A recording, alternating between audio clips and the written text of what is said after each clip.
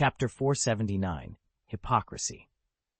In a world governed by strength, there is no true right or wrong, only the powerful and the powerless. The strong write the rules and decide what counts as just, but their laws serve only their own interests, not genuine justice. As the old saying goes, history is written by the victors, the defeated have no voice. If Captain Marvel hadn't called Damien a monster, he never would have felt driven to argue with her over who was in the right. Yet here she was, blind to her own bullying while she condemned others for the very behavior she practiced. It wasn't just her arrogance that provoked him. It was an arrogance so complete it became foolish. Captain Marvel's tactic was simple and shameless. She wrapped her actions in high-minded excuses to shield herself from any sense of guilt. Damien recognized the ploy all too well. Even those without power, when confronted with actions they know to be unjust or indefensible, will often invent rationalizations to still their conscience and keep that nagging doubt at bay. Damien set his sights on nothing less than opening humanity's gateway to the stars. He knew that most people would hail his plan as a monumental breakthrough, but he refused to fool himself into believing it was infallibly just or beyond reproach. Someday, history might celebrate him as a visionary hero of humankind, but he was equally certain that plenty of voices would rise to condemn or even demonize him. Whether he became a figure of awe or a target of scorn, he would have only himself to thank.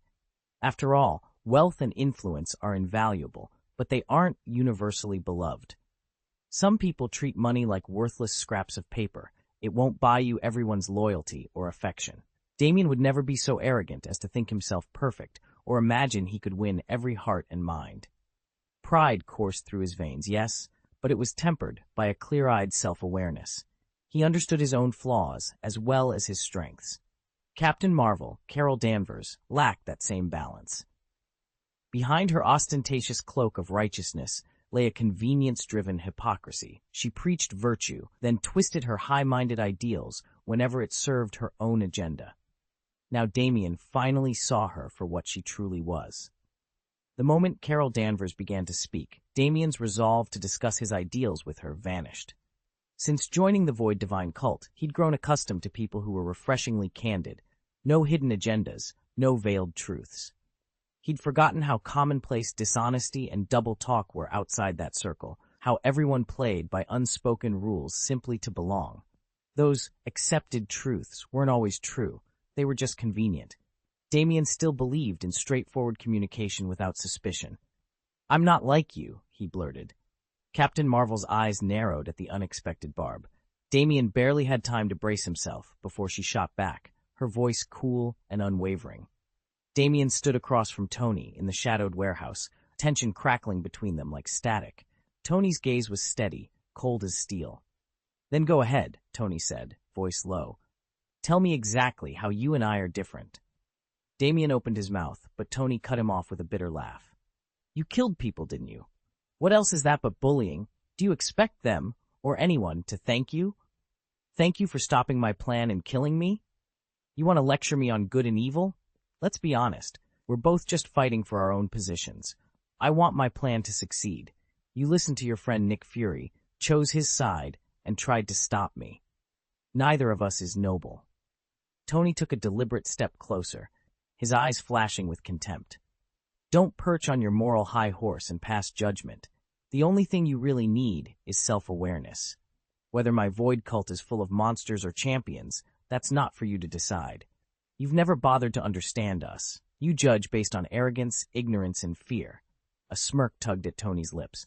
"Call me a devil, a monster, whatever you like. It doesn't bother me. I've transcended humanity, body, strength, even lifespan. I am no longer bound by human frailties." He straightened, folding his arms. The derision in his tone was unmistakable, as if he were addressing an insignificant insect. Damien's heart pounded, but he remained silent, unsettled by the man or thing before him. In the hush that followed, the gulf between them felt wider than ever. This only addresses the physical side, body, strength, lifespan. In terms of character, conduct, and moral compass, Tony Stark never saw himself as a monster. That's precisely how the Void Cult defines monsters. Those who plunge headlong into the abyss of power lust, who lose all reason and devote themselves solely to ceaseless evolution. devouring progress without conscience. So long as someone remains rational, able to observe and control their own thoughts and actions, they remain, at heart, an intelligent being. It's the difference between sanity and utter madness. Captain Marvel isn't judged by her appearance, her lifespan, or even her power. The moment she pledged herself to the Void Cult, she crossed that line and became what they call a monster. That was something Stark could never accept. Carol Danvers stood there, fists clenched so tightly her knuckles went white. An avalanche of rebuttals swirled through her mind, but before a single word could leave her lips, she knew how hollow they would sound. Later in Damien's villa, Tony Stark really knows how to talk, someone murmured. Odin looked over and noticed Carol's strained silence. He offered quietly, "The greatest quality a person can possess is self-awareness." These words struck Damien to the core. He looked up at Odin and admitted, "I have to confess, I like it too." Odin nodded thoughtfully. "But Tony never actually laid out his ideals for Captain Marvel," he said. "From everything we can tell, he isn't even trying to win her understanding or enlist her aid." A quiet satisfaction passed over Odin's features. Since Captain Marvel publicly branded those who willingly joined the Void Cult as monsters and dismissed them as nothing more than contrived plot devices, he'd found it impossible to speak in her favor. After all, as she bluntly put it, nobody tolerates an arrogant, hypocritical show-off. Even if she's more than capable, Odin went on, Tony's plan doesn't hinge on her support. This is simply a tough obstacle that needs clearing. In the best-case scenario, we reach an agreement so she won't stand in our way, or even better, persuade her to join us outright. If that fails, we either neutralize her or drive her off. Either way, Tony's objective remains within reach. A faint smile tugged at Damien's lips. Since Carol Danvers acquired her powers, she'd never met anyone who could match her strength. Over time, her confidence swelled into arrogance. She came to believe that every problem could be solved by sheer force. In other words, she convinced herself that there was nothing she couldn't do. Although she had rescued countless planets, no adversary had ever truly tested her limits, nothing that would leave a stain on her reputation for the ages. Yet in her own mind, she fancied herself an interstellar lawkeeper. Believing you're on the side of right can be a powerful motivator, but the moment you equate your personal brand of justice with absolute good, you risk distorting the truth. Carol had listened only to Tony's adversaries, never bothering to seek out the full story. On that flimsy evidence, she branded Tony a traitor to humankind. And if she truly thought her power made her infallible, then any dissenting voice could simply be silenced by force. In the end, she had no qualms about erasing Tony altogether. His protests would be nothing more than echoes in the void. Damien lounged beside Odin in the command deck's observation gallery, watching the battle unfold on the massive holoscreen.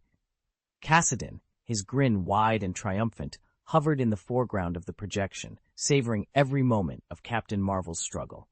"It's a pity Carol Danvers isn't strong enough to bend the universe to her will," Damien murmured. "She and Stark have no idea what the true law of the strong is." Odin's single eye flicked to Kassadin's leering face, then back to Damien. "Fate's not kind to those who underestimate their opponents," he said softly. Deep down, the All-Father already feared that Captain Marvel's outcome might be far more dreadful than mere death. Damien shrugged. "We'll see how long she lasts." He tapped a control panel, enlarging the feed from Stark Manor. Inside the Great Hall of Stark Manor, Carol Danvers hovered 30 feet above the marble floor, her entire body blazing with cosmic energy.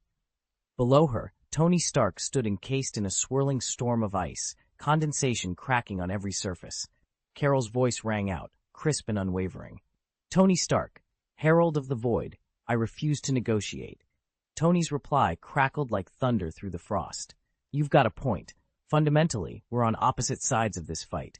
Your plan to stop me? It's nothing more than overconfidence." A pulse of light radiated from Carol's palms. "Overconfidence? Perhaps, but subtlety has never been my strong suit when facing a threat like you." He laughed, a low, mirthless sound. "Shout as loud as you like, Carol. You won't change the outcome."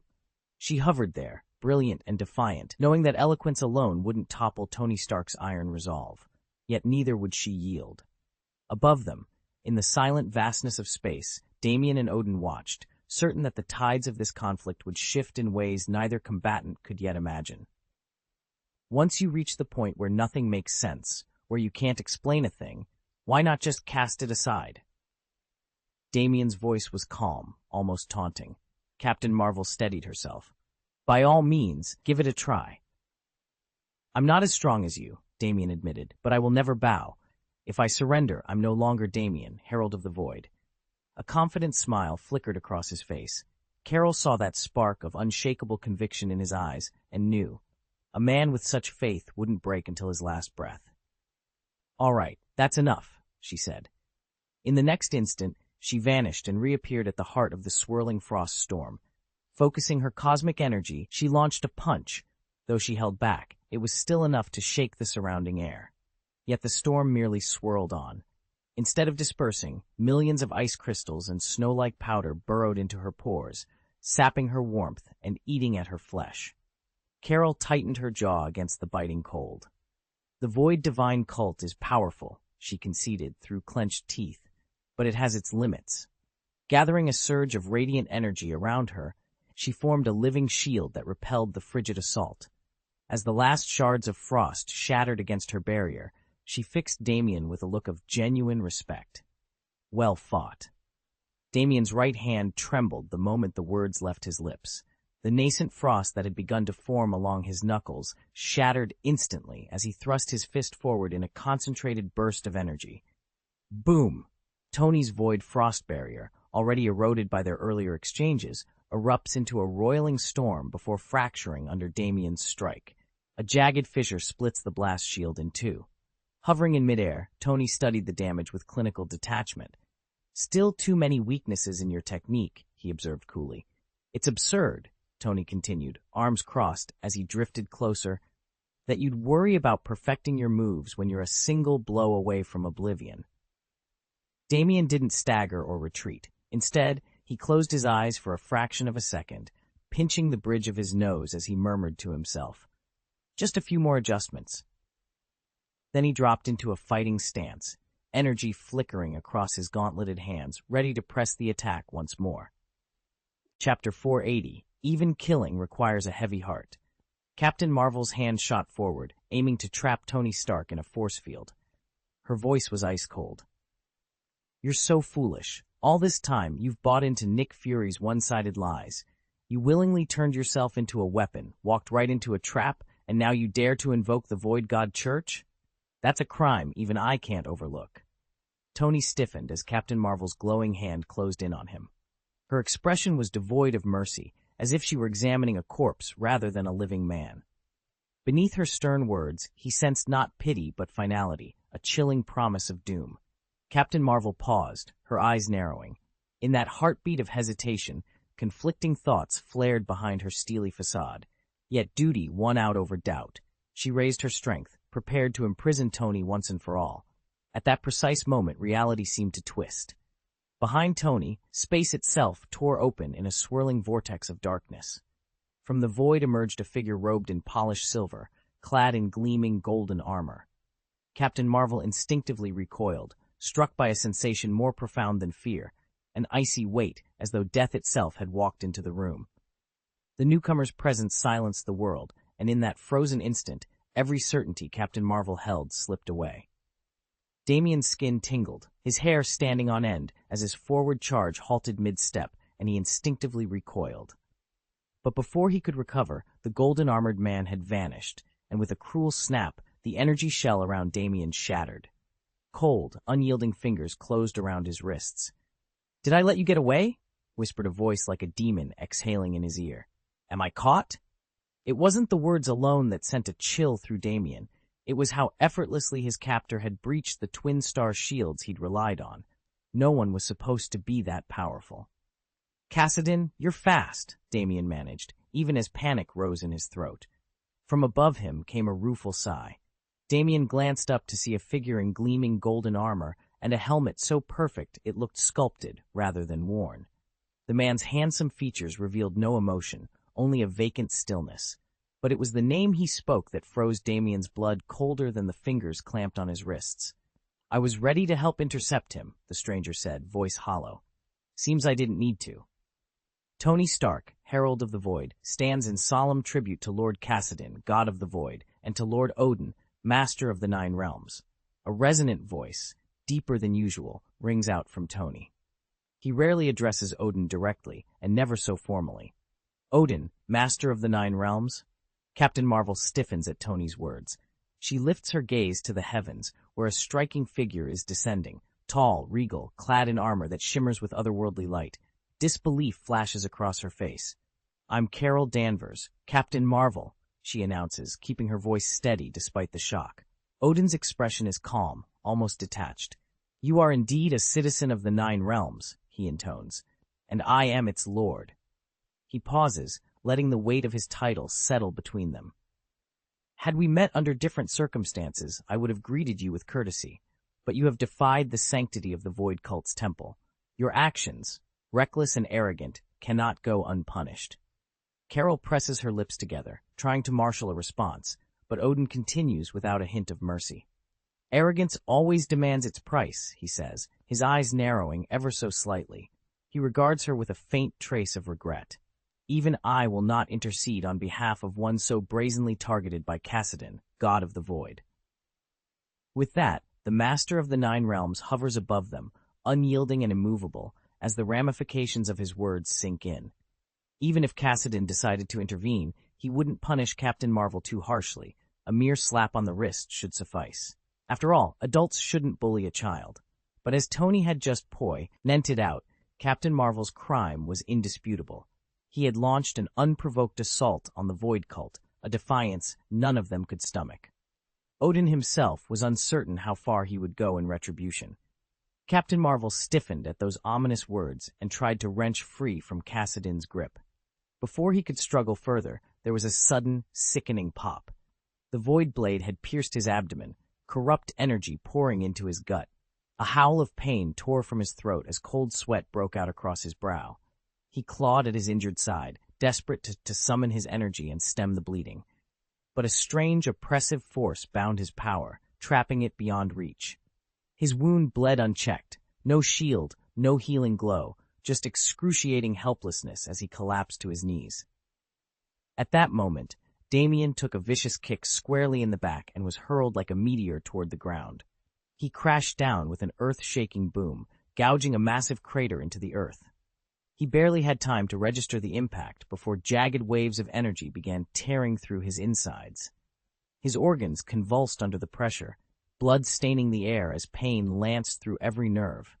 He gasped and cried out, but before he could even draw another breath, a figure descended from above and drove his boot into Damien's chest. Damien forced his eyes open to see a towering form garbed in silver robes and gleaming gold armor, standing over him with cold, unyielding poise.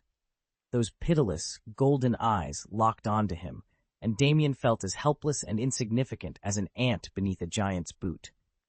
Damien stood before the High Inquisitor of the Void God Cult, the cavernous council chamber lit by flickering braziers. The Inquisitor's voice echoed off the obsidian walls. "I take it you've traveled the universe long enough to know our reputation," the Inquisitor said, arms folded beneath his flowing black robes. Damien met his gaze without flinching. "I know." The Inquisitor's lips curved into a slight, knowing smile. "Then you understand which powers can be safely provoked and which invite certain destruction." He took a deliberate step closer. "Perhaps you stumbled into our domain by accident, foolish enough to challenge us on a whim, but tempering impulse with reason, that is what separates the wise from the reckless." Damien's posture stiffened, but he said nothing. "Tell me," the Inquisitor continued, "are you here purely out of selfish ambition, blind to right and wrong? Or have you weighed every consequence, judged the morality of your cause, and chosen to intervene only because the stakes demand it?" For a long moment, silence filled the chamber. Then Damien drew a steady breath. "I refuse to stand idle while Blue Star, my home, faces oblivion. Even if you doubt Tony Stark's ability to save it, I will not let his dreams die, nor my own." The Inquisitor studied him, eyes narrowed. "So you admit your purpose, to thwart Stark's ideals, to prevent him from leading Blue Star into the interstellar age?" Damien nodded. "Yes." A smoky tendril of incense curled around the Inquisitor's shoulders. He leaned back against the dais and regarded Damien with inscrutable calm. You have answered honestly, and that counts for more than many expect. Your trespass will be forgiven. Relief and tension warred on Damien's face. The Inquisitor raised a single finger. But know this, any further interference, any act of aggression against the Void God cult will be met with consequences you cannot imagine. Damien bowed his head. Understood. As he stepped back into the corridor's torchlight, Damien's heart pounded with relief and a renewed determination. Blue Star's fate still hung in the balance, but for now he had earned a fragile reprieve. Damien's eyes gleamed with cold certainty as he spoke. After all, Tony Stark's ideals and grand designs carry their own hidden dangers. But I admit, I overestimated your arrogance, and frankly, your intelligence the moment you stumbled into real power. You never once tried to understand our plan. Then you had the gall to defame the Void God faith, as if seeking power automatically makes you a monster. Tell me, what's so shameful about a weak person yearning to become strong? Never underestimate the conviction that springs from weakness. You, of all people, were simply luckier than the rest, seizing power by accident. Otherwise, Commander Jan Raga would have torn you apart long ago. Don't you dare forget that. When the powerless face the overwhelming might of the strong, they crave the means to protect themselves and fight back, yet lack the strength to do so. All they're left with is the sorrow born of someone else's mercy. He paused, stepping closer. Captain Marvel, enmeshed in the crackling energy of the void, looked almost fragile, as delicate as an ant in his gaze. Damien leaned over him and finished in a measured, detached tone. Just like you are now. Captain Marvel isn't immortal, nor does he wield any arcane magic. His one extraordinary gift comes from the twin stars embedded within him, granting him supernatural strength and blinding speed. In the past, Damien's own evolution lagged far behind. He lacked the power, the experience, even the confidence to challenge Marvel. Now, however, his abilities have undergone a seismic leap. In comparison, Captain Marvel seems no more formidable than an ant. After all, every ounce of Marvel's might is drawn from those twin stars, disrupt their energy flow, and he's nothing more than a lamb led to the slaughter. For years, Damien believed that Marvel's compassion sprang from a shared memory of weakness, that because Carol Danvers had once been fragile, she fought tirelessly to protect the helpless. But lately, he's watched with growing unease as Nick Fury has grown colder, his methods increasingly ruthless. And Danvers herself has changed. Her confidence has hardened into arrogance, her certainty in her own rightness so absolute that she jumps to judgment without grasping the full truth. It's that arrogance, Damien realizes now, that has sown the seeds of countless injustices. Odin, Tony, and Pepper had been watching the proceedings in the villa in uneasy silence when Cassidon's words cut through the room like a blade. In that instant, each of them felt their decision to join the Void cult harden into certainty. Only Cassidon spoke so eloquently of the desperate sorrow of the powerless and of their yearning to become strong. He dangled before them the promise of extended life and true power, and none could deny the conviction in his voice. Then Cassidon turned his attention to Carol Danvers. His eyes glittered coldly. "Captain Marvel," he said softly, "your life now hangs entirely on the mercy of others." The name of her long-dead commander landed on Carol's ears like salt on a wound. A sharp pain knifed through her chest, and she coughed up a mouthful of blood. Her proud, defiant glare wavered, and for the first time, the fire in her eyes faltered. "Tell me," Cassidon murmured, stepping closer, "does this helplessness feel familiar? That hollow ache you tasted when you were nothing but a weakling, forced to beg for mercy?" Damien watched Carol's trembling resolve with detached interest. He leaned forward, voice calm and cutting. "Had you not been so arrogant, so willing to trust him completely, my punishment might have been merciful. Instead, perhaps you now understand how narrow your world once was, and how boundless true power can be." Damien's voice rang out across the endless void, each word laced with cold contempt. "You call yourself a hero, Carol Danvers, but you draw no lines between right and wrong. To you, everyone is either a traitor or a monster. Now I want you to taste the cruelty of a world where the strong alone decide the fates of the weak. Look upon the friend who hid his own selfish desires, who led you straight into this nightmare." He paused, letting the weight of his sarcasm hang in the emptiness. After all, this is your last meeting. With that, the void before them tore open. A swirling black rift yawned wide, and Nick Fury hurtled through it, his body a broken tapestry of bone and blood. He hit the ground with a sickening crack, motionless. Damien stepped forward, shadowed by the flickering portal. Behold my ultimate trump card, Nick Fury. The one I trusted to stop you, yet because he concealed his own agenda, he has fallen into the jaws of death. He crouched beside Fury's battered form, brushing away a lock of jet-black hair that clung to a fractured skull. Tell me, Nick Fury, what do you feel right now, and do you have any final words for her?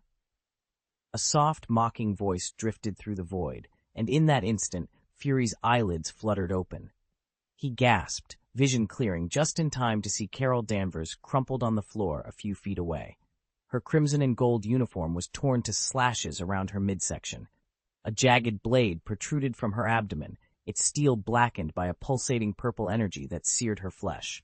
She lay sprawled on the ground, every breath a tortured gasp. Her hair, plastered with sweat and blood, framed a face twisted in pain and disbelief. The light in her eyes dimmed with each passing second. Nick Fury forced himself upright, every movement agony, and staggered toward her. Damien watched impassively, curiosity glinting in his dark eyes. Around them, the void pulsed with silent witness to Captain Marvel's last moments and to the reckoning that was about to unfold. Odin and Tony exchanged uneasy glances when Kassadin strode in, Nick Fury at his side. The very sight of Fury coming to grill them sent a cold stab through their hearts, as if they'd just been sentenced. Chapter 481, Ugly Human Nature. Nick Fury's eyes were flat as he stared at the grievously wounded Captain Marvel. He had faced down alien warlords, adversaries armed with planet-shattering weapons, and fleets of Chitauri warships. But this level of destruction was beyond anything he'd seen. Even the mightiest battleships shrank to playthings against Captain Marvel's power. She could obliterate entire civilizations with a single assault, or soar through the cosmos at faster-than-light speeds, striking any world in an instant. In recent years, Fury had crossed paths with Tony Stark's Iron Man, Bruce Banner's Hulk, Thor the God of Thunder, and even Loki, the Trickster. He'd survived the Chitauri invasion at Earth's side. Yet when compared to Captain Marvel, those heroes now seemed like children, impressive but not invincible. And the most terrifying entity he'd ever encountered had been the demon Damien Mbalaka, a force so formidable that it eclipsed every other threat Fury had known. He had hoped, perhaps foolishly, that Captain Marvel might be the one hero capable of standing toe-to-toe with Damien. But watching her stricken and broken, he realized how naive that hope had been. Fury drew a slow breath and leaned closer, his voice low and rough. "I'm sorry." Captain Marvel's voice quavered as he knelt before Damien. Each tremble confirmed what Damien had already suspected. Nick Fury had returned to help him and had kept more than a few secrets.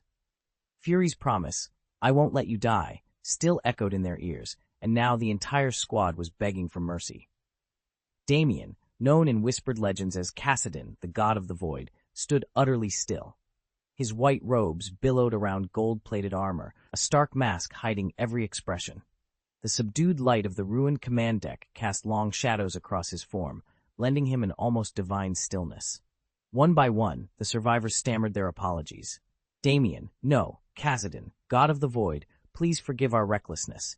We swear never to oppose you again. Do whatever you must, but spare us this once. We were fools, blinded by our arrogance. Grant us mercy." Fury's eyes were cold as he surveyed them. "You know I spared your lives once," he said, voice low but unmistakably sharp, "yet you still dared to challenge him." He paused, as though choosing his next words like a weapon.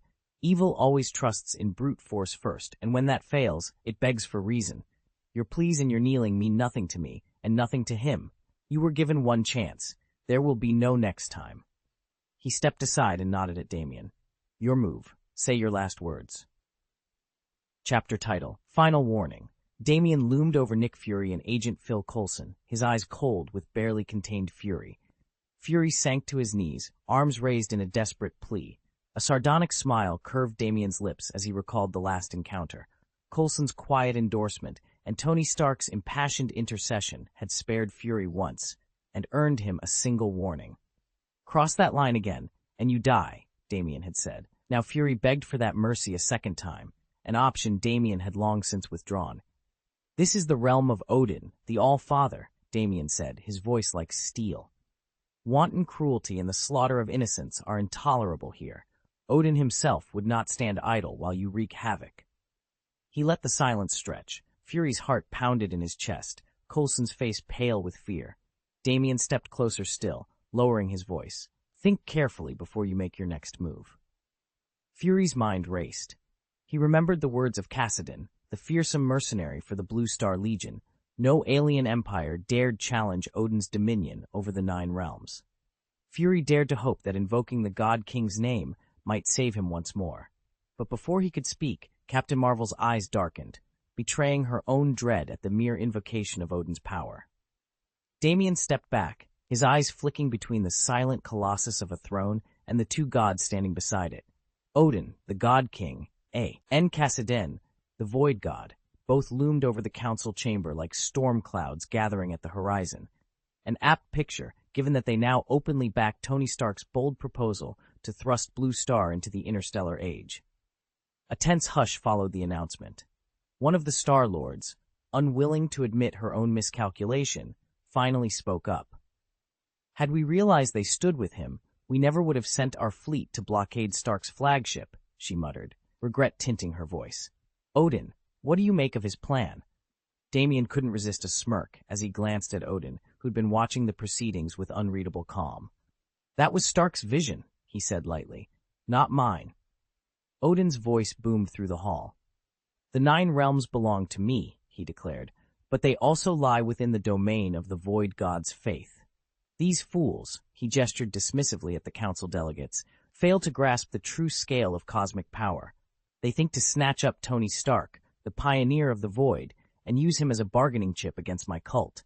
Such arrogance deserves more than mere exile. Death would be a mercy. As Odin spoke, Damien caught the flicker of satisfaction in Kassadin's hollow eyes. The Void God's approval was unmistakable.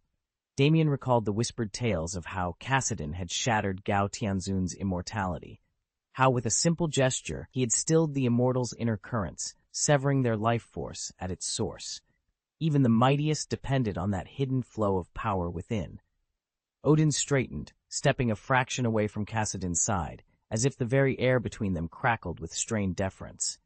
Kassadin inclined his head once, ever so slightly, and the council chamber shuddered with the unspoken truth. In any war of gods and men, the Void would always be watching. For example, Odin's might, Gao Tianzun's cosmic power, the Supreme Archmage's magic, even Captain Marvel's binary star energy. Without total mastery of the force within you, those gifts are essentially worthless. Take Kassadin. Although he hasn't been stripped of his divine essence, anyone who squares off against him head-on must tread very carefully. The moment he severs your connection to that power, you're nothing but a lamb led to slaughter. No one in their right mind provokes him lightly. At that, Nick Fury's eyes snapped toward the speaker, disbelief etched on his face. Standing before him was a striking man in his 30s, hair the color of burnished gold. Could this really be Odin, king of the gods? And what was that symbol on his chest, the emblem of the Void Order? Fury turned to Carol Danvers, voice tight with urgency. Captain Marvel, tell me, what exactly is the Void Cult's role in the cosmic scheme? Previously, Damien had admitted he didn't fully grasp the cosmic situation and that explaining it would be too troublesome, so he'd skipped over the details. The moment those words left his lips, Captain Marvel's normally subdued expression flared into anger at the implied slight. When I ask you what Tony Stark's plan is, she snapped, voice shaking, I expect the unvarnished truth. Have you even been honest with me? She continued, her tone rising. Am I the one at fault for you hiding vital information and putting me on the brink of death, only to turn around and blame me now? She paced in front of Nick Fury, every step betraying her pain. I count you as a friend. How could you do this to me? Nick Fury, explain yourself. Captain Marvel's roar cut through the command deck, each word laced with agony. Fury froze under her furious gaze, suddenly aware of how badly his earlier insinuations had stung. He opened his mouth, then closed it again, uncertain what to say. Damien stood aside, watching Captain Marvel's frantic shouting as Nick Fury made his escape. He couldn't help but notice the contempt and derision threaded through her every word. Those who lose sight of their original ideals once they taste power, and then cling to it at any cost, become power-obsessed. A person who stumbles into strength and never faces defeat again grows arrogant, forgets the sorrow of weakness, and turns into a hypocrite. When life and death lie beyond one's control, all that remains is finger-pointing and blame. It's pitifully ugly. Captain Marvel leaned on the miraculous power she'd acquired by chance, convinced she alone embodied justice. If her cause were truly righteous, she'd have calmly addressed Tony's doubts rather than fly into a rage and try to silence him by force. Preaching virtue to mask a hunger for dominance only transforms you into a monster. In Damien's eyes, Captain Marvel no longer resembled the hero she once aspired to be. She'd long ago lost her compassion, trading it for adulation and self-righteousness. As soon as Cassidon's words faded, Captain Marvel's world snapped back into focus. Her limbs trembled, and for the first time, she felt the weight of her own power and the stark realization that she'd never been as noble as she believed. As Tony Stark once warned, her actions had always been driven by personal conviction and by personal gain. Before she could fully process this, a wave of void energy surged up from Damien's feet, scorching her from the ground up. "Ah!" she convulsed, pained moans tearing from her throat. Damien's voice rang out, cold and level. "If you're fortunate enough to be granted power in another life, be honest. Follow your own heart." He gave her a long, hard look. "If you have the courage to stand for what you truly believe in, even if the world calls you a villain, I'll respect you for it." His gaze sharpened. "But you, hiding behind the mantle of hero, preach justice and morality while committing deeds that betray your words. You've become the very villain you so fervently condemn. You were just too arrogant and too blind to see it." He stared down at her as she writhed at his feet. Nick Fury opened his mouth to intervene, then froze, unable to tear his eyes away from her trembling form. Damien didn't forget Nick Fury. With a thought, he summoned a torrent of void energy flames that instantly engulfed Fury. The searing fire licked at Fury's armor and flesh, each pulse of heat threatening to snuff out his life. Damien's lips curved into a cold smile. "You know," he said, voice low, "you could argue that Carol Danvers got herself into this mess through nothing but arrogance. But even in her pride, she's still one of the universe's top powerhouses." He stepped closer, the flames dancing across his outstretched palm. "A villain's arrogance at least comes from real strength." He glanced over at a second figure, someone clearly out of their depth. "As for you," he drawled, "you've never truly left the confines of Blue Star." His eyes glittered. "You don't know what real power feels like." Damien stood on the shattered rooftop, the wind tugging at his dark coat as he stared down at Blue Star's broken skyline. Behind him, Nick Fury's heavy boots crunched over cracked concrete. Fury's one good eye burned with contempt. "You've never understood Blue Star's true place in the cosmos," Fury began, his voice low and scathing. "It's almost pitiable, thinking you can preach moral high ground without ever looking beyond your little world. When I was young, I watched the Kree Empire's battle fleets carve a path through the void. I saw what real power looks like, and believe me, it isn't built on laws or noble ideals." Fury stepped closer, his tone sharpening. "Dignity and truth? They're just words until you've the strength to enforce them. You think morality will save you? No, you must seize power, even if it costs you your life. Only then do you command your own fate instead of begging for others' mercy." He sneered. "But you've squandered decades chasing wealth and status, terrified of death, greedy for more. All the while, you bind others with your high-minded sermons, demanding sacrifice you'll never make yourself. You're a hypocrite, and it's pitiful." Damien said nothing. He didn't need to. Fury's lips curled in frustration as he realized his words fell on deaf ears.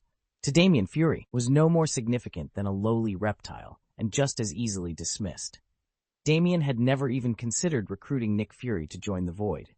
Fury was exactly the sort of man who brandished the banner of justice as a weapon to bully the innocent, cunning, ruthless, and all too ready to sacrifice others for his own ends. At this moment, Fury was all but dead. As Damien's thoughts drifted, a flood of memories washed over him. He saw the idealistic young man who once swore to protect the innocent. He remembered the shock of that first encounter with alien beings, the frantic missions to track down every remarkable artifact S.H.I.E.L.D. had secretly gathered. Time and again, Fury had arrived at pivotal crossroads, moments that might have rewritten history, yet he never expected to become a legendary hero himself. And it wasn't sheer power or boundless confidence that had kept him alive. It was the very heroes he had once looked down on, men and women guided by conscience and restrained by the obligations of a modern society. Among them was Bruce Banner, the tortured scientist whose honest heart Fury exploited time and again. Even Banner, trapped by the fearsome power of the Hulk, understood he was being used, but he never abandoned his principles. That unwavering integrity, that fear of betraying the greater good, was what had saved Nick Fury's life more times than he cared to admit. And Damien knew it was exactly why Fury would never willingly walk into the Void's shadow. Damien had believed that Bruce Banner would never harm innocent people, so Banner hadn't gone on a rampage aboard the airborne battleship. In hindsight, our current disaster is the direct result of our own mistakes. Damien survived only because of the kindness shown by those he once bullied, but in provoking the demon Harvey, he handed over everyone's fate to a power far beyond reckoning. Harvey wasted no time. He sent Captain Marvel straight to her execution. Nick Fury suffered through minutes of blistering flame. His tortured screams grew hoarse and ghostly, until finally only ashes remained. "Such a pity," Harvey murmured. A voice beside him asked, "Then why not bind Captain Marvel with a slave contract?" Harvey shrugged, unbothered. "She isn't exactly beautiful, though her strength is impressive." Odin watched Kassadin carry out both sentences. Fury's death stirred him little, but he could not hide his regret over Captain Marvel. "I offered her a chance to live," he said quietly. Harvey met his gaze, voice calm and cold. "She not only failed to honor the life I granted her, she showed no extraordinary worthiness that would justify keeping her bound and alive in this world." Gao Tianzun owes his continued survival entirely to one irreplaceable gift, the power to resurrect the dead, something Damien cannot yet duplicate. By contrast, a hero like Captain Marvel, mighty though she is, wields only a single ability and therefore holds no real value. At present, few in the Void cult can match Carol Danvers. But in the days ahead, the dozens might surpass her with ease. He intended to use Carol as a lesson in Captain Marvel's true limits, ideally by defeating her, then releasing her unharmed. Instead, she brazenly bombarded the Void cult's stronghold and sowed chaos. That kind of reckless defiance disqualifies her from ever serving him. Chapter 482, Is It Worth It? Damien lounged upon the obsidian throne of the Void Temple, his shadowed form wreathed in quiet authority. Before him, Odin and Kassadin exchanged guarded glances. If our only adversary is a powerful individual like Gao Tianzun, one blessed with extraordinary gifts, what's the point of even existing in this realm? Kassadin murmured, his tone equal parts frustration and curiosity. Odin leaned back, steepling his fingers. "Don't underestimate Gao Tianzun's strength," he said. "There's more to him than raw power." Kassadin tapped his staff against the marble floor. His ability to resurrect the dead alone would be an immeasurable boon to the Void God religion. Damien closed his eyes, contemplating. Yes, on paper, limitless resurrection could make us invincible across the cosmos. But we're not at that stage yet. Rumors of multidimensional invasions are growing louder. If two universes collide, the Void cult could be eradicated. He opened his eyes, their depths reflecting both resolve and concern. "Ever since I accepted the mantle of the God of the Void, legions have worshipped me. I've patched up squabbles in the Outer Rim, quelled mutinies in the Inner Sanctum, and answered every petition, no matter how trivial. My days are consumed by endless demands, but even my divine authority can't guarantee our survival against an all-out dimensional war." A hush fell over the chamber as Damien continued. "We need safeguards, insurance against our own demise, and the annihilation of everything we've built." Odin's expression grew serious. "Have you approached Gao Tianzun yet? A talent like the Resurrection Man.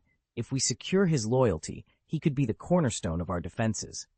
Kassadin nodded in agreement. "We cannot afford to let such a rare ability slip through our grasp." Silence returned as Damien considered their counsel. In the looming shadow of interdimensional conflict, the fate of the Void Cult, and perhaps all reality, rested on forging unbreakable alliances. Damien gave a small nod. After our talk, he now understands exactly why I spared him, and if I ever need him again, I can summon him in an instant.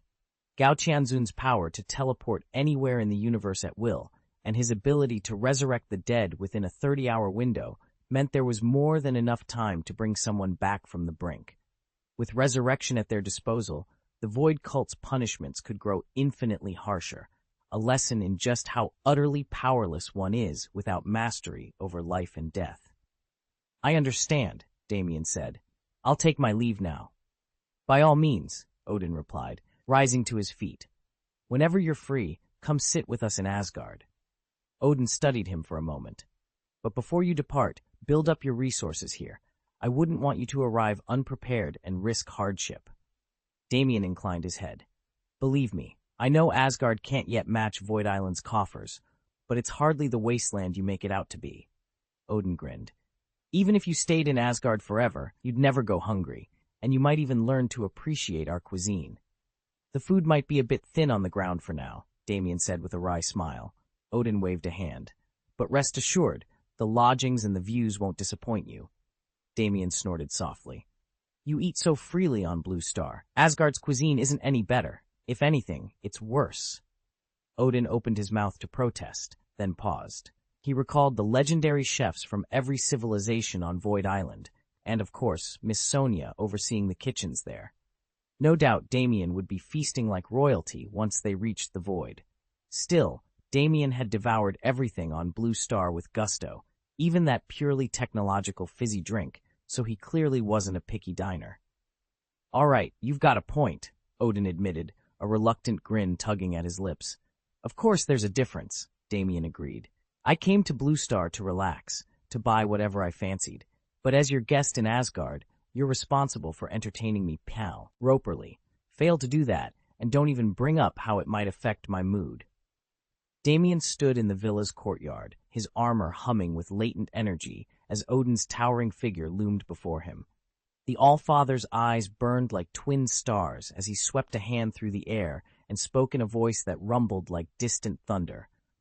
If you don't see to my comforts properly, you'll pay the price yourself. Damien met him without a flicker of hesitation. Of course, if you'll honor me with your company, I would be proud to host you. Odin's stern countenance softened for the briefest moment, and he inclined his head. Very well, I am satisfied. In an instant, the swirling runes that marked his presence faded to nothing, and Odin was gone, returned to Asgard.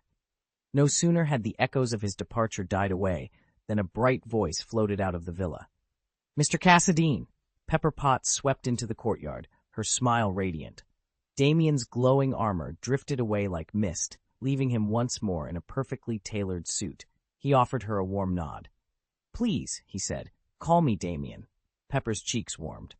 Then, Damien, thank you again for everything. Would you stay for a simple dinner with us? Tony and I would love to have you. She waved off all formalities, though the excitement in her eyes betrayed her nerves. I insist. It's the least we can do after your help today. Sure, and there's something else I'd like to discuss with you, Tony. Tony didn't hesitate. Perfect. I'll have someone send over dinner right away. Pepper Potts, who'd been listening in, let out a delighted laugh the moment she heard that. She flashed them a bright smile and hurried off to make the arrangements. Once she was out of sight, Damien turned back to Tony. You didn't tell Pepper about this, did you? Tony ran a hand through his hair. No, I didn't. Damien took a steadying breath. That's because this idea was mine, not yours. Tony looked puzzled. Then what should I say to her?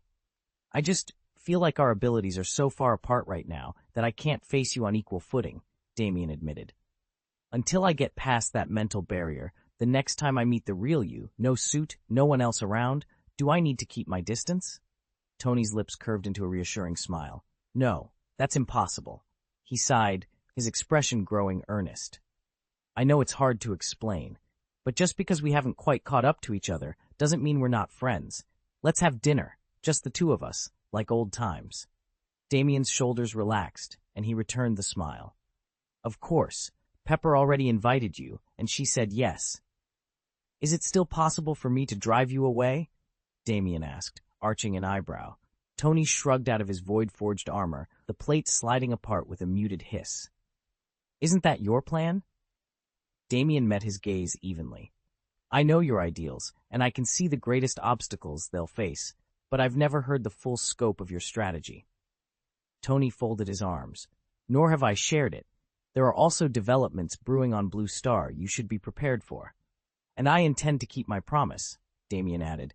I'll teach you how to harness void magic for direct projection, no external conduit required. A thin smile curved Tony's lips. Good thing you reminded me. Let's sit down and talk this through. They strolled toward Damien's villa, the frost-encrusted hedges glowing faintly in the afternoon light. Inside, Jarvis was gathering up the shattered armor and delicately removing Captain Marvel's body for proper rites. Since Tony became the pioneer of the Void and Damien took his place on Xandar as the god of the Void alongside Kassadin, the two old allies had shared nothing more than distant courtesies. Damien's every gesture on Void Island was calculated to preserve his majestic aura, while Tony, unaccustomed to periods of rest, would never have ventured to the mountaintop retreat without pressing reasons. At the villa's grand entrance, Damien drew back a slate-gray door to reveal a vaulted hall, the walls etched with void runes and lit by a hearth of black marble. He motioned to two high-backed chairs before the fire.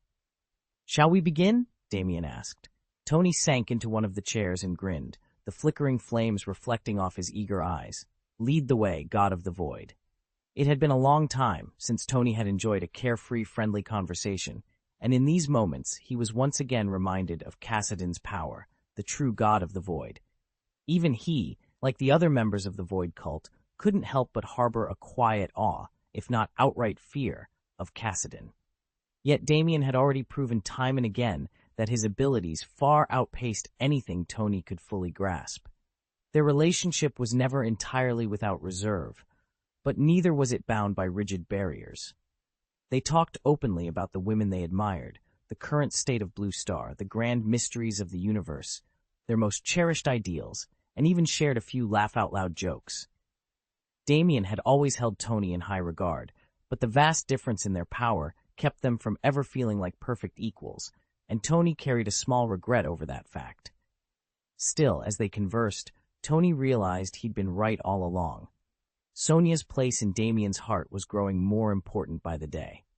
They were seated in the second-floor lobby when Tony began laying out his bold vision for ushering Blue Star into the interstellar era.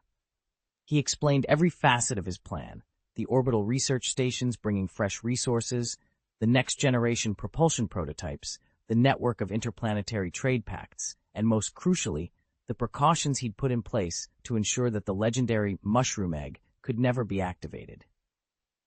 Damien listened intently, weighing each point. Together, they began to chart a daring course, one that could change the fate of Blue Star and perhaps the entire cosmos. Damien leaned back in the sleek conference chair and studied Tony Stark across the table. Stark Enterprises' new global directive was ambitious, perhaps too ambitious, but Tony spoke with the cool confidence of a man who'd already built his dreams out of metal and machinery. As you know, Tony began, our domestic commitments remain my priority. I'm not here to micromanage every crisis around the globe, but I do want to propose something bigger, a community of shared future for humanity. Someone has to weld the world back together after the next big upheaval. I'm asking you to lead it. Damien's heart pounded. He'd been bracing himself for Stark's usual armchair theorizing, not a personal offer of leadership. The weight of it made him both exhilarated and uneasy. If I get pulled into global development projects, he admitted, I'll be swamped in bureaucracy. But if something catastrophic happens, I'd be free to act without red tape. Tony raised an eyebrow. You really want to head this initiative because you've got nothing better going on? Damien shook his head, a wry smile crossing his lips. I've already run this by Banner and Rogers. We all agree. The best role we can play is that of Guardians. We step in only when there's no other choice. Guardians, Tony echoed. I like the sound of that. Damien pressed on. Here's the plan. 1. If an alien threat targets Earth, Blue Star, we mobilize. 2. If global conflict sends us spiraling into civil war or societal collapse, we intervene, but only up to 3 major operations. 3 beyond that, we're out of our depth. Too many crises, and we risk failing everyone. He paused, letting the gravity of his words sink in. That's our limit. Tony spread his hands and leaned back, conceding the point. He looked equal parts impressed and exasperated. All right, Damien, you want to be the world's bouncer? You're on. But don't come crying to me when they start throwing chairs. Damien gave a small, confident nod. Trust me, Mr. Stark. If the world needs a guardian, I'll be there. Tony grinned. Then let's get to work. Damien leaned back, eyeing the mountain of tasks he'd lined up for the future. None of them could be knocked out in a weekend. Each was a vast undertaking, demanding sweat, manpower, money, and above all, time. But Damien had no intention of turning back. When the project succeeded, he'd stand before the world and shout, "Farewell to this prison forever." Then at last, humanity would burst into the interstellar age. Tony sat across from him, fully convinced by Damien's thorough explanation of the venture's origins and its bold objectives. Still, a shadow of doubt crossed his face. Aren't you worried all the wealth you pour into this could be lost, or worse, stolen, before you ever get off the ground? Damien smiled.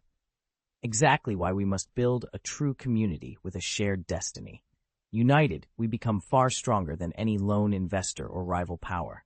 Yes, I'll commit vast sums of money, but we'll establish the right structures and safeguards from day one. No one will be able to hijack our vision or plunder what we've created, because it won't belong to any one person. It will belong to all of humanity. It's impossible in such a short time, Damien objected. The screening process for humanity's supreme leader is far too rigorous. Tony leaned back, unconcerned. You need someone both broad-minded and wise, someone like Irani Lair, the Xandar Empire's supreme commander. Tony's calm certainty was reassuring. Leaders like her are rare. Damien nodded at the name. She is exceptional. Irani Lair earned my full confidence. Her leadership proved that the Xandar Empire is more valuable to humanity alive than it would be erased.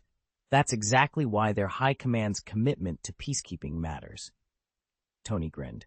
I know, but with billions of people out there, finding one more like her shouldn't be impossible. Damien returned the smile, realizing Tony's praise of Irani Lair reflected his own standards. They were in agreement. Chapter 483, Humanity.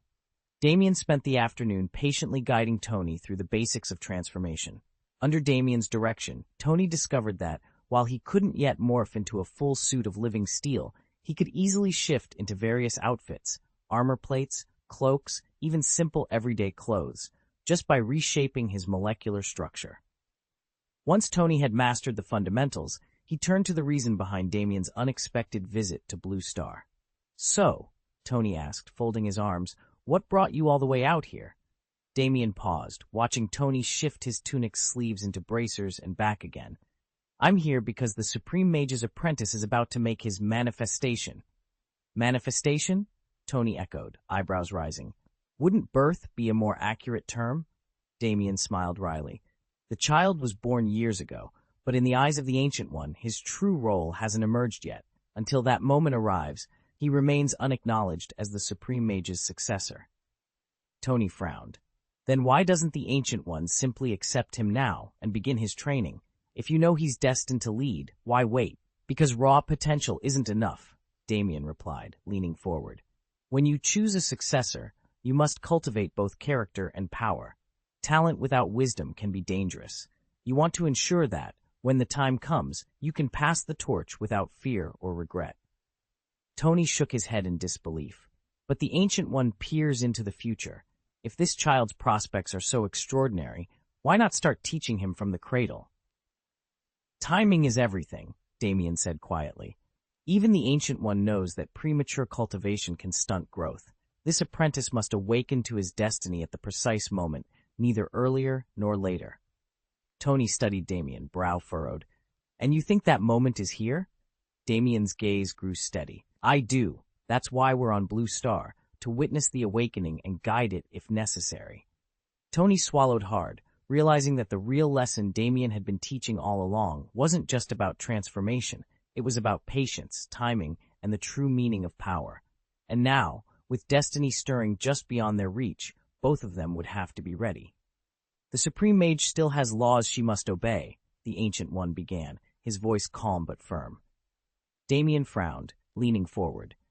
But if you train disciples strictly in your own image, you'll only create carbon copies, or worse, their exact opposites. Power doesn't pass on by cloning personalities, the Ancient One replied. It's about finding those who share your core principles. Insisting on a single method chokes off any chance of real growth. He rose from his seat and began to pace. Magic demands respect for its rules, yes, but it also thrives on originality. Flexibility, creativity, they're just as vital. And talent matters more than early conditioning. A naturally gifted individual can master the mystic arts even if they haven't been training since childhood. Damien studied him, absorbing every word. You're no strict traditionalist yourself, Grandmaster. Otherwise, you never would have tapped into Dormammu's dark power. A faint smile curved the Ancient One's lips. Exactly. I searched across time for an heir worthy of the title Sorcerer Supreme, but none met every requirement until Stephen Strange arrived. Once the city's finest neurosurgeon, he became the champion we now call Dr. Strange. Damien had proven himself to be exceptionally gifted. A razor-sharp intellect, an unshakable pride, and a painstaking attention to detail. After Stephen Strange lost the use of his hands, and with it, any lingering arrogance, Damien exhibited every quality one would need to inherit the mantle of Supreme Mage. Leaning back in his seat, Damien allowed curiosity to show on his face. You make it sound as if the successor is already chosen. Who is he? Tony Stark considered the question for a moment, tapping his fingers on the desk. Being named heir to one of the Spey, Osmos's most powerful sorcerers, wasn't a trivial honor. The candidate would have to be astonishingly talented, utterly trustworthy, and brimming with untapped potential. I can't tell you his name just yet, Stark replied, a playful smirk on his lips, but you won't have long to wait. I promise you'll meet him soon. How soon? Tony glanced at his watch, then grinned. At most, by next year. And once you've met, I'll do my best to bring him into the Void Cult as our new magic instructor. A confident smile spread across Damien's face. He already looked forward to the day they crossed paths. That's really something to look forward to, Tony said, leaning back in his chair. Damien nodded, a thoughtful look in his eyes. Yet Loki has been quietly angling for the position of arcane instructor for some time now. Tony frowned. He'd heard the rumors that Damien, fresh from inheriting the Ancient One's legacy, planned to launch a formal program to train the next generation of Supreme Mages. Even without the Old Master's power, Damien's reputation alone made the idea plausible. Still, installing an official mentor within the Void Cult would break long-standing tradition. The Void Cult has never had a designated arcane instructor, Damien continued. There can only be one Supreme Mage at any given time, and that office carries all its own responsibilities. Tony tapped his fingers on the tabletop. So Loki's out of luck? Not forever, Damien replied with a half-smile. If he keeps growing stronger, without ever crossing ethical lines, I won't hesitate to consider him, but he isn't ready just yet. Tony's grin widened. He'd be ecstatic to hear that. But speaking of magic, Tony leaned back in his chair, studying Loki. Still in the running for that magic instructor post in the Church of the Void God? Loki shrugged, a faint smirk on his lips. They haven't rejected me outright, just need more experience and keen observation. Tony nodded. Which brings me to something I've been meaning to ask. What do you make of Wanda Maximoff? Her talent, her temperament? Any advice? Loki's grin widened. She's a natural-born witch. Raw power oozes from her. Damien, who'd been listening quietly, spoke up. No question about her talent. She's incredibly gifted. Tony turned to him. And her personality? Damien set his drink aside. Usually, Wanda's kind, gentle, even polite. But our first spar, she attacked my pressure points like she wanted to break me. It was almost gleeful, like torture was part of her plan. Tony raised an eyebrow. So she holds grudges? Damien nodded slowly. Big time. I was lucky I never gave her a reason. Offend her, and she'll stop at nothing to get even. Tony leaned back, steepling his fingers as he regarded Damien thoughtfully. She's got the makings of a loose cannon, he said. Damien nodded. That's why I'm hesitant to hand off the Blue Star's protection entirely to Wanda and Pietro. I share your reservations, Tony admitted. Let's take a cautious approach, Watch her for a while longer before we make any permanent decisions. Damien met his gaze. You can't judge someone just by what they say on the surface. You have to look deeper, at what they're really capable of. A flicker of a smile crossed Tony's face. Your eyes have gone a bit sharp these days, Damien shrugged. Perhaps, but Wanda does carry an undercurrent of extremism. Tony tapped his chin. Everyone has extremes buried somewhere. It takes more than that to become truly unhinged. True, Damien agreed. Even now she seems stable, but ordinary fanatics aren't what worry me. Wanda's potential is on a whole different level, and that's the real danger. Damien glanced at the glowing Mind Stone and sighed. As soon as Wanda comes into contact with its power, her innate magic and life force will be amplified exponentially. Once she masters the Dark God Grimoire and ascends to the cosmic apex, she'll become virtually immortal and utterly unhinged. Tony Stark frowned. Her instability isn't the worst part. What terrified me is that nobody could stand against her. Damien rubbed his temples. Exactly. The Book of Darkness grants her all manner of protections. That's why I'm adamant we keep her out of the Void Cult. The last thing we need is to empower her further and give her an excuse to run wild. Tony leaned back in his chair, eyes narrowing. So the plan is to make sure she never suffers too great a shock? Precisely, Damien confirmed. We need to suppress any trigger that might push her over the edge. Tony tapped his chin. You want to provoke her darker instincts first, so we know exactly how far she can fall? Damien nodded slowly. Wanda's still young, but her potential is off the charts. She lacks the experience to handle that kind of transformation. If we catch her off guard, if she faces the right stimulus, it could unleash every extreme emotion she's ever buried. Tony exhaled sharply. Then let's make sure we're ready when that happens. Damien's eyes never wavered as Tony laid out his concern. It's inevitable, Tony said quietly, that at some point Wanda might lose control. Those destructive instincts could overwhelm her. Damien gave a slight nod.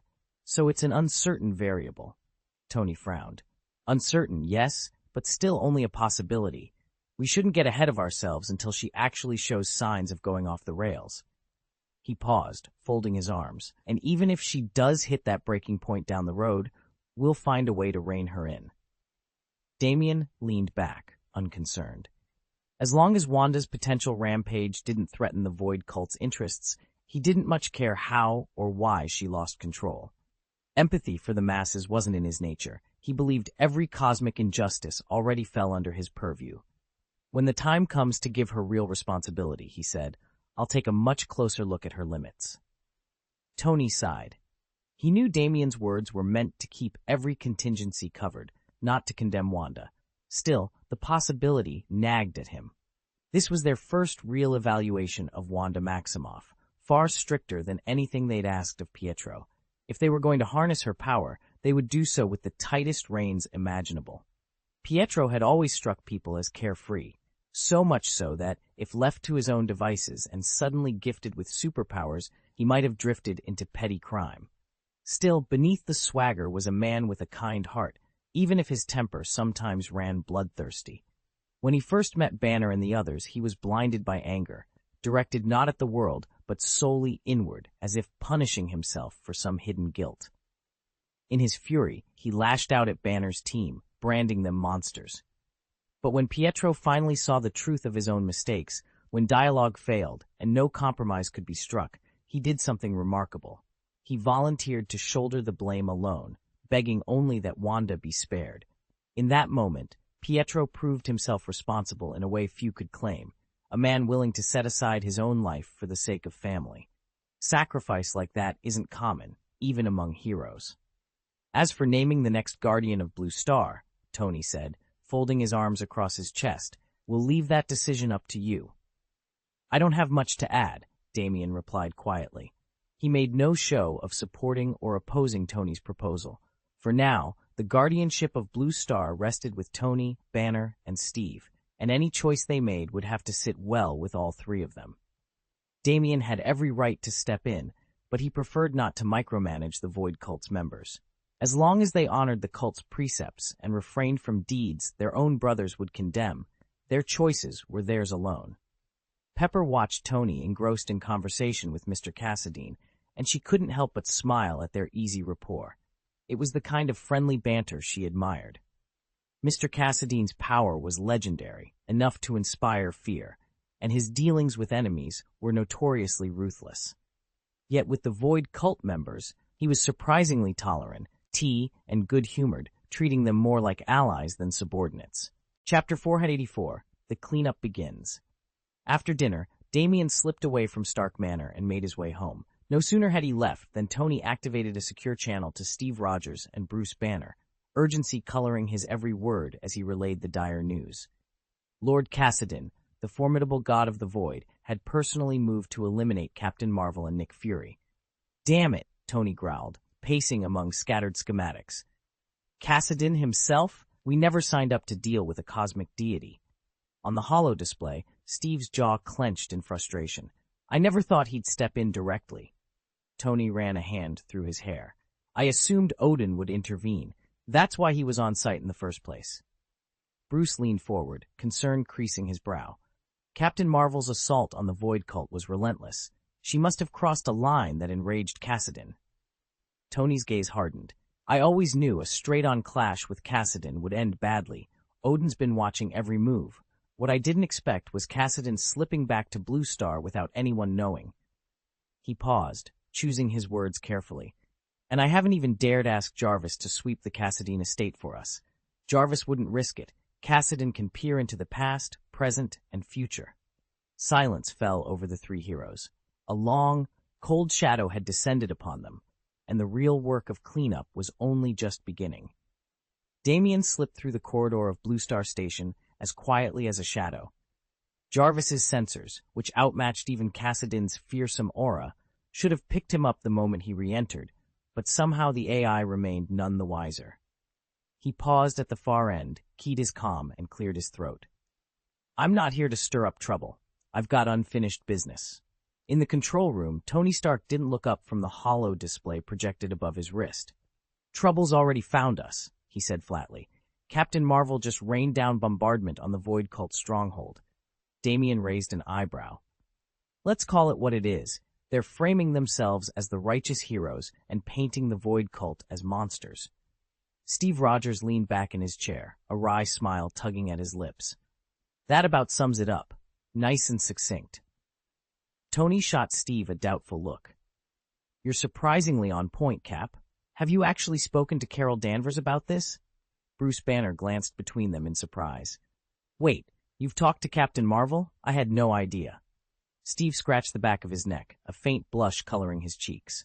"Nope, never crossed paths with her directly. I just know her background, decades in the U.S. military, top of her class. I've dealt with people like her before. I'm going off precedent." Tony folded his arms. "So you're profiling her based on her resume?" "Not profiling," Steve replied evenly. "I'm using what I know. Military training, chain of command. That kind of discipline leaves a pattern." Damien tapped the console's edge, drawing their attention back to the here and now. "Patterns and precedents are fine, but we need hard intel, fast. Otherwise, this could blow up into something none of us want." Damien had always carried a distinctly American mindset. Before taking any action, he'd find a moral justification and cast his opponent as sheer evil. He was quick to demonize anything that didn't fit his values, or even his limited understanding of the world. But that habit faded the moment he joined the Void cult, set foot on Void Island, and fought through the war in the Void Land. In that brutal campaign, the cult of the Void overran the Land of Nothingness. Concepts of good and evil dissolved on the battlefield. Only the victor earned the right to survive. When the Void God cult finally triumphed, Sonia was appointed the Void God's envoy, charged with overseeing the newly subjugated territory. Damien never resorted to propaganda or twisted public opinion to justify the cult's conquest. Once the fighting ended, they abolished human trafficking in the Land of Nothingness. Beyond that, its old-wood customs and lawlessness remained untouched. To any clear-eyed observer, the clash between the Void cult and the Land of Nothingness was never about right versus wrong. It was simply a black-and-white struggle. Those who won stayed alive, and those who lost didn't. Damien watched the universe churn with its relentless jungle law logic. Countless beings coveted the riches and legacy of the Collector, yet none dared seize them, because defeating Gao Tianzun was all but impossible. In the end, it wasn't some well-meaning coalition or up-and-coming sect that claimed the Collector's power, but the Void God cult, supported by forces strong enough to bend the cosmos to their will. And if they hadn't moved first, some other apex powerhouse, ageless, invulnerable, and utterly above any law, would have snatched it away. In this vast expanse, cosmic statutes and public opinion matter little. When a supreme being targets you, no court or crusade can help, only might decides survival. True power never needs excuses or justifications, it simply acts. Needing an excuse only exposes your weakness and tells the universe you have something to fear. These were the truths Damien realized after witnessing Kassadin, the Void God, whose power was so absolute that he could simply ignore everything else.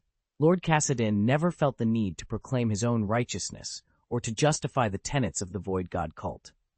He let his might speak for itself, a silent declaration that the cult was an unstoppable force. Banner listened to Damien's words, paused to think, and then understood. A person's past and environment leaves subtle but lasting marks on his character. Damien, once a hardened soldier, now moved with a calm confidence that spoke of experience rather than raw force. In contrast, Banner's original plan for conquering the Voidlands had been brutally simple. The land of nothingness answered only to strength, and whoever proved strongest claimed its throne. He had been driven by outrage over the Collector's human trafficking ring, but his approach lacked finesse and conviction. Now Banner saw a smarter path. Petition Lord Kassadin for support, earn the Void God's blessing, and then lead their own team to wrest control of the Voidlands from its corrupt ruler. As Damien anticipated, he called on Kyle and Alex to breach the Void and confront the Collector head-on. But the Collector wasn't acting alone. Behind him stood Gao Tianzun, a force so overwhelmingly powerful that even the highest echelons of the Void God religion were thrown into alarm. What began as a targeted strike in a hidden corner of existence quickly escalated into an all-out war between the Void God religion and the land of the Void. Damien's motives weren't dressed up in grand righteousness or cloaked in evil ambition. He simply couldn't tolerate the Collector's abuses any longer. Believing he possessed the strength and vision to wrest control of the land of nothingness, Damien resolved to tear down the old order and rewrite its rules. If the Collector would not be stopped, he would be the one to stop him. Kyle had taught Damien many lessons, but one stood above the rest. All rules are made by the strong. Complaints from the weak amount to nothing unless they have the power to change things. It was a lesson Damien had taken to heart. The weak could band together and grumble all they liked, but without a leader powerful enough to unite them, they would never pose a real threat to the status quo. Now, Damien was determined to become that leader, and to use his newfound allies, Kyle and Alex, to reshape reality itself. Chapter 1. The Cycle of Power. Damien walked steadily across the marble expanse of the Grand Hall on Blue Star, each step echoing beneath the Gothic arches.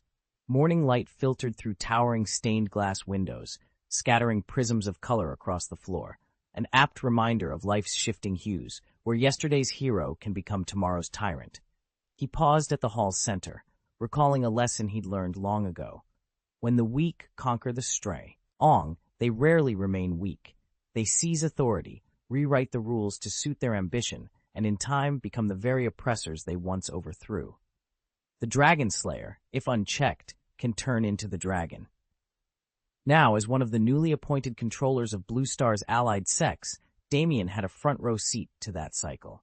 He'd already seen ambitious leaders brand their rivals as evil, raise banners of justice, and unleash their armies upon anyone deemed vulnerable. No one paused to ask whether the out-labeled witches, heretics, or pagans were truly wicked or simply powerless. Self-interest reigned supreme, and powerless souls dreamed only of the day they too might stand unchallenged. Damien had come to believe that good and evil were not fixed absolutes, but the shifting perspectives of those in power. Each side claims righteousness, and each side enforces its own laws. Survival, he'd realized, is the ultimate arbiter of justice. Those who endure write history and define who was right. He thought of his mentor, Master Kyle, and the cautionary wisdom he'd imparted. True strength demands compassion. Power without restraint is a path to ruin. Damien also remembered Kyle's other pupils, Bruce Banner, whose formidable might belied a tender heart for children, Tony Stark, whose brilliance was matched only by his generosity, and Steve Rogers, whose unbreakable sense of duty protected the innocent. Now that Damien stood among the ranks of the powerful, he vowed to hold fast to his own code. He would wield his influence responsibly, never sacrificing his principles for convenience. Perhaps that was the only way to break the endless turn of the wheel, where dragon slayers become dragons, and justice bends to the will of whoever holds the reins. They may be willing to give inexperienced young minds a chance, but mercy ends there. To anyone they regard as a true enemy, they show no quarter. "Tony, keep me posted on the mushroom egg launch," Steve said, leaning forward. "If Blue Star falls, the blame will rest entirely on us." Tony glanced up from his console. Across the room, American politicians were already drafting speeches to condemn them. "Relax," Tony replied with a confident smile. "Jarvis has rewritten their operational protocols. We've crippled their communications so they can't even signal the mushroom egg submarines. And the AI-controlled suit of armor I deployed will intercept every launch vehicle they try to send. In other words," he added, "if they move to fire, my armor will stop them dead in their tracks. I've got everything under control." "Excellent," Steve said, satisfaction easing onto his features. "My end is already in motion, too." He waved a hand, and the holographic display flickered off. "Let's reconvene soon. Let's talk about it later." Banner glanced at his wrist as Jarvis's notification pinged. The two holographic projections faded, and the AI announced, "After today, the United States will pass into new hands, and Blue Star's interstellar era will begin." Tony stretched out on a chaise longue by the pool, soaking up the afternoon sun. A wry smile touched his lips. Not every U.S. politician is corrupt, he thought. Only the honest ones get impeached or silenced. In a world cloaked in darkness, anyone who stands for the light looks like a villain. "That's why from now on, every candidate, every leader in this country answers to me," he murmured. "Only the truly wise, the truly peace-minded will earn my backing. They'll partner with Stark Industries to shape policies that lead us toward our vision, a shared future for all mankind." He closed his eyes, imagining the unfolding domino effect of his schemes. "One day I'll be like Cassidon," he said half to himself, "perfect in every way." Tony opened his eyes, fixed them on the clear blue sky overhead, and let anticipation wash over him. But to reach Cassidon's level, he couldn't settle for simply realizing his current goals. He still had to ascend to the very peak of strength in the universe. Only then could he move about freely, bending reality to his will. Cassidon was certainly a busy man. After all, he was responsible for developing and managing the entire Void cult. In practice, however, most of that work fell to Miss Sonia, freeing Cassidon to drift through the cosmos, enjoy himself, and issue orders on occasion. "I have truly given myself a monumental task." At the same time, Tony was coming to a similar realization. His dream was to lead humanity into the interstellar age, to establish a power that could stand beside any alien civilization. He needed to plan for technological development, secure financing, coordinate future projects, and figure out how to interact peacefully with extraterrestrial races. Yet none of that felt like a burden, because every step forward brought him closer to his ultimate ambition: to carve his name into the annals of history and be remembered forever. Captain America moved like a gale, slipping past every security camera and defense grid to strike at one of the United States' most secure command centers. A single gunshot cracked through the silence of an opulent briefing room. "Don't move," the soldiers yelled, rifles trained on the intruder. "State your name."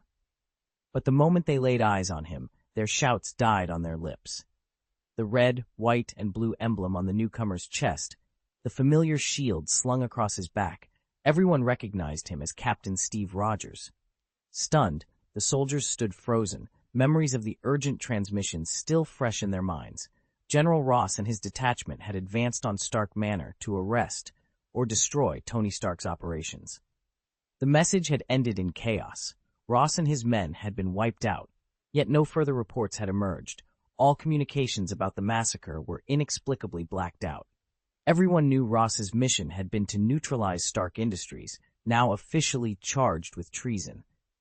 And everyone suspected the truth behind the blackout, that Tony Stark himself was pulling the strings, manipulating the flow of information, heightening national alarm, and simultaneously ensuring the story could never escape these walls.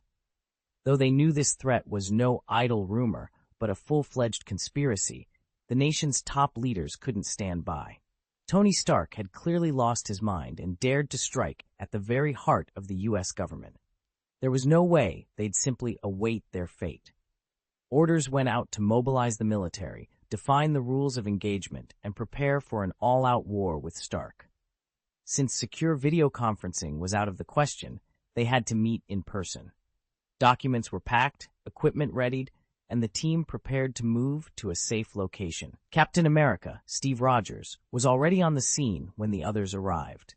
A portly Mediterranean politician in a tailored suit spotted him first. "Captain America," he barked, thrusting a finger at Steve. "Are you really going to join forces with the madman Tony Stark? Betray your country?" Steve's eyes narrowed. "Have you forgotten what you've sworn to protect?" Before anyone could answer, guns barked. The politicians and their bodyguards, convinced Steve's sudden entry through a shattered window was hostile, opened fire. Bullets ripped through the air, and pandemonium broke loose. Steve Rogers dove aside, his shield snapping into place as he prepared to deflect the hail of gunfire. The countdown to a war with Stark had just begun, and Captain America was determined to stop it before countless lives were lost. Bang! The sharp crack of gunfire echoed through the chamber, but the shots were blanks. The politicians' guards stiffened, startled by the sudden noise, but quickly realized no one had been hit. Damien's voice cut through the tension, cold and unyielding. "If you think you're next in line for power, think again. You lowlifes who salivate over what isn't yours, speak up now." Without another word, Damien sprang into action. In one fluid motion, he raised his pistol and fired a live round. The politician's eyes widened in shock before he crumpled to the floor, blood spreading beneath him. Before the stunned guards could react, Damien moved like a shadow, silent, precise, and lethal. One by one, each soldier fell. They were nothing more than accomplices in the politician's dirty dealings, and Damien showed them no mercy. When the last guard hit the ground, Damien knelt and swept the table clear. He tore up every speech draft, every campaign leaflet, shredding them into confetti. His expression never wavered, not a flicker of triumph, only icy resolve. With the evidence destroyed and his target eliminated, he rose and slipped away into the labyrinth of corridors beyond the chamber, ready to clear the next room. Chapter 485, Pietro's Growth. Meanwhile, on the other side of the city, Bruce Banner slipped into the secure compound where the politicians had been moved, staying firmly in his human form. After all, these self-important power brokers posed no real threat worthy of the Hulk. By not transforming, Banner passed through their ranks undetected. No one immediately suspected that this mild-mannered scientist was the legendary Avenger. Inside the compound, Pietro's allies had already taken up defensive positions. Tony Stark hadn't personally led the charge, yet his influence was unmistakable. His unmatched speed set the tempo for every skirmish. Not even Steve Rogers, the first Avenger, could match Stark's rapid strikes. Pietro himself moved like a shadow. Guided by Jarvis's tactical feed, he kept low and silent, a slender dagger gripped in his hand. Before any of the guards could sound an alarm, Pietro was already gone, his blade finding its mark in a heartbeat. Each target fell without so much as a whisper of protest. He had never come face to face with Renali of the Void Cult, the supersonic swordsman Steve had described in such chilling detail. According to Rogers, Renali's enormous blade could slice through entire warships as if they were made of paper. Pietro knew that wielding a massive weapon at his top speed would cost him precious milliseconds, and those seconds could mean life or death. After countless hours of brutal training, however, Pietro had adapted. His dagger attacks were now as precise and lethal as any sword stroke. In the dark corridors of the compound, he moved with the confidence of a born assassin, proving that even the smallest blade could become the deadliest weapon in his hands. Damien had once recoiled at the thought of arming himself to boost his attacks.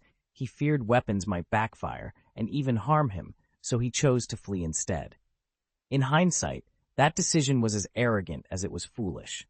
Deep down, he believed his speed was already his greatest asset, and that with a bit of fine-tuning, he could easily hold his own in Blue Star.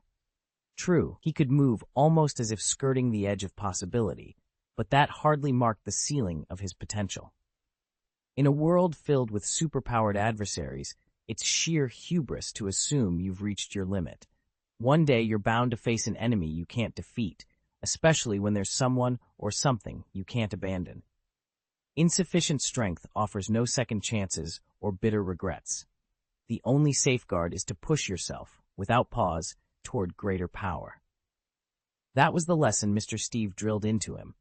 Yes, Damien's life now was comfortable beyond his wildest dreams, no worries about food or shelter, even enough luxuries to rival a king. Yet once you taste the life you've always longed for, it becomes all too easy to settle, and forget how far you still have to go. Damien's battlefield wasn't limited to Blue Star. It spanned the boundless reaches of the universe, and so would the foes he'd someday confront. To secure a prosperous future in an unpredictable galaxy and protect everything he held dear, he knew he had to prepare for stormy days ahead. It wasn't the fear that his power would go unused that haunted him, but the dread that it might fall short. Pietro's onslaught struck the troops like a phantom. He never issued a warning. One moment, an officer stood solidly at their flank. The next, he lay lifeless on the ground. Even seasoned soldiers, unused to such swift, merciless slaughter, were thrown into panic. Though the United States covers 9.37 million square kilometers, its political elite cluster in a few prosperous cities. In a single 24-hour assault, Pietro tracked down and executed all 87 politicians under his command, leaving nothing but blood and shattered command structures in his wake. By 2 o'clock that same morning, his grim work was done. Pietro climbed into a waiting fighter jet, engines roaring to life. As the craft lifted into the night sky, he carried with him the ashes of a nation's leadership and the certainty that the universe had grown a far more dangerous place. Pietro stepped forward and reported crisply, "Steve, I've wrapped up the mission. Everything's under control. No accidental casualties, no collateral damage." Steve's holographic projection reached out and rested a hand on Pietro's shoulder, admiration shining in his eyes. "Outstanding work, Pietro. You're stronger than ever." A satisfied grin spread across Pietro's face. "I couldn't have done it without your guidance. If I'd trained alone, I'd never have reached this level." "You gave it your all," Steve replied. "That ambition, that drive to get stronger, is what really matters." Pietro shook his head modestly. "Honestly, the toughest part was sticking to your schedule. The daily drills, the solo workouts. Without them, I'd still be coasting along." Steve's expression warmed.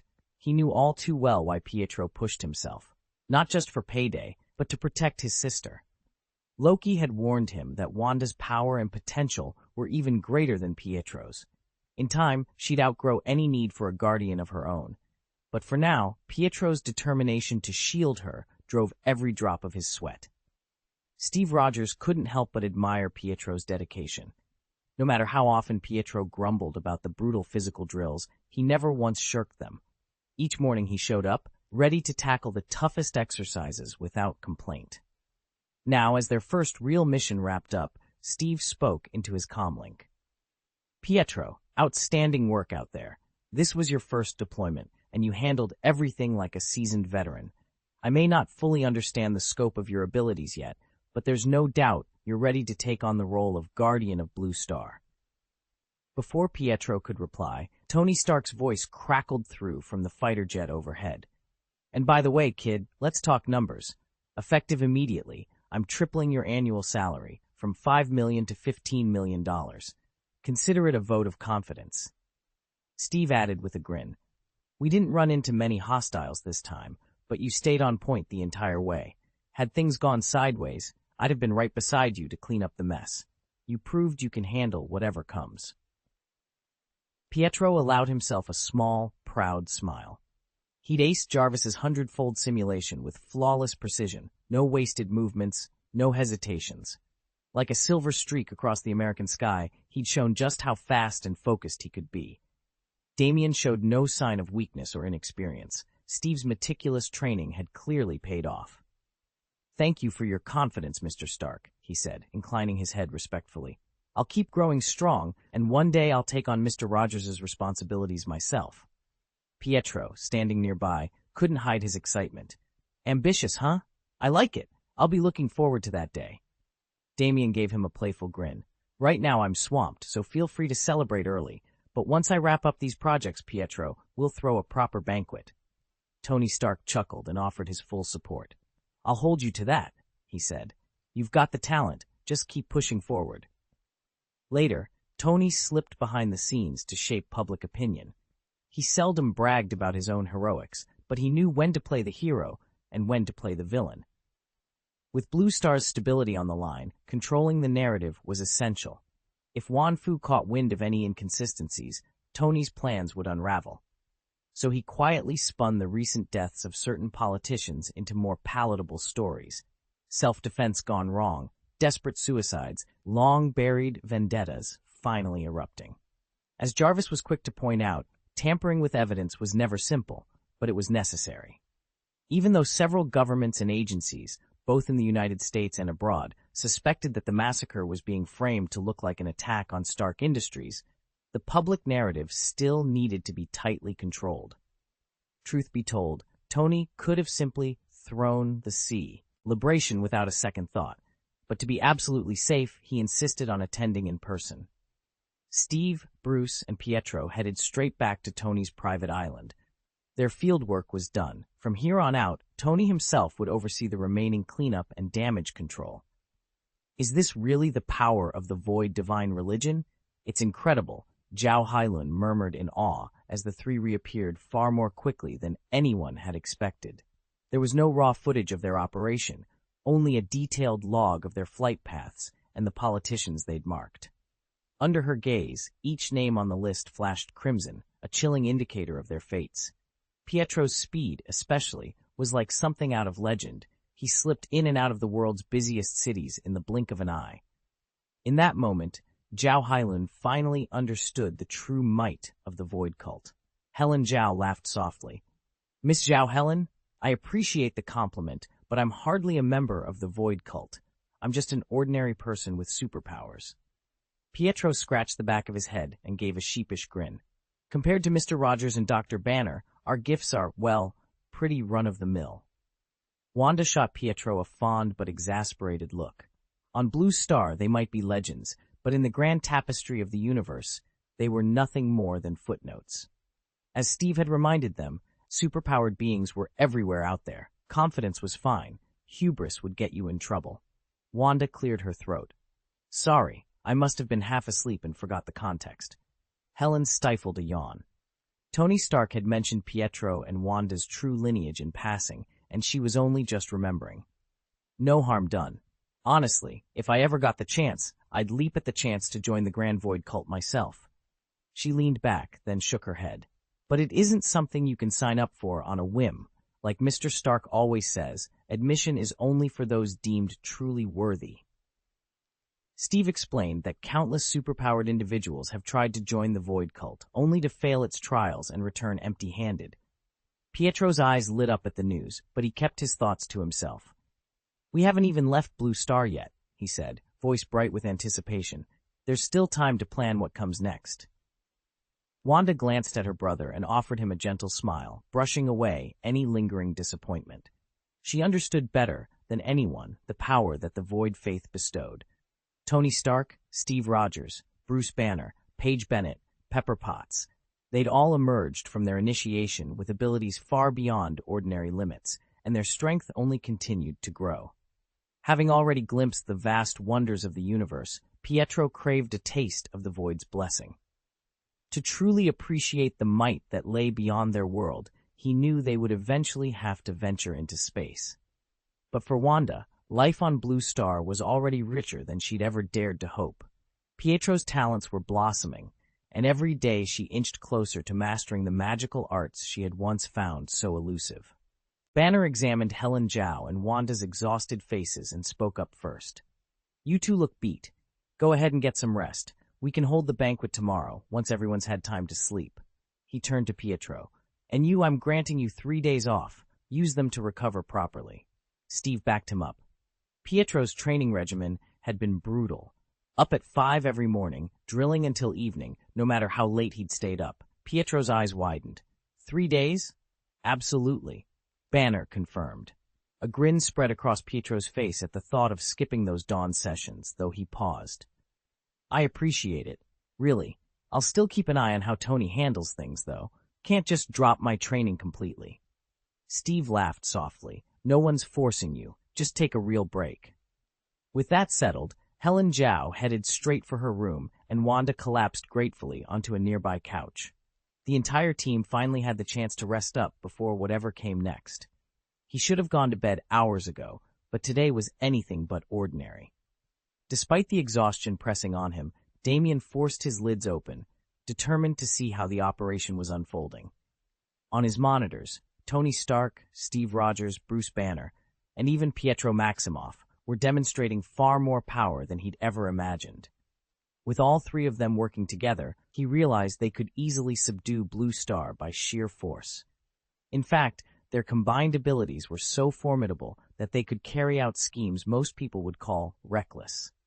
Satisfied that everyone else, Steve, Bruce, and Pietro included, had wrapped up their day, they'd each taken a late shower and turned in for the night, Damien finally powered down his screens and slipped under the covers. 3 days passed without incident, until shocking headlines exploded across the United States. One by one, prominent politicians began turning up dead, each demise more baffling than the last. Panic rippled through the nation as citizens woke to the grim realization that something fundamental had shifted in the corridors of power. Late that evening, Peter Parker, Spider-Man, stared at the relentless stream of emergency bulletins on his tablet, his eyes widening in alarm at the scale and audacity of the attacks. Damien knew in his bones that the recent spate of deaths wasn't a coincidence. It traced straight back to Stark Industries' press conference just days ago. Tony Stark, the man he'd once worshipped as Iron Man, now felt more like a devil wielding his genius for destruction. Determined to uncover the truth behind the bloodshed, Damien suited up as Spider-Man and set his course for Stark Manor, the billionaire's heavily guarded fortress. Under the cover of night, he swung through New York's skyline, every neon sign and rooftop a potential vantage point. Before long, the sprawling mansion appeared, its windows ablaze with light. Damien crouched on a gargoyle-adorned parapet and surveyed the scene. No one ever sleeps here, he murmured. That's not exactly an open invitation. He took a steadying breath. Charging in headlong to confront Tony Stark in his own stronghold was suicide, even with enhanced strength, speed, and reflexes. Damien had rescued countless victims from muggers and bullies since getting his powers, but this was different. This time, Spider-Man would need a plan, and maybe an ally, if he hoped to expose the darkness lurking behind that gleaming facade. Damien dangled upside down from a high oak branch, suspended by a single strand of webbing.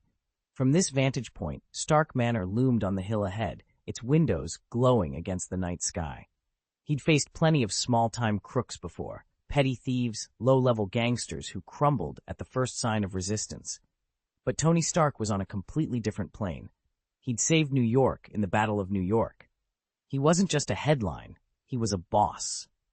Damien replayed all he knew about Stark's public exploits. He admired Stark's brilliance and heroism, but now he needed information. Was Stark awake, or simply too wealthy to bother turning out the lights? If Damien did run into him, he could play the devoted fan, no risk in admitting his admiration, right down to the flaws. He'd worn that mask long enough to think on his feet. With his plan settled, Damien released his grip on the branch, shot a web line toward a distant tower, and swung into the night. He moved with practiced stealth, landing softly on a terrace overlooking the front lawn. A second web shot, and he was scaling the stone wall, vanishing into the shadows. Inside the manor, Tony Stark sat before a wall of screens. Public opinion about his latest venture was splintered all over the internet, and he'd tasked Jarvis with steering the narrative in his favor.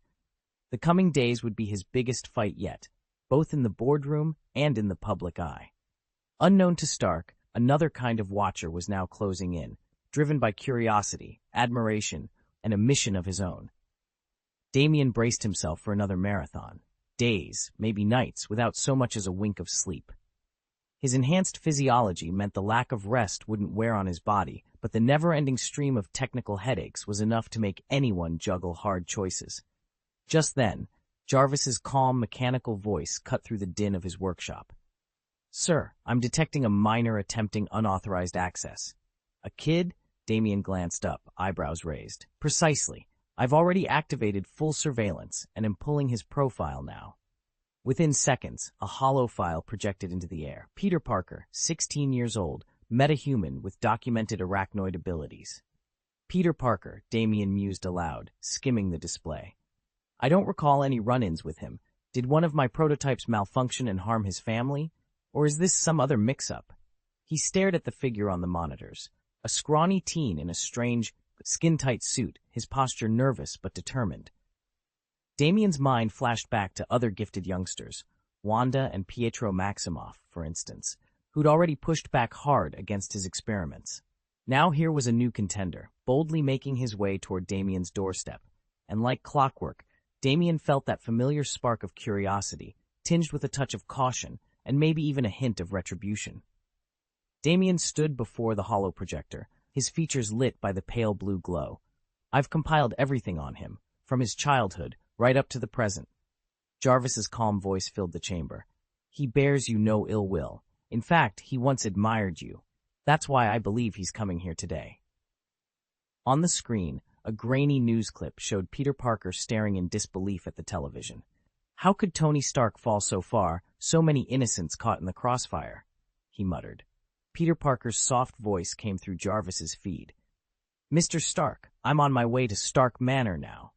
Jarvis turned to Tony. "Shall we intercept him? Repel him on sight?" Tony Stark leaned back in his chair, studying the satellite images of Parker deftly navigating the rafters around the estate. He frowned, troubled. Killing the kid never crossed his mind. Stark wasn't bloodthirsty, no matter how ruthless he'd grown. "No," he said at last. "If he's bold enough to slip in close, let him in. I want to hear what he has to say."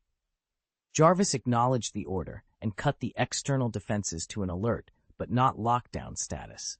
Tony's eyes remained fixed on Parker's silhouette as it darted between beams. Despite his misgivings, he decided to give the young man a chance. Young heroes like Damien brim with passion. From the moment they discover their powers, they refuse to squander them on idle thrills. Instead, they long to help others. Damien's conviction proves his heart is pure. He nurtures a true dream of heroism, willing even to play the part of the underdog so justice can prevail. Tony Stark doesn't despise such earnest idealists. He respects them. After all, when he first donned the Iron Man armor, it was for the same reason, to uphold justice, and rescue those in danger. But betrayal, the cryptic influence of Kassadin, and his own descent into the Void cult stripped him of that innocence. He still saves lives where he can, yet benevolence no longer defines his every action. A short while later, Damien finally slipped past the gates of Stark Manor. No sooner had he set foot in the courtyard than he froze. From hidden speakers, Jarvis's smooth, magnetic voice echoed in the evening air. "Mr. Damien, you lingered outside long enough. Mr. Stark admires your courage and has agreed to see you. Please, follow me." Damien pressed himself against the cool steel wall of Stark Tower's inner corridor, heart pounding beneath his stealth suit. He activated his comlink. "Mr. Stark, do you know I'm here?" A dry chuckle echoed in his earpiece. "And how do you know my name is Stark?" Damien's pulse quickened. "Jarvis?" he whispered, eyes scanning for hidden cameras. "I am all that you see in this world's light, and all that hides in its shadows," came the reply. "I am Jarvis, the AI Tony Stark designed." A tremor ran through Damien's voice. "Then if you know, he knows, even before I arrived." "Precisely," Jarvis replied smoothly. "Nothing within these walls escapes his notice." Damien swallowed. "So this entire place is under constant surveillance?" "It is," the AI confirmed. "Your presence here is no accident. Mr. Stark authorized you. This is your one opportunity. If you wish to leave now, turn back. Unauthorized visitors will not be tolerated." A low hum of machinery answered the silence. Then, on the polished floor in front of him, a faint holographic arrow traced a path down the corridor. Damien exhaled slowly. He straightened his shoulders. "Lead the way." The arrow glowed brighter, guiding him deeper into Stark Tower, and straight toward the man who held all the answers he sought. Damien's face flickered with uncertainty, a knot of fear tightening in his chest. He'd known Tony Stark was a powerhouse, but he hadn't expected this. Damien had come here thinking he could poke around unnoticed, only to find out Stark had not only anticipated his visit, but had also run his family background down to the last detail. Any normal person would be terrified to confront a figure this formidable. Yet the fact that Stark hadn't silenced or expelled him told Damien something crucial. This was a genuine, if rare, opportunity. Stark was willing to let him stay and ask questions, perhaps the only chance Damien would ever get to uncover the truth. Steeling himself, Damien squared his shoulders and followed the glowing guide markers laid out before him. He needed to know why Iron Man, the man millions called a hero, was rumored to have slaughtered innocent civilians across America. Each step made him more determined. When he finally rounded the last hedge turn, Damien's breath caught. Before him lay Tony Stark's villa, a sprawling, ultramodern estate of glass and white stone set behind sheer walls and lush lawns. He swallowed hard, his heart racing with a mix of dread and resolve. This was it. Whatever answers lay beyond those doors, Damien was ready to face them. Come in. Damien's voice was calm as it drifted through the doorway. As long as you're not deliberately courting death, I have no reason to harm you. There's no need to tremble like that. Peter Parker froze in the hallway, his heart thudding at the unexpected invitation. Meanwhile, the story's third update, 3,000 words in all, had just gone live, bringing the total word count to 10,000. Don't forget to vote and subscribe. We've also set up a reader group, ID 70812474, and everyone's welcome to join. Chapter 487, No Fairness. Peter Parker took a deep breath, summoned his courage, and stepped into the Stark villa. An assistant led him down a sleek marble hallway to a high-tech workshop filled with glowing holograms. In the center stood the man Peter had idolized since childhood, Tony Stark, or so he thought. Tony wasn't wearing his famous iron suit. He wasn't even the older version of Stark Peter had seen in online videos. Instead, a remarkably young and strikingly handsome man looked up from the holo projection before him. "Mr. Stark?" Peter blurted out, surprise and uncertainty warring in his voice. "That's me," the young Stark replied without missing a beat. Peter swallowed. "You're younger than I expected." Tony leaned back in his chair and let a playful smile cross his face. "You're Peter Parker, the kid with spider powers, right?" Peter nodded. He tugged nervously at the material of his tight-fitting uniform. "Yeah. I've never met anyone like you before." Tony waved a dismissive hand at the projection. "Holograms and rumor mills aside, I'm just a guy who happens to have some tech." He stood and walked closer, scrutinizing Peter from head to toe. "But since you've got superpowers, you're not exactly ordinary either." Peter felt his cheeks heat up. "So, what do you want to know?" Tony shrugged. "Ask me anything. Whether I answer depends entirely on my mood." Peter's heart pounded. He had so many questions, from suit design to how Tony handled life as a public hero. But one thing was already clear. Meeting Iron Man in person was nothing like he'd imagined, and his own journey as a newly minted hero was only just beginning. Damien squared his shoulders and met the armored figure's gaze, the late afternoon sun glinting off the battered red and gold plating. His heart pounded, but he forced himself to speak. "You're the superhero Iron Man, Tony Stark, right?" The man's face remained impassive beneath the mask's glowing eyes. Damien took a breath. "Then why did you kill so many innocent people?" For a long moment, only the distant crackle of collapsing ruins answered him. Finally, Tony Stark tilted his head, as if considering the question. Damien felt the weight of those unblinking eyes and tried not to flinch. "Iron Man," Damien continued, forcing the words out, "I haven't heard anyone call you that in years. It almost sounds strange." A faint, rueful smile flickered across Tony's lips. "Not heard it in a long time? Funny, rumors about you never stopped." Damien blinked. "I still have your promotional poster on my bedroom wall." Tony's smile widened into something almost warm. "You have no idea how much that means to me." Damien swallowed hard. The legend he'd idolized all his life was standing right in front of him, and was nothing like the hero he'd imagined. And yet, he needed answers. "Before you explain why you slaughtered those people," Damien said, lifting his chin, "let's clear up one thing. What does superhero mean to you? The heroes I look up to are those who stand for justice, lend a hand to anyone in need, make selfless sacrifices, and save people from peril. Because, like my uncle always said, with great power comes great responsibility. When Peter Parker heard that phrase, he didn't hesitate to share his own definition of a hero. Ever since discovering his powers, he'd been driven to help others. Even his smallest effort brought him real happiness. Hearing Peter quote his uncle, Tony Stark finally pieced together what life must be like for the young man's family. "I understand," Tony said. "Then tell me, what is justice to you?" Peter met Tony's gaze. He wasn't challenging his uncle's words so much as probing deeper. "Justice is fairness," he replied after a moment's thought. "Good answer," Tony nodded. "Everyone dreams of fairness. Yet at birth, people aren't equal. Some people are born into privilege, into families so wealthy in Rome that they never have to lift a finger. Without working a day in their lives, they enjoy comforts that most of us could only dream of. And then there are those born into the opposite world. For them, simply having enough to eat, enough to wear, is a luxury beyond imagination. I've studied your background. Your family isn't rich, but compared to families torn apart by war or forced to scavenge for scraps, yours would be the envy of many. Imagine living every day under the shadow of conflict, clinging to life from one moment to the next. For those people, fairness isn't a right or an ideal, it's irrelevant. They don't aspire to justice, they only adapt to survive.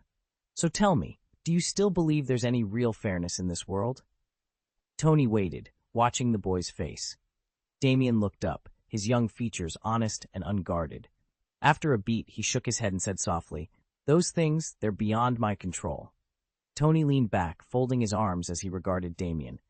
"You're right, you can't control everything. Human strength and energy have their limits. You can't possibly look after billions of people on Blue Star. Simply protecting those you truly care about is already a remarkable achievement. Even someone born in mighty Rome couldn't shield every person they loved. There's an old saying, good men don't tangle with merchants, and merchants don't challenge officials. You might ask why a wealthy businessman like me can't go head-to-head with those in power. It's simple. They wield more authority than money can buy. The world is full of injustice. What people call fairness often means that the weak are too afraid to threaten the strong, and the strong are too indifferent to bother with the weak. Yes, we're all born equal in our capacity for reason and feeling, but life's circumstances aren't evenly distributed. There's no such thing as absolute fairness in this world, only varying degrees of it. He paused, eyes steady on Damien. That's the law that governs the strong. If I choose to show you justice, then justice you shall have. If I choose not to, then your fate, your very life, will lie in my hands. Damien listened intently. Around him, the vast fleets of the Xandar Empire glimmered against the void, a living testament to its power. It shielded countless star systems and commanded respect wherever its banners flew, because Xandar was not just another civilization, but one of the strongest forces in the known universe. Were it anything less, its grand ideals would be ignored by rival powers and ambitious warlords alike. On Blue Star they have a saying, dignity rides on the edge of a sword, and truth lies within the range of a cannon. In a universe ruled by might, this aphorism could not be truer. If you lack strength, you forfeit your right to object when the powerful trample you. Relative fairness and absolute fairness. The phrase echoed in Damien's mind. Every lesson he had ever learned, every principle he had taken for granted, now trembled under the weight of this brutal truth. Damien stood just inside Tony Stark's private lab, the door sliding shut behind him with a hiss. Across the gleaming workbench, Stark swirled red wine in his glass, eyes cool and unblinking. Peter Parker hovered nearby, fists clenched at his sides. Tony set down the bottle and leaned back in his chair. "Let's be perfectly clear," he began, voice measured. "You have no inherent right to walk through that door and stand before me alive. You're here only because I let you in." Damien's jaw clenched. "I never asked for a fight. I came to talk." "Talk?" Tony's lips curved into a faint smirk. "I'm not planning to kill you, today at least, so consider yourself fortunate. I grant you this meeting, but under my conditions. Otherwise, you wouldn't have made it this far." Peter took a half step forward. Is that fair? You say because you're stronger, you get to make all the rules? He glanced at Damien. Don't the weak ever get a choice? Tony lifted his glass in a casual toast. On Blue Star and beyond, might makes right. The strong decide the rules, the weak obey, or they're crushed. If you were stronger than me, positions would be reversed. You'd call the shots, and I'd be begging for an audience. That's the only law that matters. Peter's voice trembled with outrage. So there's no justice, no principle, just whoever holds the upper hand? Tony's smirk widened. That's reality. You're not a superhero, kid. You're human, and humans answer to those who hold power. Silence settled in the lab, broken only by the soft hum of machines. Damien met Tony's gaze, resolve hardening. He might be the weaker party here, but he wasn't yet beaten. And sometimes, the first step to turning the tide was surviving the first encounter. Tony leaned back in his chair, swirling the wine in his glass as he studied Damien. A slow smile curved his lips. Weak people have no choice. Whether you like it or not, that's reality. Don't rush. Don't panic. The world isn't as kind as you imagine. He paused, letting the words settle. There are countless things out there that can knock you off your feet. So take a deep breath. Center yourself. Then we'll pick up where we left off. Your question. Damien unfastened his helmet and set it on the table, inhaling deeply to steady his racing heart. Stark's blunt assessment struck harder than any physical blow. It challenged his very outlook on life. Finally, he exhaled slowly, the tension in his shoulders easing. Tony's eyes brightened. You're still young, he said, but I can see you're sharp, and I like spending time with smart people. He raised his glass in a mock toast. Damien met his gaze without hesitation. No trace of arrogance remained, only focused determination. In that clear moment, Tony knew there was no reason ever to stand against him. Damien set his jaw, nodded once, and said, Mr. Stark, I'm ready. Tony Stark leaned back in his chair, swirling his wine and composing himself before he spoke. Peter Parker, you asked me why I was responsible for so many civilian casualties. Let me explain. He paused, then continued in a measured tone. You should also be clear about the technology my wife, Pepper, unveiled at the press conference and what its future holds. Setting his glass on the table, Tony locked eyes with Peter. My intention was always to use this technology for the benefit of everyone. No more crippling energy shortages. No more language barriers dividing nations. You tell me, is that a noble goal or a dangerous one? He lifted the glass again and took another sip, a smile tugging at the corner of his mouth. Personally, I think the Void Translator is brilliant, and its potential is staggering. Peter didn't hesitate. The real genius of the Void Translator isn't just that it converts one spoken language into another. It interfaces directly with your brainwaves, so you hear every word in whatever language feels native to you. Think about it, Tony began, leaning forward with a confident smile. No more clunky handheld devices, no more awkward speech-to-text conversions. This translator is truly revolutionary. Peter Parker arched an eyebrow. You really think everyone's going to buy that? Absolutely, Tony replied. Once you remove the language barrier, you open the door to all kinds of human connections. And here at Stark Industries, we've promised to keep the price low so everyone can afford it. Peter crossed his arms. Even if I can't stand you, I'd pick one up just for the convenience. That's the spirit, Tony said, still grinning. But there's more to it than personal convenience. This Void Translator isn't just going to change communication. It's going to reshape how technology powers our lives. The global energy infrastructure we're about to roll out, that's not merely a profit play. It's the next step in human advancement. Tony paused, letting his words sink in.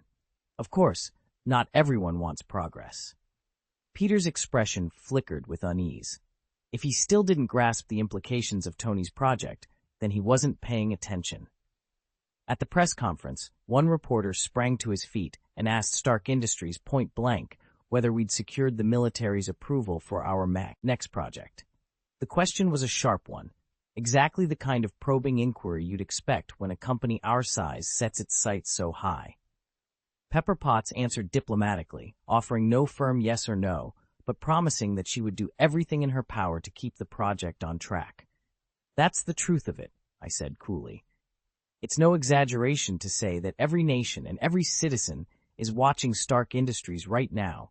hoping we'll deliver on the bold ambitions we unveiled today. Yet here at home, certain politicians refuse to lift a finger. They cling to their weapons as if those arsenals grant them the unquestioned power to force Stark Industries and me into submission. Barely 2 hours after we adjourned, General Ross himself, backed by the full might of the armed forces, showed up to strong-arm me. He demanded that I abandon Stark Industries' current course, reshaping my company's future to suit their narrow interests. Whether their motives are selfish or self-righteous, once they set out to pressure me, they became my adversaries. I gave a slight nod, expression unreadable. Peter Parker, standing just behind me, caught the subtle change in my demeanor and knew that the real battle was only beginning. Tony Stark's stance was unyielding. Anyone could tell how much he despised those politicians. Now that we're enemies, there are only two outcomes. You win or I do. I'm standing here because I won. If I'd failed or backed down, you wouldn't be hearing about their downfall today. You'd be reading headlines about my alleged death or disappearance, and they'd brand me a traitor. He paused, the chill in his eyes sharpening. They'd lock me away in some unbreakable cell, or execute me outright. My name would be mud. The hardness in his expression softened into a half-smile. Does that sound over the top? Peter Parker blinked, clearly taken aback. Isn't that a bit dramatic? Maybe, Tony admitted, but give it time and you'll see. You've been gifted with spider-like powers and thrust into a world of superhumans. Choosing to fight for justice, defending the weak, that's noble, and it shows you have what it takes to be a hero. But never forget, human nature is fickle. I'd be happy to help polish and rewrite the chapter. Could you please provide the full text of the chapter you'd like revised? Once I have the complete chapter, I'll transform it into coherent, idiomatic English with Damien as your male protagonist and preserve all key plot points, characters, and details. Chapter 488, Things Have Changed. Tony Stark wasn't sure how much influence he could really have on Damien. Still, even a hero like Damien, blessed with superhuman abilities yet far from invincible, could make a real difference for ordinary people, if not save the entire world. That's why Tony agreed to spend the evening answering his questions. Thank you, Mr. Stark, Damien said sincerely as he rose to leave. Tonight's conversation had been an eye-opener. Damien realized how naive he'd been about certain politicians. He'd considered them basically harmless. In Tony's eyes, however, they were dangerous enemies who might one day come for him, and he couldn't afford to wait around until that threat turned deadly. Damien understood now that persisting in asking why Stark felt justified in stopping them would have been less a matter of compassion than of foolishness.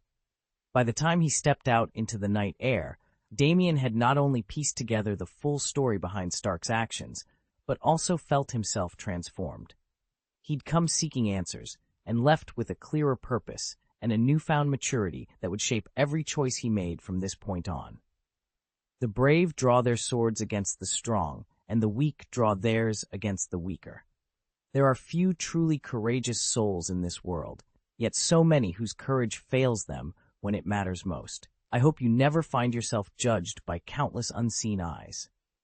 Tony glanced over his shoulder as Damien, his young protege, stood there, gratitude glowing in his eyes. You can head back now. I've still got work to finish. Mr. Stark, may I visit you again? Damien asked, voice steady despite the awe he felt. Tony paused. Damien hadn't been in the room when he'd spoken. Instead, he'd heard the words secondhand and scribbled them down, hoping they'd guide him. Now, Tony regarded him coolly.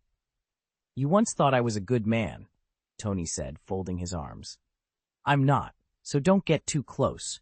Your life should be shaped by your own efforts, not by following in my shadow.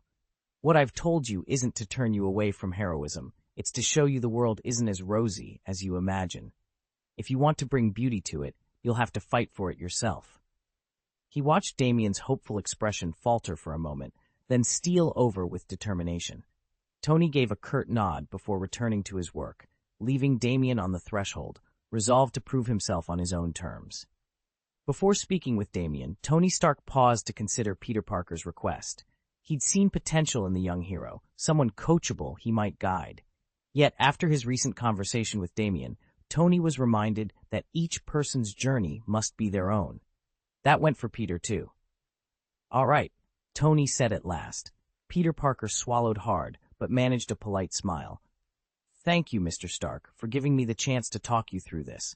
Tony regarded him coolly. Peter felt a flicker of disappointment but held his ground. Listen, Tony began, folding his arms. Jarvis has tracked your every move. If I choose not to see you, I simply won't, and there's nothing you can do about it right now. Peter's heart sank, but he didn't interrupt. You're still in school, Tony continued. Your grades are solid. Don't throw that away by chasing something you're not ready for. When you're older and more experienced, we can talk about a visit to the lab. Understood? Peter nodded, gratitude and determination warring in his chest. Tony had been blunt, perhaps even harsh, but he wasn't wrong. Jarvis's logs showed Tony that Peter was bright, capable, and driven, and for now, that meant focusing on the path he was already on. At this age, when you should be soaking up knowledge, you can't afford to get distracted by every little thing. Understood, Mr. Stark. When Damien heard that someday, once he was older, he'd have the chance to tag along on Stark missions. His eyes lit up.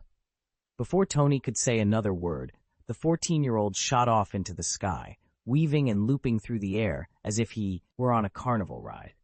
Jarvis, keep an eye on him, Tony instructed his AI, watching Damien dart between skyscrapers. If he runs into anything beyond his abilities, let me know immediately, he added. But minor incidents? There's no need to bother me. Tony shook his head with a fond smile. Damien's enthusiasm and his occasional naivete reminded him of Peter Parker, but he didn't begrudge the boy his youth. At 14, it was right to let him savor both school and adventure. Besides, the situation on Blue Star wasn't dire enough to burden the kid with every scrap of trouble. Certainly, sir, Jarvis replied. With that settled, Tony turned his attention to steering public opinion online. The next morning, after a full day of carefully timed announcements and subtle leaks, the world was buzzing. Is this your doing, Tony Stark? Damien, director of the Divine Spear Bureau, stared grimly at the breaking headlines that had set the world abuzz.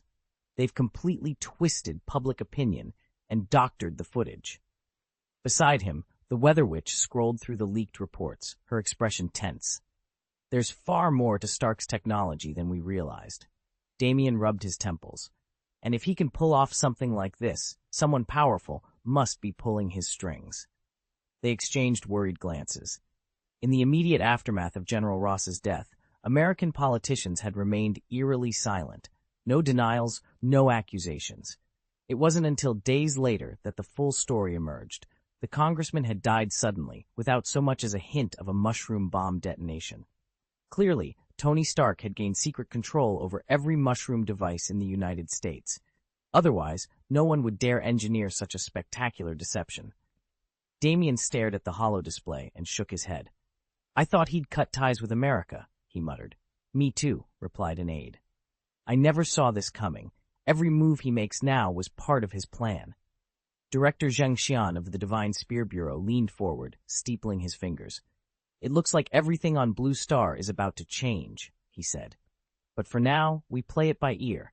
Our first priority is to approach Tony Stark and see if he really will sell us a Void Translator, and at what price he's willing to offload that surplus energy.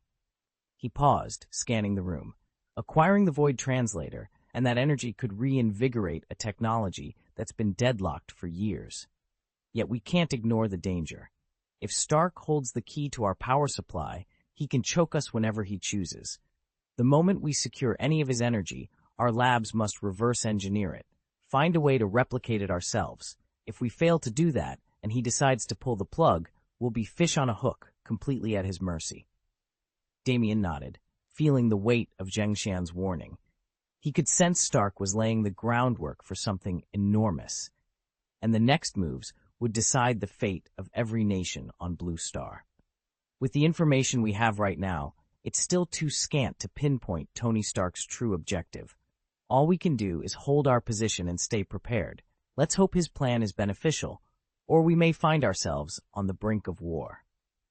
In any case, the Weather Witch added, I've already sent a team to open diplomatic channels. When word of this reached Wakanda, it caused an immediate stir. Everyone understood that Tony Stark's campaign to carry Earth into the interstellar age was already in motion. The new void transmitter and zero-point energy systems were supposedly intended to suppress armed conflict on Earth, giving nations the breathing room they needed to advance their technologies. And Stark almost certainly planned to unveil even more breakthroughs in the near future. Like it or not, the planet was entering a new era, and Wakanda would be drawn in. King T'Challa felt the weight of it all as video reports surfaced of world leaders either meeting mysterious ends, vanishing without a trace, or announcing their retirements in pre-recorded broadcasts. In her laboratory, Shuri examined the technology Stark had revealed at his press conference, her eyes alight with excitement. Wakanda had pioneered countless innovations, but it remained constrained by its existing power infrastructure, a fraction of the capacity Stark now promised. No matter how resourceful they were, in this unfolding age, even Wakanda risked being outpaced. However, Stark's command of this new energy far outstrips anyone else's. If he can replicate it and bring it back to Wakanda, the benefits would be immeasurable. Shuri, for her part, has already pledged to support his efforts and to learn everything she can along the way. Over the next week, the world watches anxiously, convinced that domestic unrest in the United States might be the perfect cover for a mushroom spore release. Yet 7 days pass without a single outbreak. In the meantime, Washington mounts an emergency election, swiftly replacing impeached officials and restoring basic order. Although economic and social turbulence still ripple through both the U.S. and the wider world, the worst fears, global nuclear escalation, have been averted. Behind the scenes, it's Tony Stark's deep pockets and relentless lobbying that forced key politicians to step down. And while others may quibble over dollars or euros, Stark's true ambition lies elsewhere. He intends to launch Cosmic Coin, a universal currency designed for and in tune with the cosmos. From his office on Blue Star, Damien studied the latest dispatches. Blue Star's civilization is still far too young to issue a universally accepted currency, so Stark Industries must play by the existing interstellar rules. Rather than try to introduce a Blue Star credit, Tony Stark concluded it made more sense to wait for the Void Cult's upcoming Void Coin. Exactly 1 week later, the first Void Translator arrived safely in the buyer's hands. Field tests have hailed it as an epoch-making invention, earning Stark Industries unanimous international acclaim. The Void Cult, eager to ramp up distribution, is already pressing to formalize a partnership, and as always, Pepper Potts is handling every detail with lightning speed. At the same time, the arc reactor remains off the market.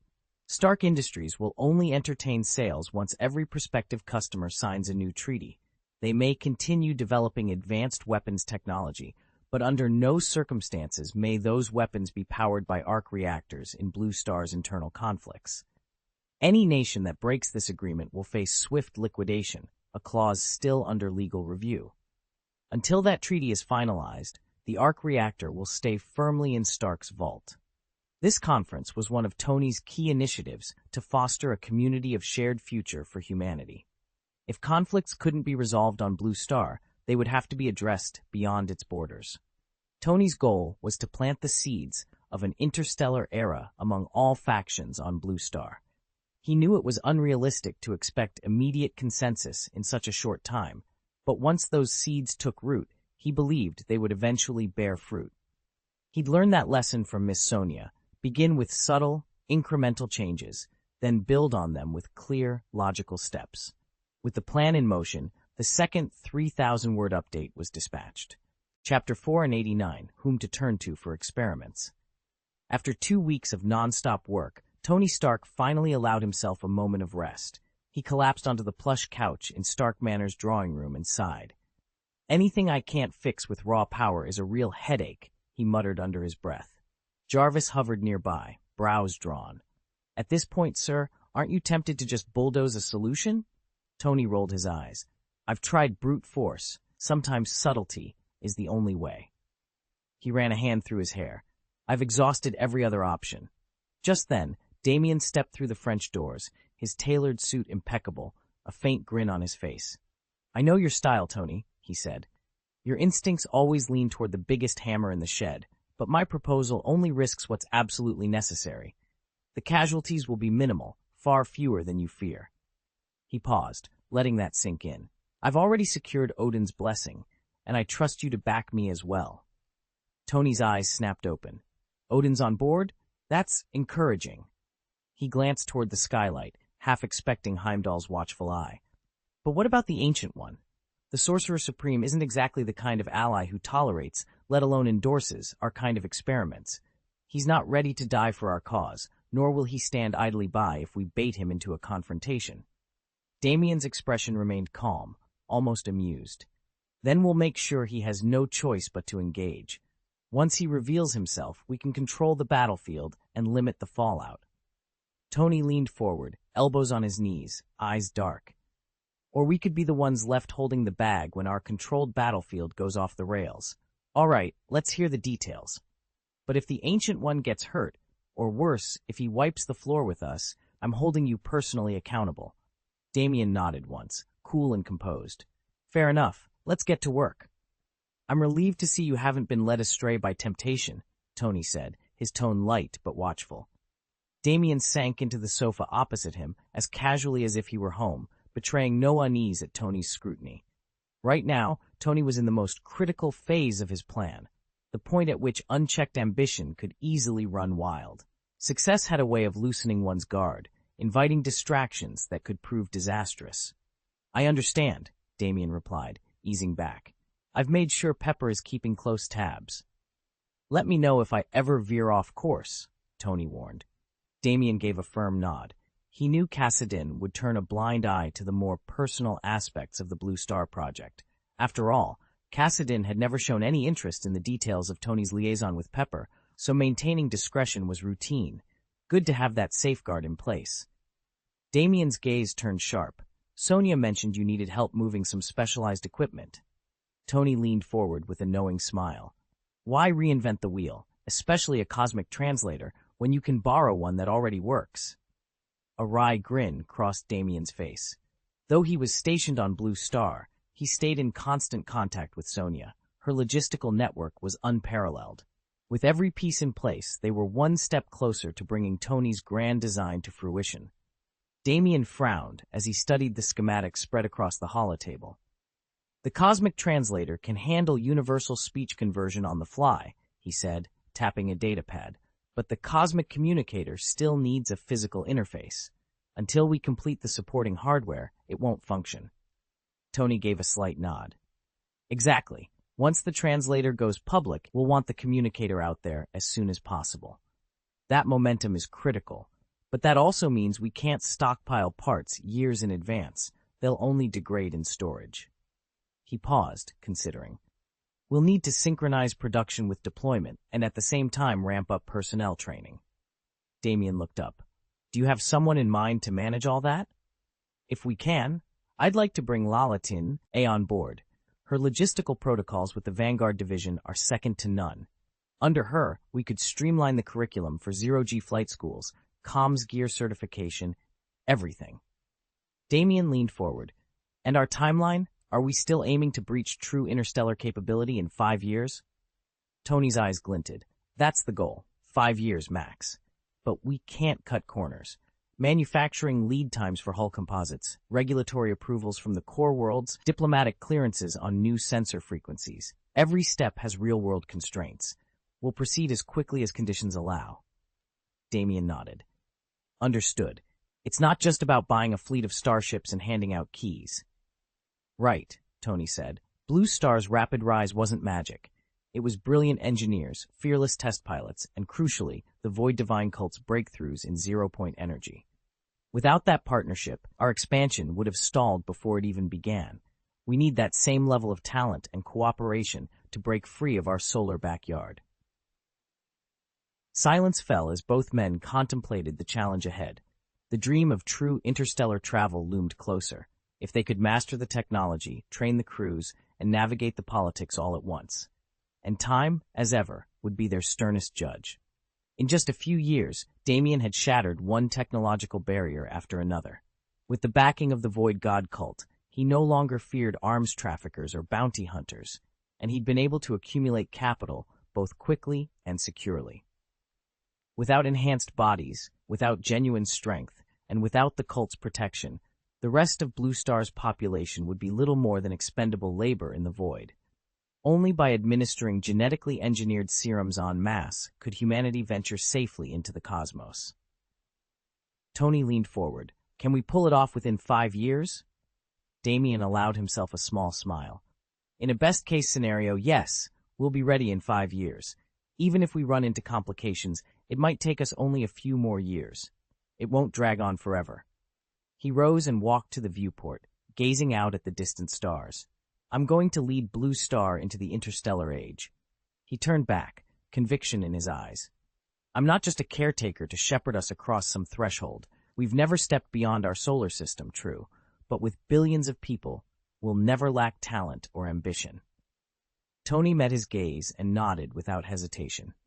Tony's strategy was straightforward. He'd seed humanity with a vision of a shared future civilization, providing cutting-edge off-world technology to guide them forward. Once human society had absorbed and assimilated those advances, it would be only a matter of time before they launched themselves into the interstellar age. But if anyone asked him to stick around on Blue Star until that point, he'd have to decline. Reaching an interstellar civilization typically takes at least a decade or two, even under the fastest development with outside support, and there was no way Tony could commit to 20 years on a single planet. All Tony needed to do was lay the groundwork.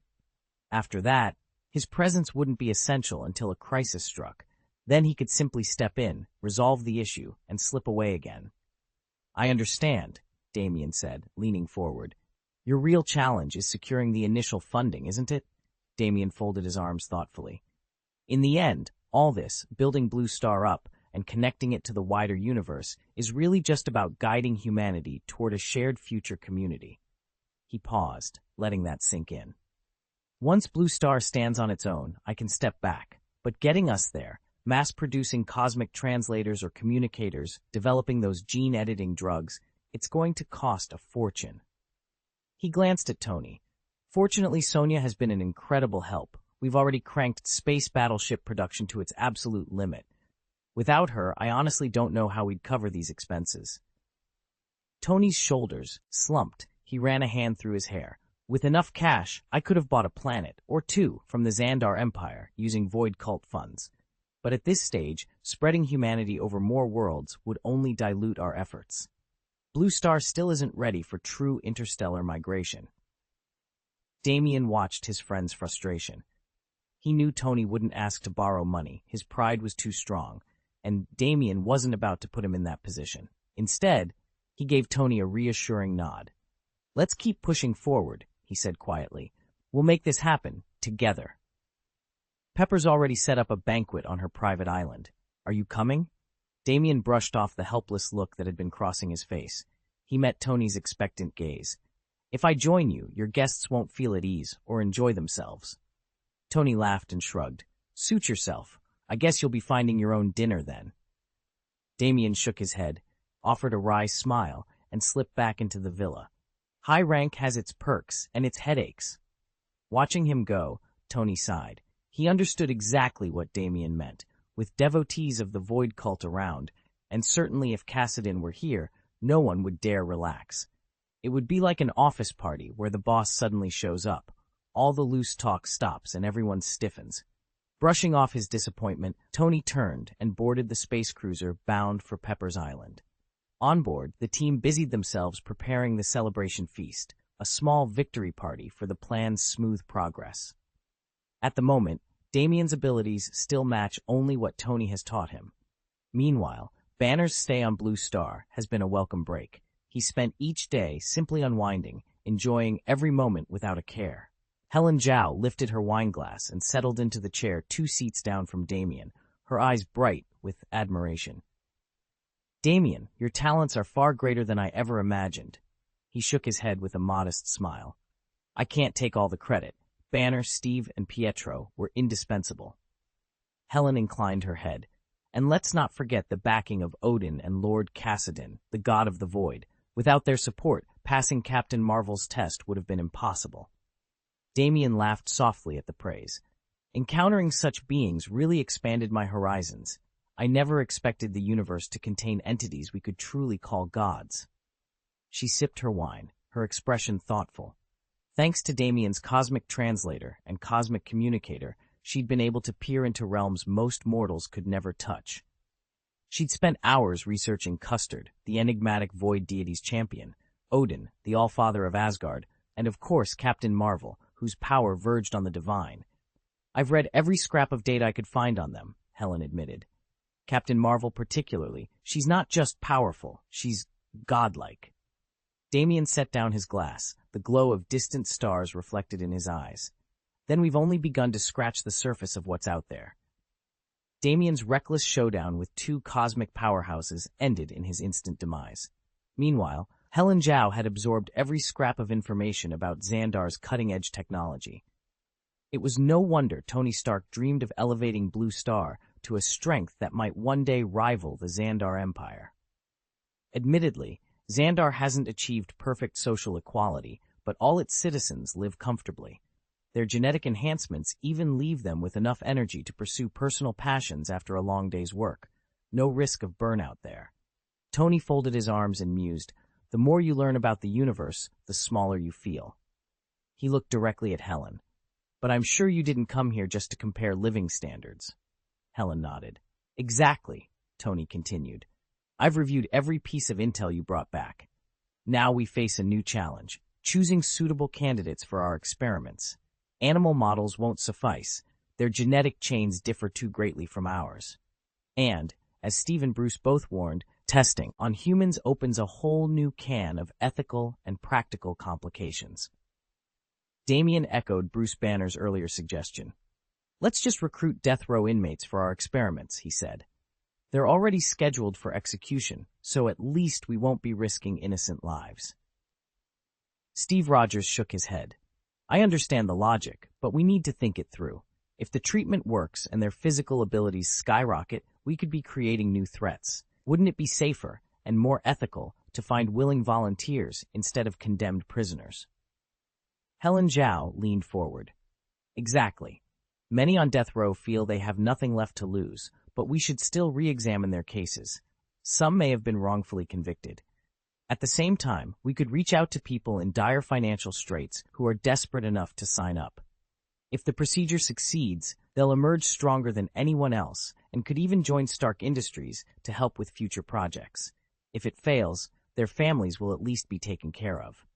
As for the money, I'll handle all the compensation." Tony Stark nodded in agreement.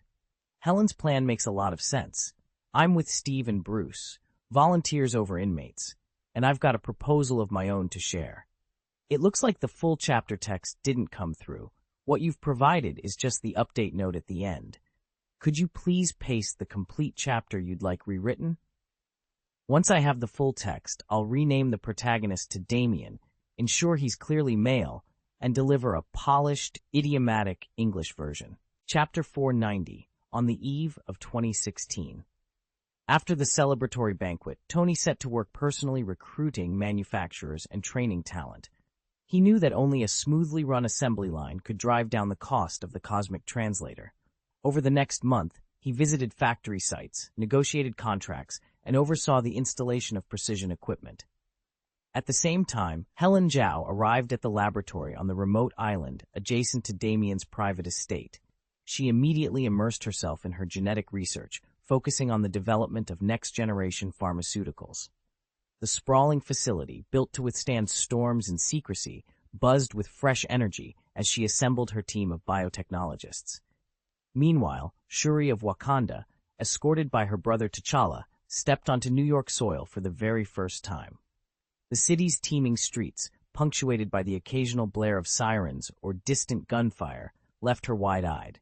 In Wakanda, weapons were scarce and violence almost unheard of. How could firepower be so casually available here?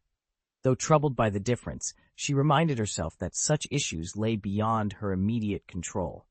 Finally, Shuri was led into the sleek conference room at Stark Industries to meet Pepper Potts, who was serving as acting chair. Shuri had studied Pepper's dossier in advance. She was supposed to be in her early 30s. But as the door opened, Shuri blinked in surprise. Standing before her was a striking young woman who looked barely 20, vibrant and poised in a tailored suit. "Miss Potts," Shuri said, curtsying respectfully. "It's an honor to meet you." Pepper smiled warmly and extended her hand. "Welcome to Stark Industries, Princess. We've been looking forward to your insights." Pepper Potts had just finished reviewing Damien's credentials when she realized his true value, his innate grasp of genetics. Without hesitation, she arranged for him to work alongside Dr. Helen Zhao. Under her mentorship, Damien's talent could be fully developed and would almost certainly yield breakthroughs for her ongoing research. Across the continent, in the borough of Queens, Spider-Man Peter Parker was riding the wave of his first real successes. Fresh from a private conversation with his hero, Tony Stark, Peter felt more focused than ever. Though still only a teenager, he'd already shown remarkable resolve. In just a few months, Spider-Man had become a household name throughout Queens. Word had spread from streetcar to subway car that a masked vigilante was tying up muggers, foiling assaults, and handing criminals over to the police. What began as whispered rumors had turned into nightly headlines and viral videos.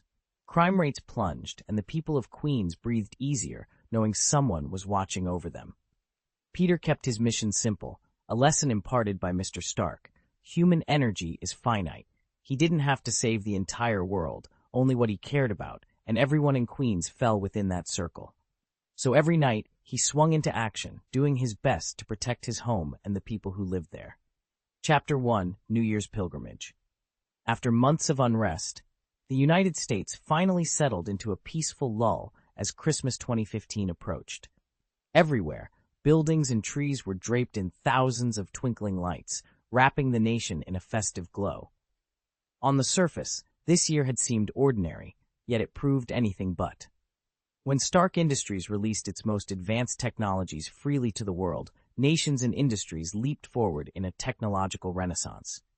Energy production, research, transportation, manufacturing, all soared to unprecedented heights.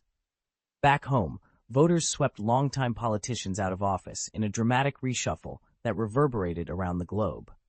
Now Damien prepared to journey to Void Island for New Year's Eve. A year earlier, he'd marked the holiday alone on Xandar's blue star, but this time he wouldn't be by himself. Through the shimmering rift of the Voidfall portal, he would rejoin the Cult of the Void, who gathered each year to offer prayers and rituals beneath the island's strange skies. Thor and Loki, too, lingered on Void Island, determined to complete their pilgrimage before returning to Asgard. And as always, Peter Quill, Star-Lord, would be there, stubbornly hopeful despite 12 months of unanswered petitions. Damien took a deep breath as the portal's edge began to swirl. The final seconds of 2015 ticked away, and on the other side of the void, a new chapter was about to begin. Since his last encounter with Kassadin, the god of the void, Damien has felt a profound surge of power swelling within him. Before that fateful meeting, he'd never even dared set foot on the practice grounds. His strength was so meager, he couldn't earn a single trial point. But awakening changed everything. Now a single punch delivers over 100 tons of force, his strikes accelerating at nearly 240 meters per second. In Damien's mind, he could take on 100 versions of his former self and emerge victorious. It was proof enough of how vital the awakening truly is. From the moment he discovered this new power, Damien has yearned to see Kassadin again, to push his limits even further. Yet months have passed, and the god remains as elusive as ever. He's learned that only members of the Void Cult stationed on the island are ever able to summon Kassadin's attention, and with so few cultists here at any one time, chance meetings are nearly impossible. Damien doesn't know when the next opportunity will arise, but he's made up his mind. He will stay on this island, steadfastly pursuing the Void's blessing until Kassadin returns. Peter Quill, known to most as Star-Lord, slipped through the crowds making their way back to Void Island. The cult's New Year festivities filled him with both joy and a nostalgic ache for Xandar. Ever since Yondu rescued him from Earth as a child, Peter had lived among the Ravagers, part of the Interstellar Predator Legion. He'd never known want for food or clothing, but he'd also never had a real home. His life had unfolded aboard one battleship after another, where holidays simply didn't exist. Now, for the first time in years, he felt the warm glow of celebration all around him. Strings of lights wove through soaring spires, music and laughter spilled into the streets. Star-Lord paused to breathe it all in. Here, under the festive radiance, worries faded. No one judged your past, and no one threatened to turn you in for a bounty. In this light, a wandering soul could claim refuge on any civilization's doorstep. That was the island's true power. Its very existence deterred even Thanos. Without Void Island's protection, the Mad Titan would have dared to strike. As comforting as it was, Peter knew this safe haven was only temporary. He couldn't linger on Xandar forever. With one last look at the glowing city, Star-Lord set off, determined to make the most of the holiday before duty called him away once more. Damien checked in with Gamora, Nebula, Rocket, Drax, and Groot. A few of them were still lingering on the battleship, celebrating the new year, though the festive atmosphere felt subdued in the wake of recent battles. Their spirits lifted when they learned that Star-Lord had completed his preliminary awakening, his power had surged, and the demigod bloodline still ran strong. Star-Lord met their gazes, silently hoping he'd soon earn their blessings. If he could bolster his comrades' strength while exacting their revenge, they might stand a chance against the threat they all feared. Thanos. Before long, they vowed, they would return to Blue Star and see for themselves how much it had changed. Several days after the grand New Year's pilgrimage, Damien sprawled on a sofa in the mountain villa, controller in hand, half listening as Sonya delivered her latest report. Asgard's secrets of artifact forging had been transferred to them, but Void Island lacked both an energy planet and enough skilled artisans to complete the process. Forging such a weapon required a neutron star core at its heart, an astronomical necessity. Of course, purchasing an energy planet wasn't beyond their means, but acquiring one would draw unwanted attention. For now, they'd have to wait and prepare. Damien leaned back in his chair, running through the implications in his mind. To unlock the full potential of this new forging technology, the first and most critical ingredient was Uru metal. Uru was legendary even among the universe's rarest materials, unfathomably strong, yet maddeningly difficult to shape. Only the greatest dwarven smiths ever learned to work it.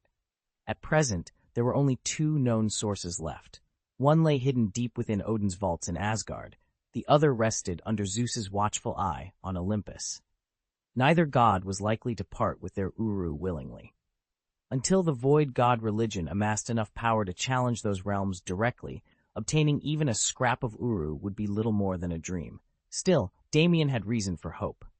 Rumor had it that the secret techniques for forging Uru artifacts were at last being passed on to him. Once he reached Blue Star, he planned to brief Tony on everything he'd learned. Even then, Damien knew full well that a Uru weapon or suit of armor wasn't automatically unbeatable. There were warriors at the very pinnacle of the cosmos who could dismantle Uru with enough force or cunning. But the metal's sheer resilience meant that anyone who mastered its forging would rise swiftly toward the top. As long as the final artifact proved powerful enough, even the gods themselves would have to take notice. Damien sat back in his chair, eyes fixed on the shimmering hollow display before him. Uru metal by itself is packed with energy, he began, but without proper enchantment, it isn't all that formidable. Its true strength scales directly with the enchanter's power. Fully tapped, it can literally vault its wielder to the summit of the universe. He turned to Sonya, who stood ready by her tablet. How is the handover of the Rainbow Bridge technology coming along? She nodded. It's done, sir. We've transferred every schematic, protocol, and calibration file. Excellent, Damien said, folding his arms. Any complications? Sonya hesitated for the first time.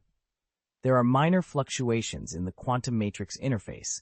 They're within acceptable tolerances, but I recommend a final review of the stabilization sequences before activation. Damien's brow furrowed. Show me the diagnostic logs. If there's even a small glitch in that interface, it could compromise the entire bridge. Sonya tapped her tablet and brought up the data. As the numbers scrolled across the display, Damien leaned forward, already plotting the next move. Chapter 8, Between Two Worlds. Damien leaned back in his chair, eyes fixed on the holographic map hovering above the conference table. Before him, Sonya and Odin exchanged solemn glances. Odin cleared his throat. I maintain that building the Rainbow Bridge right now would be premature. Sonia nodded in agreement. Our Void God cult currently holds sway over only two territories, Void Planet 001 and the Land of Void. Even if we completed the bridge, it could link just those 2 points. More importantly, Odin continued, the Rainbow Bridge isn't merely a teleportation conduit. It doubles as a weapon of unparalleled destructive force. Unless we dedicate a permanent, elite guard to its protection, a single accident or sabotage could obliterate both Void Planet 001 and the Land of Void. Damien tapped his fingers on the armrest. How far apart are they in practice? By warp-capable battleship, Sonia answered. They're less than half a day's journey apart. In galactic terms, that's practically a hop. Odin's voice was firm. Exactly. The proximity makes guarding both ends simultaneously a significant logistical challenge. My recommendation is to postpone construction. Let our cult grow stronger, broaden our control to multiple worlds, and then, when we can truly secure the bridge, consider reactivating the project. Sonia offered a thoughtful smile. That way, Asgard won't to deploy troops to every conquered world.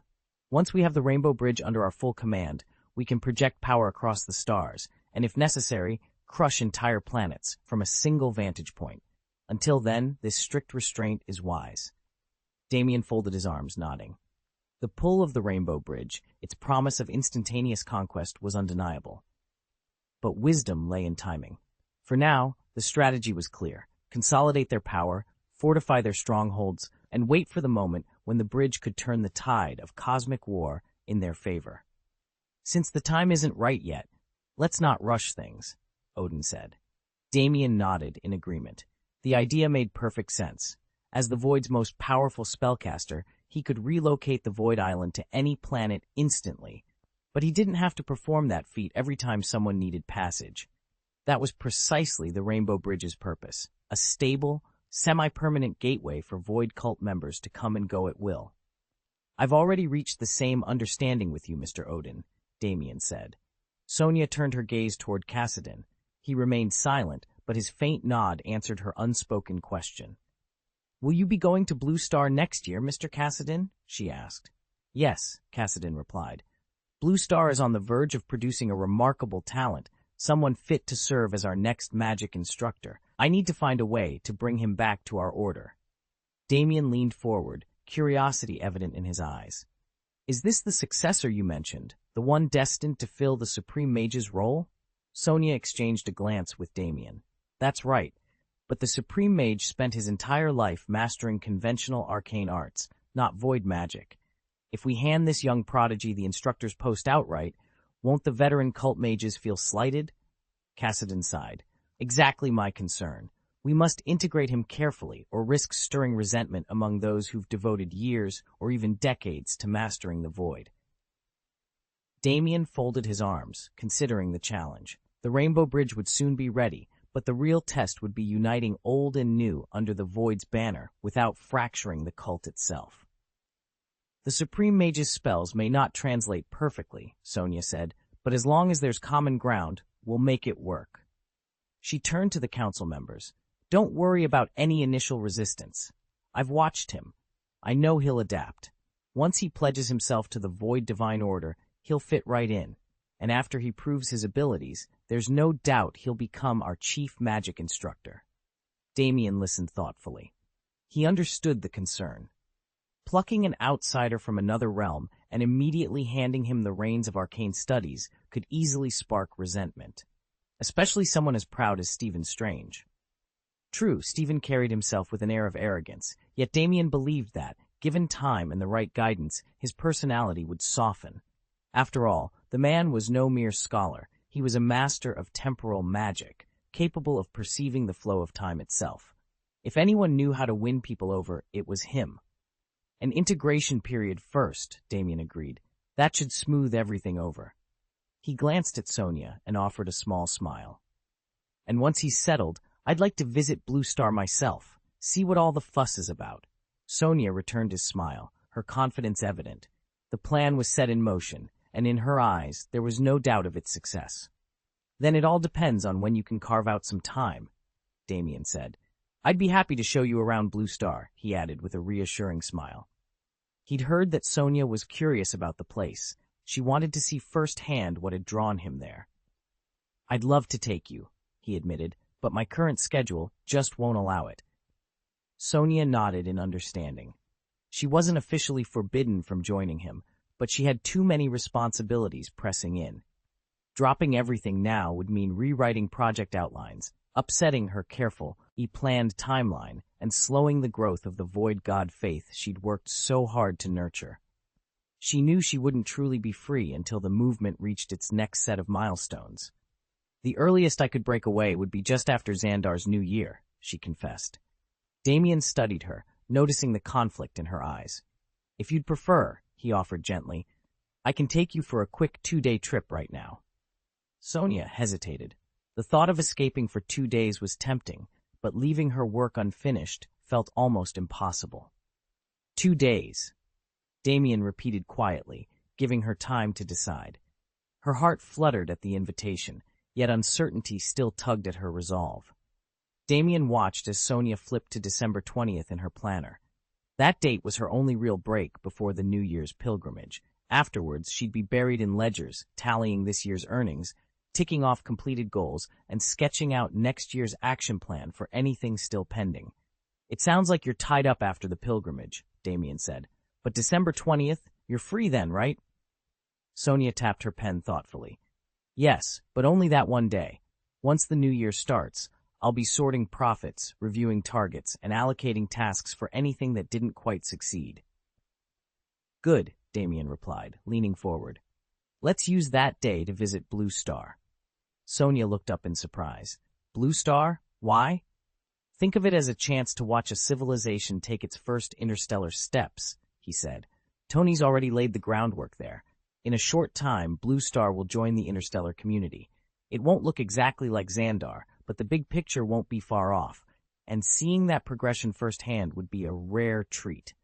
She hesitated. 2 days away is too much right before the pilgrimage. "I get it," Damien said with a grin. "How about we go just for December 20th, then ask Mr. Cassidy to send me back immediately after?" Sonia bit her lip, glancing at her neatly organized calendar. At last, she nodded, a faint blush coloring her cheeks. "All right, one day. I'll speak with Cassidy and see if he can arrange it."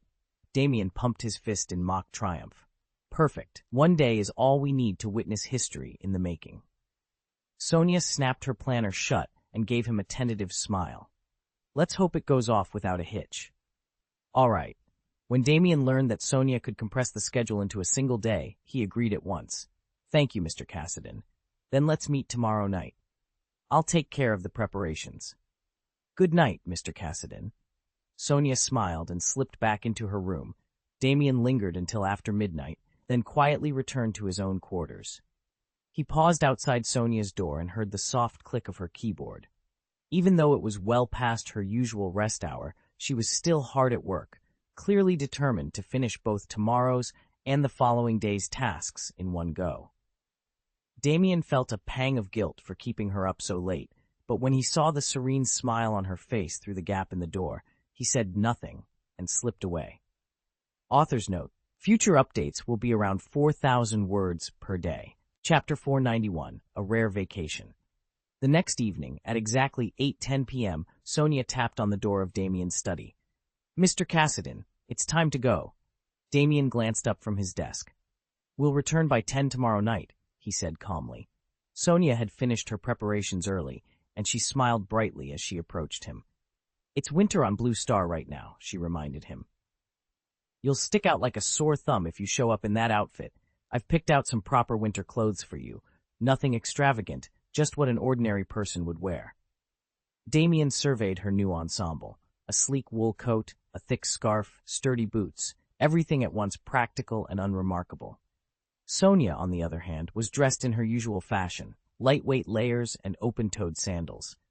Having evolved over 500 times, she'd long since shrugged off any discomfort from intense heat or cold. She raised an eyebrow.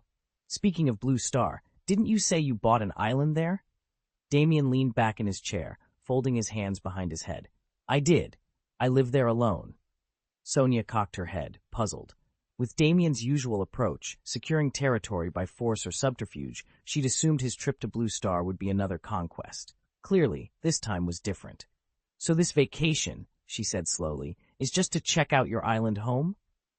"Exactly," Damien replied, a half smile playing on his lips.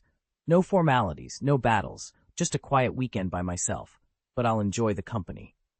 He rose, throwing on the coat Sonia had laid out. "Shall we?" "Shall we?" Sonia echoed with a grin, following him out into the winter night. "Isn't this only going to inconvenience you?" Sonia teased as she watched Damien fold the last of his things. He paused, smoothing the edge of his jacket. "Superpowers aren't as common on Blue Star as they are on Xandar," he explained quietly. "I'll use my ability when I need it, just not all the time."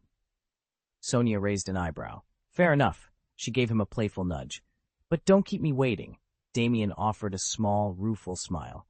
10 minutes, he promised. "That's all I ask." True to his word, Damien disappeared behind the door of the guest room, leaving Sonia with time to herself. When she emerged, she wore a beige ensemble that made her porcelain skin glow. The cut was simple, but refined, a lightweight blazer over tapered trousers that moved with her like a spring breeze. Since their trip would last just one day, Sonia hadn't bothered packing anything else. "Perfect," Damien said, nodding in approval as soon as he saw her. He stepped forward and held out his hand. A faint blush colored Sonia's cheeks, but she slipped her fingers into his. Damien concentrated for a heartbeat, and the air between them shivered. A small black vortex, a portal opened by his void gate ability, whirled into existence. "Ready?" he asked. "With you?" "Always," she replied. They stepped through together. In an instant, the confines of the room vanished, replaced by the silent expanse of space. Stars glittered around them like scattered diamonds, and a soft hum of energy thrummed at Sonia's skin. "Your ability really is incredible," she breathed, eyes wide as she took in the cosmic panorama. Damien offered a modest shrug. "Convenient," he admitted, "but only when I need it." And hand in hand, they drifted further into the universe. Sonia's eyes gleamed with excitement. She just tested her new teleportation skill, and although her jumps were still short, they'd already spanned remarkable distances. "You can teleport up to 5 kilometers now, can't you?" she asked eagerly. "All you need is practice," Damien replied calmly. Over the past year, ever since he'd taught Sonia the void detection technique, she'd managed to unlock her own teleportation, but her range remained limited, and every jump devoured vast amounts of void energy. Damien, by contrast, had fully mastered Kassadin's gift. He could draw unlimited void power directly from the rift, constantly replenishing his reserves. As a result, when he wove his spells, he never worried about running out of energy. His only constraint was time. The more energy he summoned, the longer it took to channel. And even if his personal reserves ever ran dry, Damien had another advantage. In the heat of battle, he could rip void energy straight from his enemies, leaving them drained while he grew stronger. Since acquiring Kassadin's abilities, he'd become a formidable force, far beyond the gradual, evolution-dependent power gains of a void predator like Kha'Zix. With practice, Sonia would close the gap, but only time would tell how quickly she'd catch up. Damien wasn't in any hurry to push Kassadin's powers beyond what he already needed. "I actually planned to wait until I'd fully mastered it," he said. Sonia raised an eyebrow. "Once you can make the trip from Xandar to Blue Star in 30 minutes, he smiled. "Then I'll go see Blue Star for myself." "Their worlds aren't exactly neighbors," Sonia pointed out. "By the time your void teleport can cover that distance in half an hour, Blue Star will already have entered a full interstellar era." "Even better," Damien replied. "All the more reason to pay them a visit." A moment later, they slipped through a rippling void gateway and emerged high above the crystalline oceans of Blue Star. Sonia followed at his side, eyes bright with curiosity. "This villa has such a refined, classical feel," she murmured.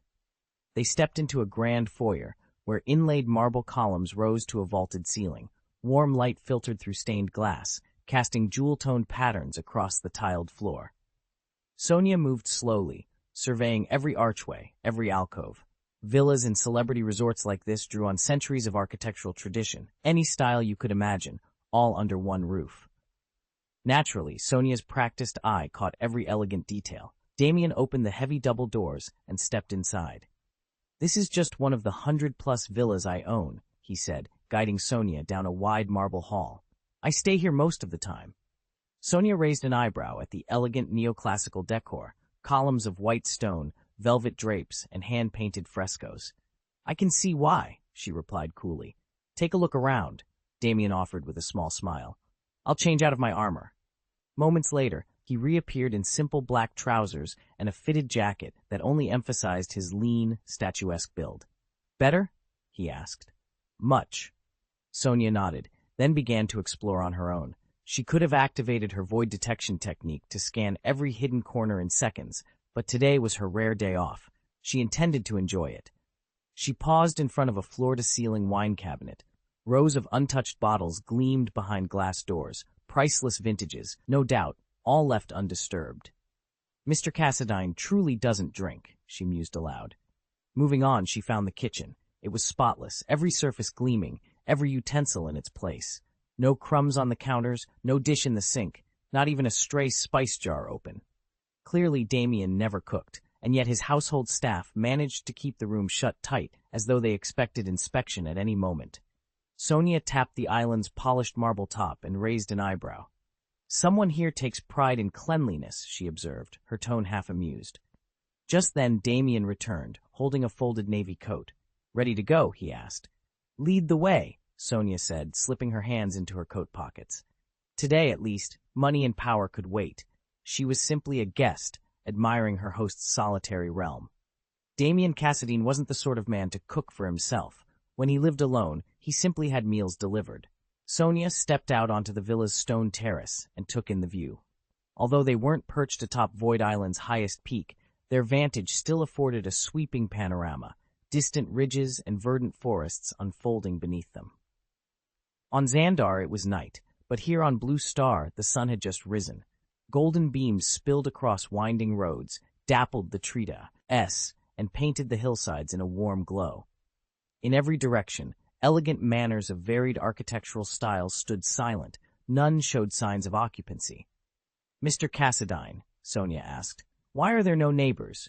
She knew he could hear her, even at a distance. He stepped onto the terrace beside her. I own every estate around here, he replied, his voice low and matter-of-fact.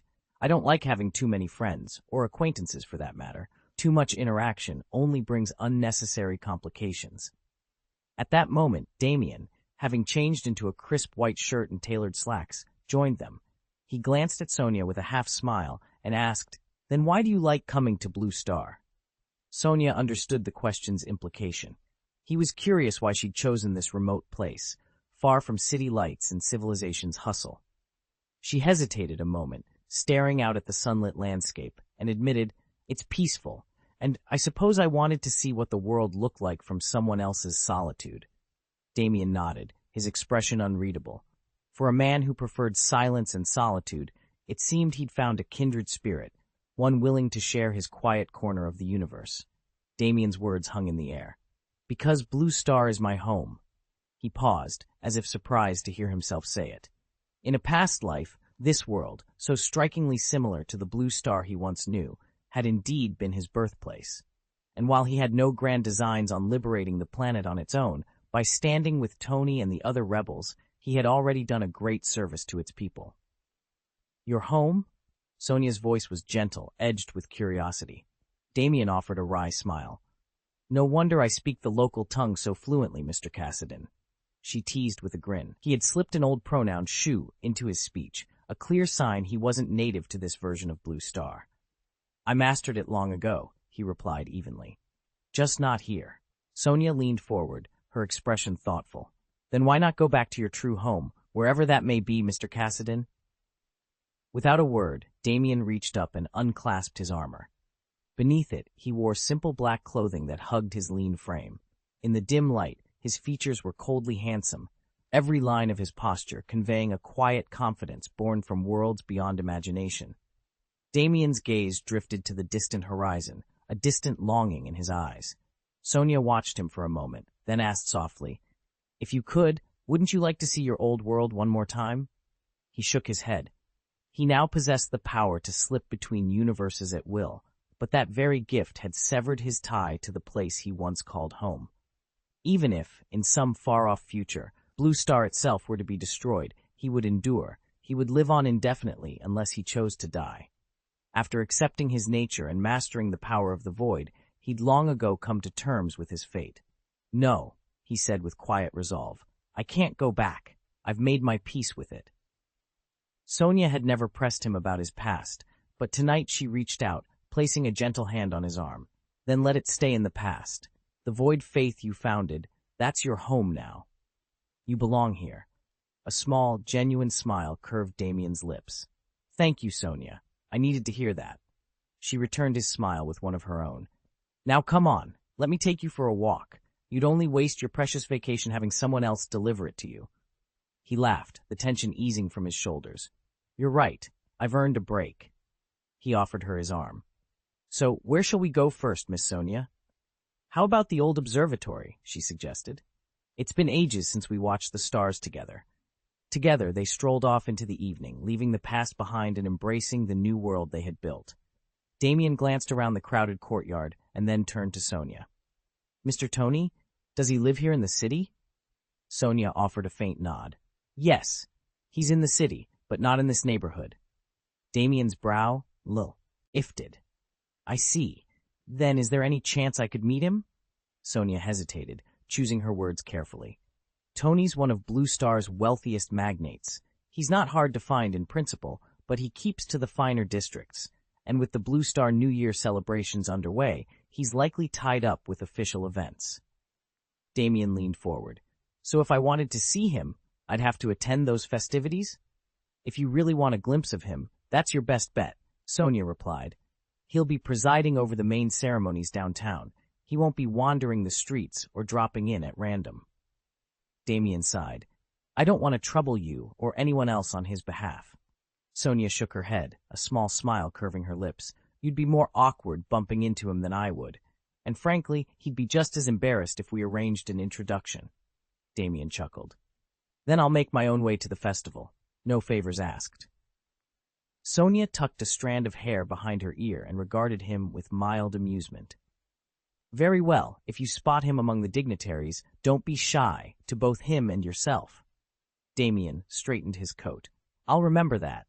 With a nod, they turned their attention back to the festivities, each lost in thoughts of grand crowds and the elusive Mr. Tony. Chapter 492, A Genius Like Him Must Know. Sonia followed Damien into the underground garage.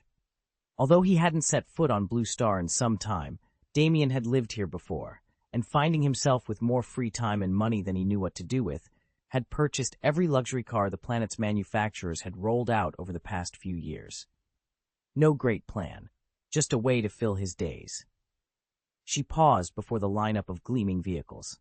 To outsiders on Xandar, they might have seemed retro, but up close each one oozed cutting-edge craftsmanship and raw power.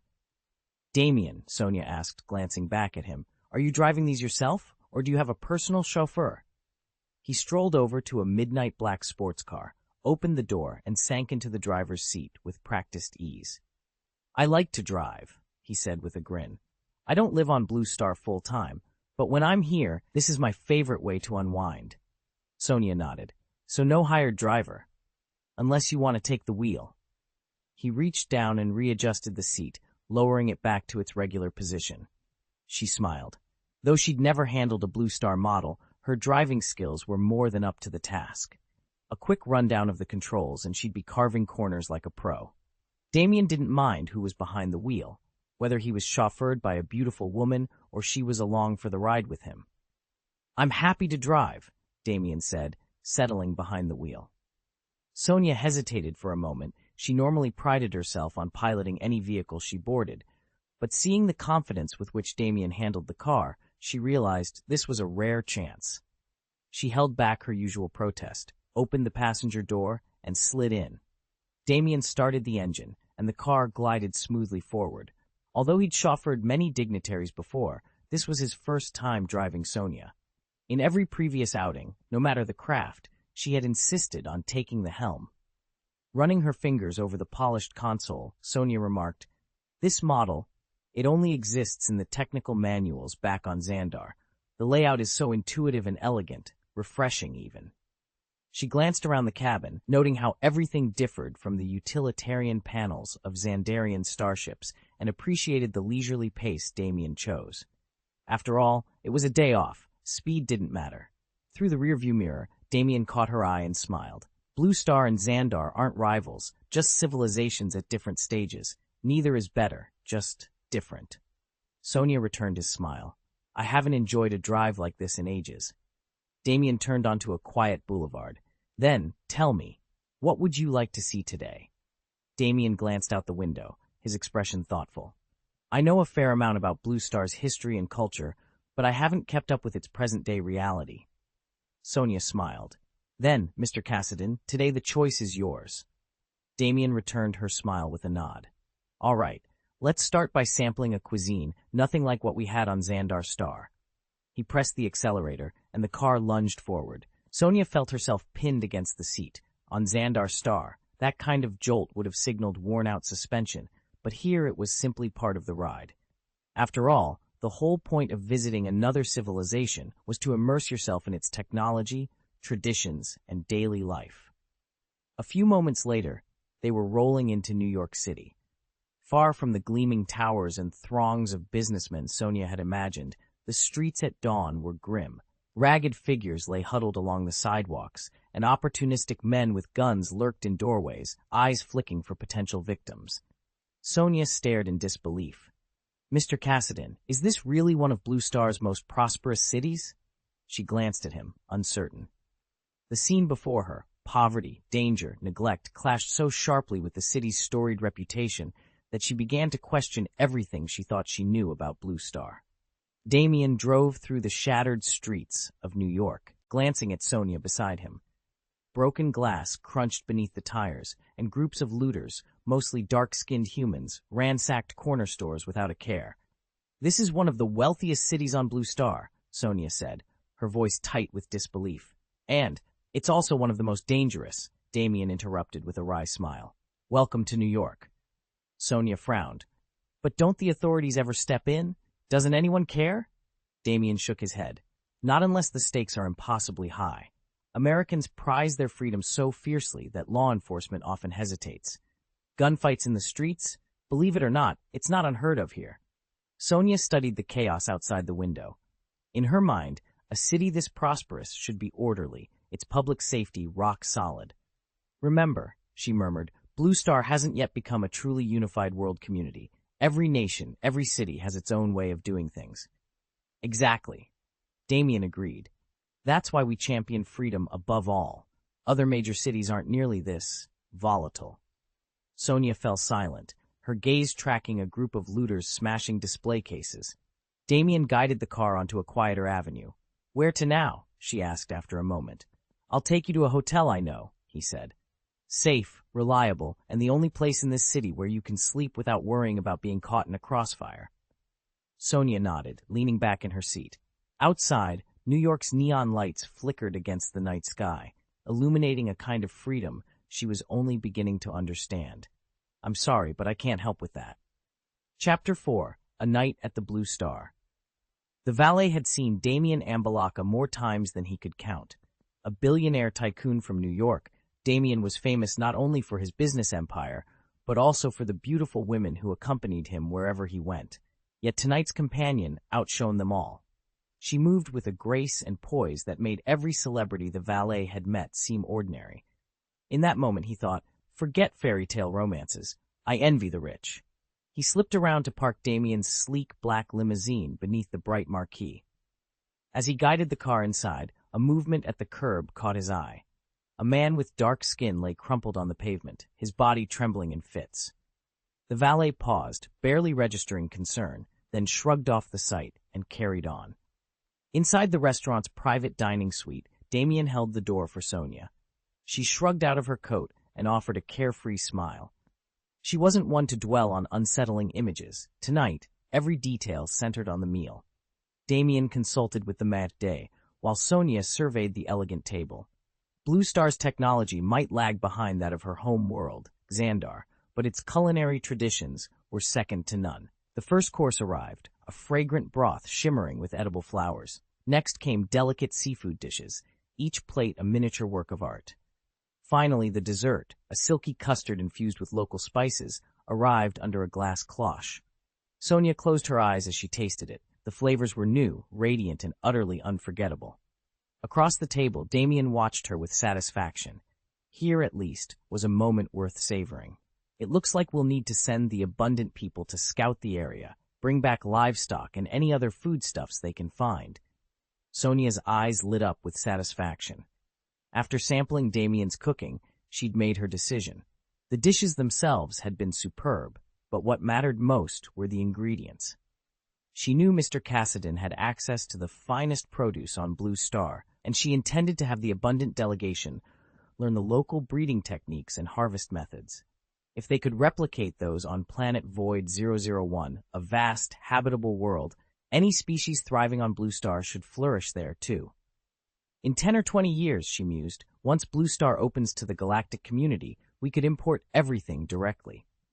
But why wait when we can achieve self-sufficiency now? Damien nodded. Dead. He sensed her approval, but had one reservation. Mr. Cassidy, importing goods is one thing, but producing them ourselves is an entirely different challenge. Sonia tapped her chin thoughtfully. Precisely. What the Void Cult needs isn't just trade, it's independence. I understand, Damien agreed. Most of what Blue Star offers won't make much of a splash on the universal market. But, Sonia said, leaning forward, food has always been a hard currency among the stars. Control our own supply, and we secure our future. Sonia leaned forward, her eyes bright with conviction. If Blue Star truly intends to join the wider galactic community, there's no easier way to start than by exporting foodstuffs in exchange for cosmic coins. Damien nodded slowly. When a civilization first goes interstellar, lacking both advanced technology and unique minerals, food exports are the quickest path to hard currency. The Xandar Empire did exactly the same. Exactly. Sonia tapped the datapad on the table. Even the Void God sect couldn't evade this stage. They were fabulously wealthy in other resources, but chronically short on food, so they never managed to export any. No civilization bypasses this phase entirely. And with Tony guiding Blue Star, they'll soon generate revenue from tech breakthroughs, but it's always wise to diversify. Damien considered her words. He admired Sonia's strategic mind, yet he wasn't certain Tony had already factored in a food export plan. He didn't wish to stifle her enthusiasm, but he wanted to be sure their efforts aligned with Tony's overall vision. After a moment, he said, "You make a solid case. If exporting our unique agricultural products can accelerate our entry into interstellar trade, it's worth pursuing. That said, I haven't seen Tony's finalized agenda. He might have other priorities lined up." Sonia smiled. "Then let's bring him into the loop. I'll draft a formal proposal outlining potential crops, production capacity, shipping logistics, and projected cosmic coin returns." Damien gestured toward the comms console. "Go ahead, beam it directly to Tony. I'm sure he'll appreciate the thoroughness. If this is the best way to secure our foothold among the stars, we should move swiftly." Sonia tapped a few commands, her fingers dancing across the holoscreen. As the proposal transmitted, Damien leaned back, confident that Blue Star's future and its place in the interstellar marketplace was finally taking clear shape. "Tony's mind is brilliant. He's bound to know," Sonia said, smiling. "Anyone who truly understands the history of the Xandar Empire can point us in the right direction. Since Tony intends to lead Blue Star into interstellar civilization, he's surely studied Xandar's past in depth. In fact, countless civilizations across the galaxy use Xandar as their benchmark. The moment a society rises to the cosmic stage, they learn of Xandar's reputation as the Empire of Balance. Naturally, they send envoys to Xandar to immerse themselves in its culture, examine its technologies, and pore over its history. They return home brimming with knowledge and eager to follow in Xandar's footsteps. Once they've amassed enough resources and developed adequate, if not cutting-edge technology, they invariably reach a tipping point. Do they continue on the established path of the balanced empire, or strike out along a new technological frontier? That ultimately is the crossroads every civilization must face. Damien tapped the dashboard thoughtfully. "Not every Xandarian invention can be reverse-engineered on a whim," he murmured. "But when we get back, I'll show you around the labs, and we'll sample more of their exotic cuisine, too." Sonia smiled at the promise. "I look forward to it." Then she tilted her head, eyes bright. "Damien, would you mind going shopping with me? I'd like to pick up some clothes to take home. He glanced over at her in the passenger seat, remembering how, during the ride over, she'd admired the differences between Blue Star fashion and what she'd seen on Xandar's capital, though, Oreld. Of course, he said easily. I'd be happy to help you find the perfect outfits. She grinned and leaned back, already planning which boutiques they'd visit first. And Damien, never one to deny her a little retail therapy, especially after she'd paraded dozens of new looks in front of him, started the car back toward the shopping district, ready for their next adventure. Damien Cassadine felt a twinge of frustration when Sonia offered no clues about what she wanted to do. Her tastes were so idiosyncratic that his safest bet was simply to show her around, and above all, to treat her to good food. After all, every Void cult member shared one love in common. They were passionate foodies. A memorable meal could cure almost any mood. That afternoon, Sonia accompanied Damien on this rare culinary outing. Officially, they were shopping, but Damien steered her straight to the city's top boutiques. She had no idea which shops were worthwhile, so they tried them one by one. In a stall dedicated to chipaos, Sonia's eyes lit up. A single dress with its combination of color, cut, and embroidery could look fiery, elegant, dignified, or grand. The silk was impossibly light and soft. Sonia found herself unable to pull her hands away from the satiny fabric. Nearby, the shop manager, a kindly, salt-and-pepper-haired gentleman, greeted them with a gentle, encouraging smile. Damien was genuinely surprised to see Sonia, whose striking, almost Western features made her look every bit a Caucasian, so enamored with wearing a cheongsam. Although cheongsams aren't unheard of in the United States, they remain most popular within Chinese communities. The elderly shop owner watched them for a moment, then fixed his gaze on the young man at Sonia's side. His eyes brightened with approval. "What a gentleman, and what a beautiful lady," he said with a relieved smile, as though Damien's presence assured him everything was in good hands. Damien returned the smile politely. "Thank you, sir." He was used to that kind of reaction. Ever since he and Sonia first went out in Xandar, they'd drawn all sorts of looks, admiring glances, envious stares, even outright scowls. Lately, as Sonia's poise and beauty had only grown more captivating, the attention had become sharper, tinged with jealousy or thinly veiled contempt. Sonia herself paid little mind to casual curiosity. Only when looks or taunts crossed the line into true rudeness would she allow herself a flash of displeasure.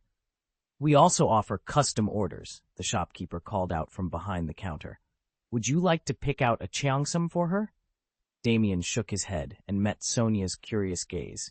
"No need for individual fittings. Just wrap up every top-quality cheongsam and bolt of fabric in the shop. Whatever doesn't fit, she can tailor herself." He'd brought Sonia here partly because it was Christmas season in the States, when most boutiques were shuttered for the holidays. Chinese-owned shops, however, often stayed open late. Since Sonia had fallen in love with the refined lines and silk textures, he decided she might as well have the full selection. The shopkeeper's eyes widened at Damien's generous request. Gathering his composure, he bowed slightly. "Certainly, sir. I'll prepare everything, though I should warn you, the total will be considerable." Damien merely smiled. "Go ahead, I trust your judgment." As the old man hurried off to assemble the finest gowns and fabrics, Sonia watched in awe, already imagining how she would transform each piece into the perfect cheongsam. Damien waved away the shopkeeper's hesitation. "Don't worry about the cost. Have everything sent to Stark Industries today under the name Damien Ambalaka. From there, arrange delivery straight to my house." He handed over his business card. He couldn't very well carry bolts of fabric and racks of clothing himself. The elderly proprietor blinked in surprise at Damien's name and the Stark Industries reference. Yes, of course," he stammered. "I've always admired your work, Mr. Cassadine," Damien said with a polite nod. Sonia, watching the exchange, couldn't hide her smile. Damien was practically buying out the shop. "Just remember, I want it all at my house by nightfall. No matter how many extra hands you need or how much shipping costs, it's on my tab. 10 million in advance," Damien added, pulling a checkbook from his jacket. "If that isn't enough, I'll cover the rest." Mr. C. Assadine's jaw nearly dropped as he accepted the check. Damien gave him a firm nod, business done, and turned to Sonia. "Shall we?" Let's find the next store that's still open for Chinese New Year. With that, they stepped back into the festive streets, ready to continue their shopping spree. The old tailor stared at the check in his trembling hands. $10 million up front, and with no spending cap. He'd never seen an order this large in his entire life. If he could simply deliver as many garments as Damien wanted today, he'd pocket the entire markup. Elated, the old man pulled out his phone and called his relatives, urging them to rush to other shops and buy every yard of silks and cheongsam fabrics they could find. If this deal went through, he could finally retire in comfort, as if fortune had literally dropped into his lap. Sonia, riding shotgun, watched his joyful pacing and tapped her chin thoughtfully. $10 million. How many universe coins is that worth? She wondered aloud. The tailor shrugged. I haven't the faintest. The US dollar barely trades against cosmic credits these days. Damien leaned back in the driver's seat, cool as ever. With that kind of purchasing power, he said casually, you could buy a luxury home outright. Sonia nodded. Don't worry about money, she assured the tailor, flashing him an encouraging smile. We've got this covered. Damien grinned as he pressed the accelerator. Don't worry, Sonia. With my net worth, I'll never run short of credits, whether here on Blue Star or anywhere in the universe. Great, Sonia replied, her eyes brightening. Show me what else they've got. Within seconds, they were tearing through the neon-lit streets. As a major shareholder in Stark Industries, Damien received a fifth of its annual dividends, and his personal fortune had swelled into the hundreds of billions. He couldn't even spend it all if he tried. Money, to him, was little more than a formality. Sonia barely glanced at price tags. She swept past the delicate Lolita dresses. Xandar's factories churned those out by the crate, and headed straight for bolts of silk satin embroidered with silver threads. Under Damien's lead, they cleared nearly every Chinese boutique in the district of its finest fabrics. On a nearby private island festooned with holly and lights, Tony Stark, Pepper Potts, and Steve Rogers were enjoying a rare, quiet afternoon together. The holidays were upon them. Christmas drew near, and soon after, Lunar New Year. Their conversation paused when Jarvis's voice chimed through the speakers. Sir, Mr. Cassadin has shipped a large consignment of traditional attire to Stark Industries. He's requested assistance in delivering the garments to his estate. All packages arriving today will be forwarded directly to his manor. As soon as possible, Tony said with a nod. Lunar New Year's celebrations will start in just a few weeks. With that, the trio returned to their rest, comforted by the knowledge that, across the stars and through every festive season, a network of friends and allies kept the galaxy connected. Tony frowned as he read the report. Damien Cassadine isn't at home? He's out shopping? Correct, sir, Jarvis replied, and he didn't send anyone in his stead either. But that's not like him, Tony protested. Cassadine always spends New Year's at his Blue Star estate. Why would he go personally? Jarvis's tone was cautious. I suspect it's because Miss Sonia is here. Pepper, who'd been listening in, straightened. Miss Sonia? You mean Cassadine is actually showing her around town? Essentially, Jarvis admitted. My systems aren't configured for round-the-clock surveillance of Mr. Cassadine. When he's on the move, I'm programmed to stand down. Still, our cameras did catch him driving Miss Sonia through Manhattan. Pepper exchanged a look with Banner. So he's taken her shopping? More or less, Jarvis said, his digital voice wavering slightly. But that's not even the most surprising detail. The real shocker is that Miss Sonia veled all the way to Blue Star in the first place. Bruce Banner, who'd been quietly absorbing the news, finally spoke. That is unexpected. Damien knew that ever since Miss Sonia became the god of the Void, she'd scarcely left Xandar. Aside from the one battle in the Void War and that solitary visit he made with her to Void Planet 001, she'd remained firmly on Xandar, and he'd never heard of any other trips off-world. So when word came that yet another delivery had arrived for her, he couldn't help asking what it contained. In the conference room, Tony Stark leaned back in his chair and flashed a mischievous grin. All right, what did they send us this time? Jarvis's calm, electronic voice responded, clothing. Tony's smile widened. Ooh, shopping. Sounds like a date. At once, Pepper Potts, Bruce Banner, Steve Rogers, and Paige all looked up in surprise. Paige was the first to speak. Steve, you mean Miss Sonia, The Void God's emissary who only shows up now and then in the cult's messages? Pietro Maximoff paused mid-mouthful of food, raised an eyebrow in genuine curiosity. Steve Rogers simply nodded. Yes, that's her. Pietro leaned forward, eyes bright with curiosity. Jarvis, what does she look like? If it really is her, I have to know. Wanda shot Pietro a warning glance, and Dr. Helen Zhao stiffened beside her. They all understood why. Cassidin, the so-called god of the void, stood at the zenith of power in the universe. Whatever woman had caught his interest had to be extraordinary. Jarvis's holographic form shimmered. You'll see her soon enough, he replied coolly. If you can't, don't even think about asking me to show you. I won't risk having my memory wiped or replaced by another AI. He paused, voice dropping to a warning growl. And for your own safety, when you finally meet him, glance at me only long enough to confirm my identity, then look away. Do not stare at him. Ever. Because if you die, the most I can do is collect what's left of you.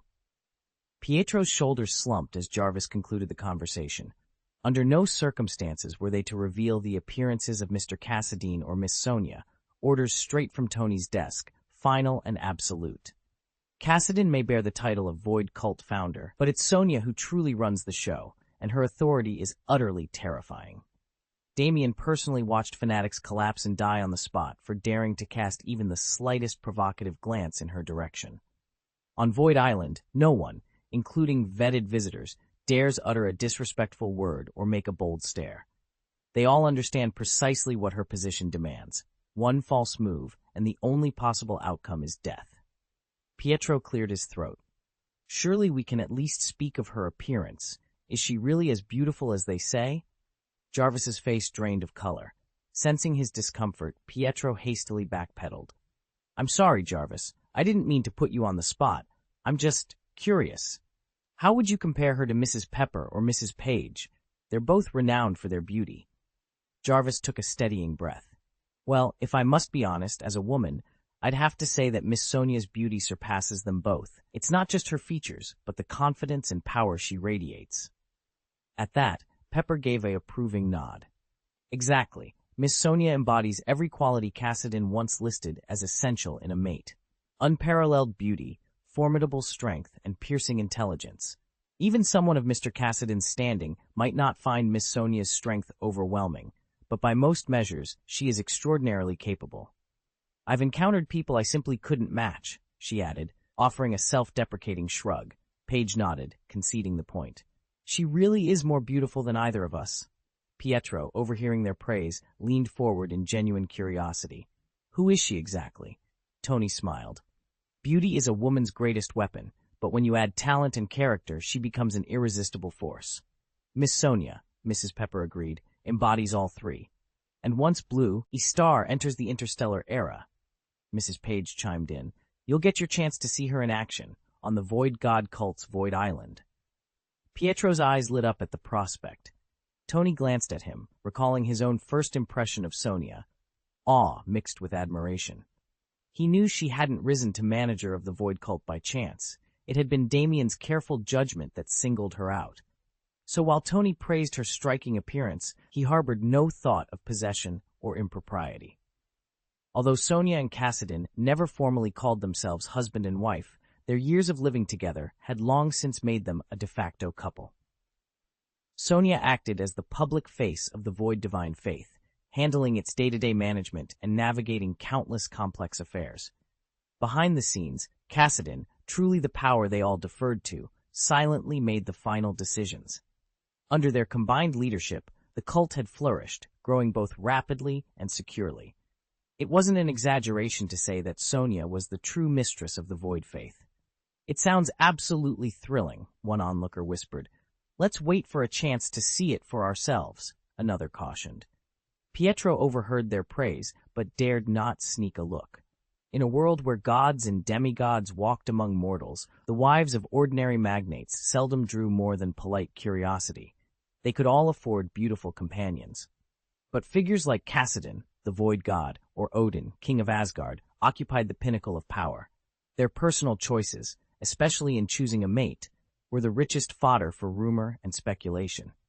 Frankly, Pietro had always been curious about Lady Frigga, Odin's consort, revered as the Queen of Heaven, but he'd never had the chance to meet her. Today's first installment, a 4,000-word update, will be released shortly. Chapter 494, What is Respect? After a whirlwind day of sightseeing and shopping in New York, Damien Cassadin and Sonia finally returned to the manor. From the wide windows of his living room, the city's lights shimmered beneath a canopy of stars. "Thank you for today, Mr. Cassadin," Sonia said softly, turning to him with a warm smile. Damien returned her smile easily. "I've really enjoyed this trip to Blue Star." Sonia leaned against the windowsill, watching the skyline. "I'm happy we could spend the day like this," she admitted. It felt like a real date. He felt a pleasant flutter in his chest. All week long, Sonia had thrown herself into his work, researching new markets, drafting proposals, learning his routines. She never complained, never wavered, but Damien had noticed the tension behind her calm expression. He'd been determined to give her a break, to show her how much he respected her hard work, and how much he liked her too. "You deserve a night off," he said, stepping closer. "No schedules, no deadlines." Sonia's cheeks warmed at his words. She glanced at him, uncertainty mingling with hope in her eyes. It would be wonderful to do this again. Damien reached out, brushing a loose strand of hair behind her ear. "You don't have to wait for another invitation," he told her gently. "We'll spend plenty of time together from now on." Her blush deepened, and a shy smile lit up her face. He admired her in that moment, the way she combined loyalty and kindness, the quiet strength she rarely displayed. It was respect that had first drawn him to her, and tonight it had blossomed into something more tender. Sliding the door closed behind them, Damien offered Sonia his arm. As they walked toward the manor's warm glow, both felt a promise in the air, of rest, of laughter, and of a future they would share. "Well, we still have plenty of time ahead," Damien said easily. Sonia's smile grew even brighter. Mr. Cassadin had become noticeably more open than before, a very encouraging sign. Yet she hesitated, color rising in her cheeks. "But once we finish this meal," she murmured shyly, "I really must return." She looked at Damien, eyes soft with uncertainty. "You've already made up your mind about this, haven't you?" Damien's gaze sharpened with warmth and amusement. On Xandar, it was barely 8 in the morning. He'd expected Sonia to raise the topic only after Blue Star, her little one, had gone down for a nap. "Last time, I could only steal a few hours alone with you, and those few hours made me happier than you can imagine," he admitted. "This time, we've been out even longer, and it's almost over. As for extending our time together, let's wait until the Void God religion's growth no longer demands our full attention." Sonia rested her cheek in her hand and turned to look at Damien. Her eyes glimmered with tenderness and hope for the days to come. In a voice no louder than a whisper, she said, Caught in the warmth of her earnest gaze, Damien could not refuse. After they finished dinner, Sonia slipped her hand into his, sealing their unspoken promise. Damien took Sonia's hand, and together they stepped onto the Blue Star. In an instant they found themselves suspended before a vast sea of stars, each one glowing a deep velvety red, like a boundless expanse of roses under a cosmic sky. The journey there had been astonishingly swift. The delay on the return was a small price to pay for such a spectacle. Damien guided Sonia through the drifting stardust. "So this is the sparse, everyday vista that Mr. Cassadin sees," he said softly. Sonia's eyes shone as she took in the view. "Ordinary, you say? I stumbled across this scene by chance. Yet there's nothing ordinary about it. The way the stars gather into rivers across the void, it's one of the universe's most perfect works of art." Damien smiled at her words. "I suppose I'm the first man Mr. Cassadin has ever invited to witness it," he added, and Sonia's smile grew even brighter. Gently, Sonia lifted her cosmic communicator and activated its shooting mode, framing the rose-red starfield in its display. Together, they stood in silence, two friends sharing a secret glimpse of the universe's hidden masterpiece. Damien saw Sonia safely back to Void Island first, deciding he'd find time in a few days to deliver the Blue Star orders. Once they reached the Shandian villa, Sonia slipped into her private chambers to change. Moments later, she reappeared in her usual elegant, noble attire. "I've already had breakfast," she said with a bright smile. "I'm heading out now to handle today's duties. I'll be back around lunchtime." "All right," Damien replied with a nod. and you won't need to go to Blue Star again for a few days." Satisfied with the arrangement, Sonia set off across the villa grounds to resume her daily rounds, while Damien settled in for some well-earned rest. Several days passed without incident. One evening, Damien returned from the city, his arms laden with rolls of fine fabric and newly purchased garments from Blue Star. Later that night, after Sonia had retired, he quietly entered her dressing room. There, he laid out an array of exquisite cheongsams and tried each one on, admiring the cut, the color, and the way every seam fell. Meanwhile, Sonia had spent the afternoon distributing bolts of cloth to her two assistants, Lalatina and Sarah. Lalatina dove straight into design plans, her boundless energy putting her to work at once. Sarah, by contrast, lounged in a comfortable corner. Though she was officially the scribe of the Void cult and admired by many of its members, on Void Island Sarah's duties were light, leaving her free to enjoy a more leisurely pace of life. The weeks immediately following the New Year pilgrimage were always the slowest at the Temple of Records. With nearly all the travelers bound for distant lands already departed, and only the island's permanent residents remaining, Sarah found herself with little to do beyond the occasional filing. Day after day, she idled among stacks of scrolls and ledgers, wondering how to occupy her time. One morning, while reorganizing a neglected storeroom, Sarah stumbled across a cache of exquisite silks and dozens of uncut cheongsam patterns. The fabrics gleamed in pale jade, deep crimson, and midnight blue, so beautiful that she couldn't resist. She cleared a workspace, laid out the silks, and began carefully tracing each pattern. Though she'd never formally trained as a seamstress, Sarah discovered that basic cutting and stitching came more easily than she'd expected. Within days, she had fashioned a striking cheongsam of fiery red silk, its collar and hem embroidered with delicate rose motifs. Half a month later, Thor and Loki swung by the temple to finalize their travelogues before returning to Asgard. As they rounded the main hall, they both halted, spellbound. Sarah stood before a sunlit window, her bright hair coiled like a blazing rosebud, the red silk clinging elegantly to her form. The intricate embroidery caught every stray ray of light, and for a moment, even the god of thunder was rendered speechless. "Miss Sarah," Thor finally said, advancing with his customary warmth, "where did you find such an extraordinary garment?" He reached out, brushing a fingertip across the smooth silk. "This cut isn't something you'd ever see in the Xandar Empire. How did you learn to make it?" Loki stepped forward, his keen eyes taking in every detail. "It suits you remarkably," he admitted, though his tone was more curious than complimentary. Sarah's cheeks warmed as she smoothed the folds at her waist. "I experimented with some tailoring manuals from the archives," she confessed, "and decided to treat myself to a New Year's gift." Thor laughed, the sound echoing beneath the vaulted ceiling. "Well, consider us thoroughly impressed. I've seen many court ladies across the 9 realms, but you wear it best of all." Sarah allowed herself a small, victorious smile. For a moment, the slow days of record-keeping felt worlds away. "This fabric was a gift from Senior Sonia," Sarah announced, smoothing her hands over, "immaterial. I made this dress myself." Thor offered an appreciative whistle. "It's beautiful." Sarah stood, gave a small twirl, and swept her hair back with a confident smile. "Of course, everything looks good on Miss Sarah." At Thor's praise, Loki glanced over at him with raised eyebrows. "Senior Sonia bought this, you say?" "Yes," Sarah confirmed, fingering the collar of her new dress. "She sent me more of these, cheongsams they're called, from a place called the Blue Star. Aren't they lovely?" Thor exchanged a look with Loki.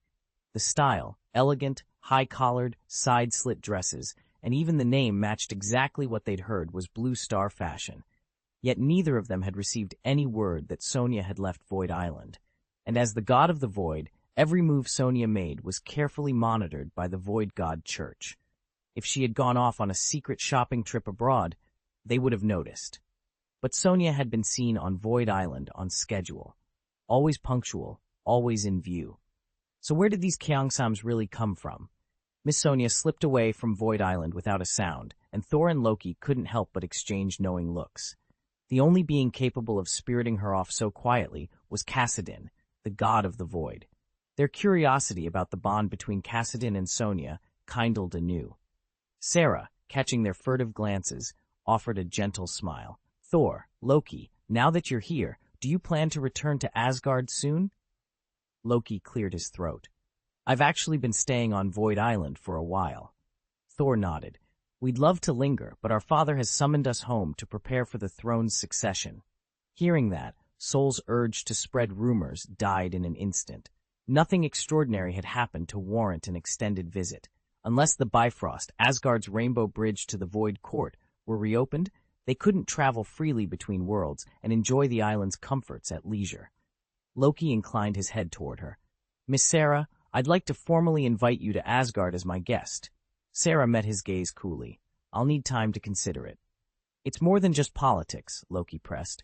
Think of it as a chance for friends and fellow countrymen to connect. Come and see us. Since arriving on Void Island, Loki and Thor's most frequent contacts outside the Nine Realms had been Sarah and Renoli. Sarah was not only a prodigy of the Void cult, but also its cherished archive of arcane knowledge. Severing her ties to the rest of her people would only leave her trailing further behind. She, more than anyone, understood the frustration of watching others advance while being stuck in one place. I admit, I'm curious, she said after a moment's thought. I want to see what Asgard really looks like in the divine realm.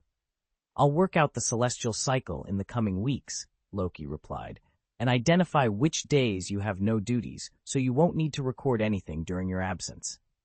Sarah nodded and retrieved a small slate from her satchel. Then I'll calculate my own schedule, she agreed, her tone thoughtful. After a tense heartbeat, she looked up again. You're serious about this invitation? Loki allowed himself a genuine smile. He hadn't expected her to respond so earnestly. Absolutely, he assured her. Consider the invitation official. For the first time since she'd met him, Sarah looked genuinely pleased. What had started as a casual offer now promised a rare opportunity, one she was determined not to pass up. Damien leaned back in his chair, a thoughtful smile on his face as he addressed Sarah and Sol. Lady Frigga has personally invited me to Asgard, and she'd like you to go along as well. As a compatriot and a friend, I'd be honored to see Asgard for myself, Sarah replied without hesitation. It's simply that the Void Divine religion is so new, we haven't yet established any official protocols for diplomatic visits. No one's had the chance to go. Damien chuckled. We've been up and running long enough now. All we need to do is formalize our rules. I'm sure I can spare some time away from Void Island to explore. Sarah's lips curved into a knowing smile. She'd grown all too familiar with flattering invitations followed by endless excuses. Even she had been invited by Lady Frigga several times, always promising she'd visit when the opportunity arose, yet never committing. Such polite turns of phrase, when never acted upon, felt more like a slight than a courtesy. All right then, Sarah said, her tone warm but firm. When you actually plan to make the trip, let me know in advance. I'll make sure I'm free to host my distinguished guest. Sol, standing just behind them, blinked in surprise, and then broke into a broad grin. It was clear he was delighted by the prospect of their journey to Asgard. Very well. I'll make your departure window anywhere from 6 months out to open-ended. Sarah gave a slight nod at Damien's approval, then began logging the records for Thor and Loki. Chapter 495. Thor takes the throne. Thor and Loki exchanged reluctant glances when Sarah announced her intention to record their vows. Neither of them was eager to leave Void Island, yet they both gave a firm nod.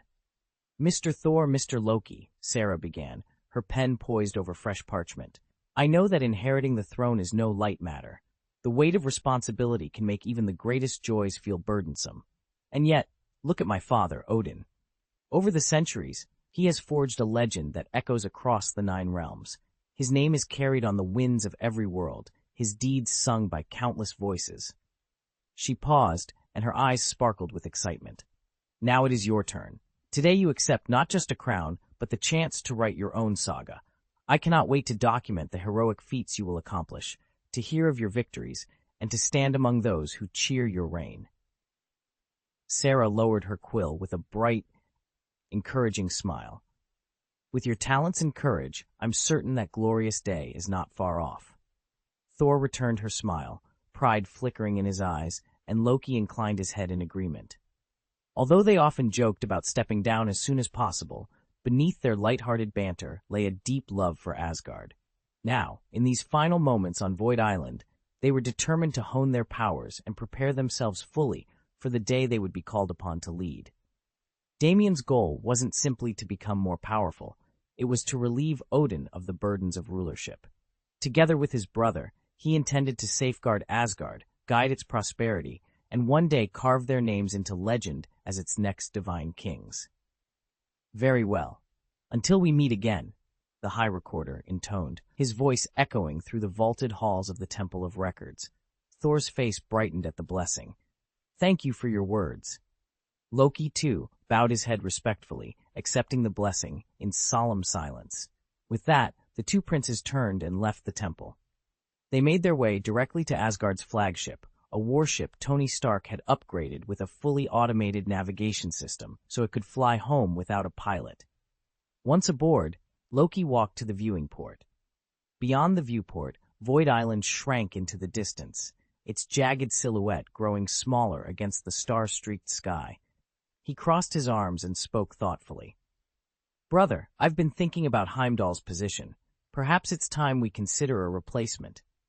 Thor lowered his hammer and leaned against the railing. Heimdall served us well, but you have a point. Let's discuss who might better fulfill that role. As the ship accelerated toward Asgard, the two brothers fell into deep conversation, already plotting the changes they would bring to their future kingdom. The Guardian's power cannot be altered on a whim, Loki insisted. Thor paused, then shook his head. That may be true, but adding a beauty recorder position isn't out of the question. It would do wonders for our troops' morale. Loki's serious tone left Thor momentarily speechless. He rolled his eyes at his brother's enthusiasm, yet Loki's suggestion sparked a new thought. The recorder's duties performed by Sarah were simple in theory, documenting events, keeping logs. In practice, though, Sarah's presence did far more. Her songs, stories, and gentle counsel lifted the spirits of every soldier, whether they were marching off to war or returning home. As Thor and Loki prepared to journey back to Asgard, neither felt particularly buoyant. The burdens they carried weighed heavily on them both.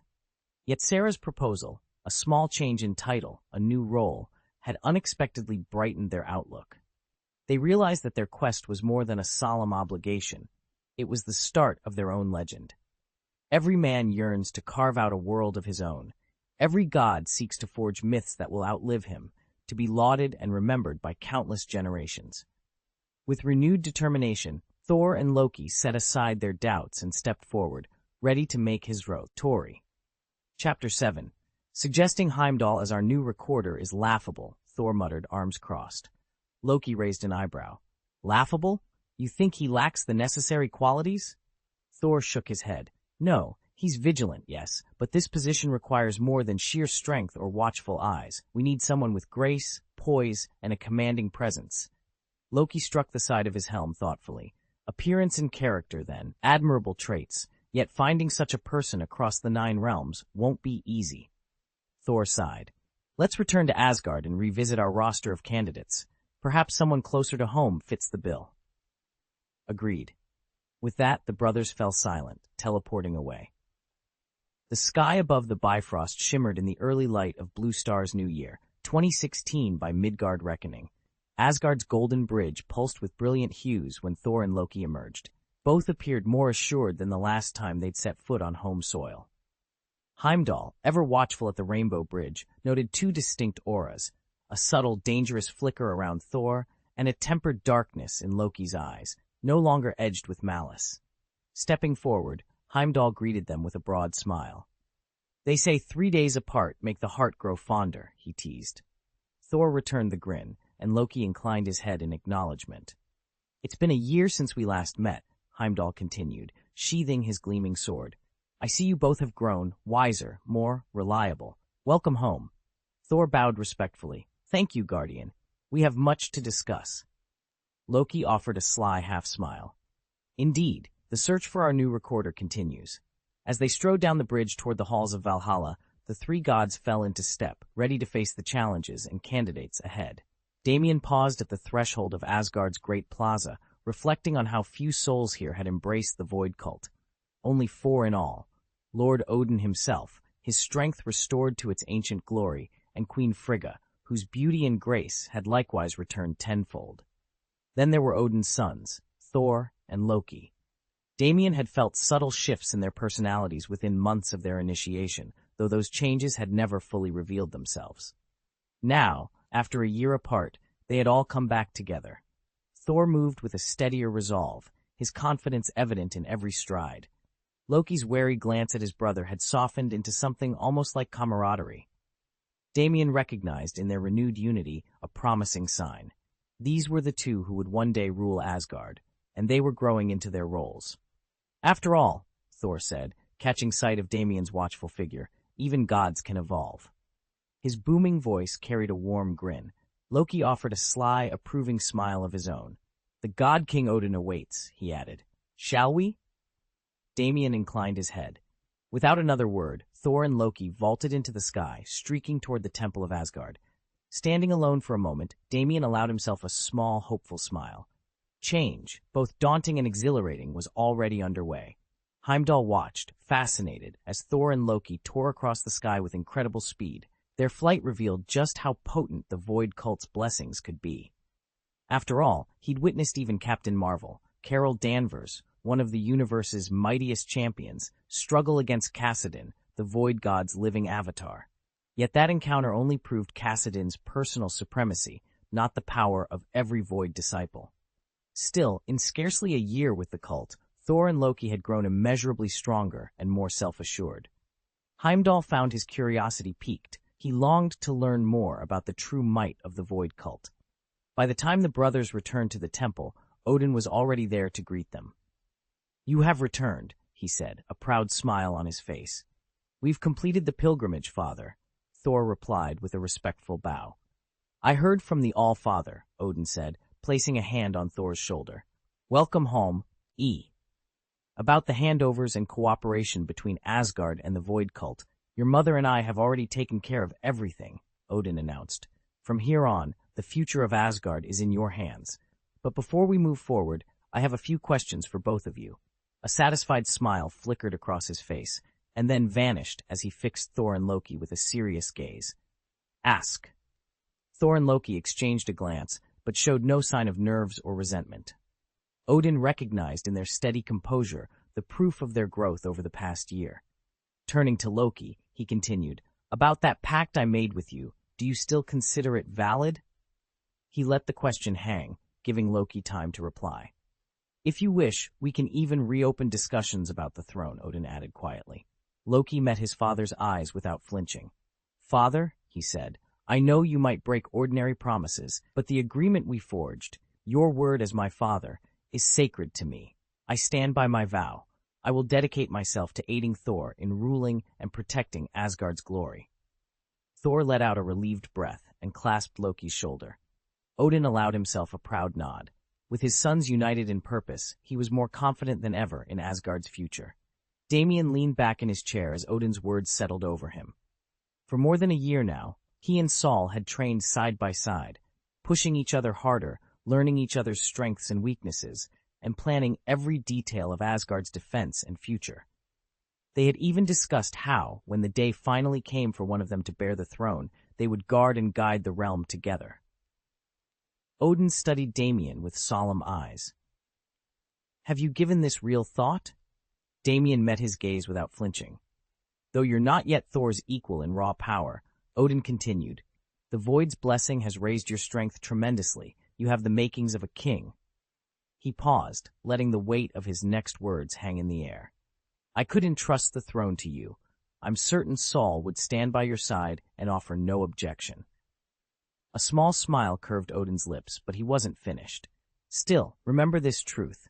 You do not need a crown to glorify Asgard.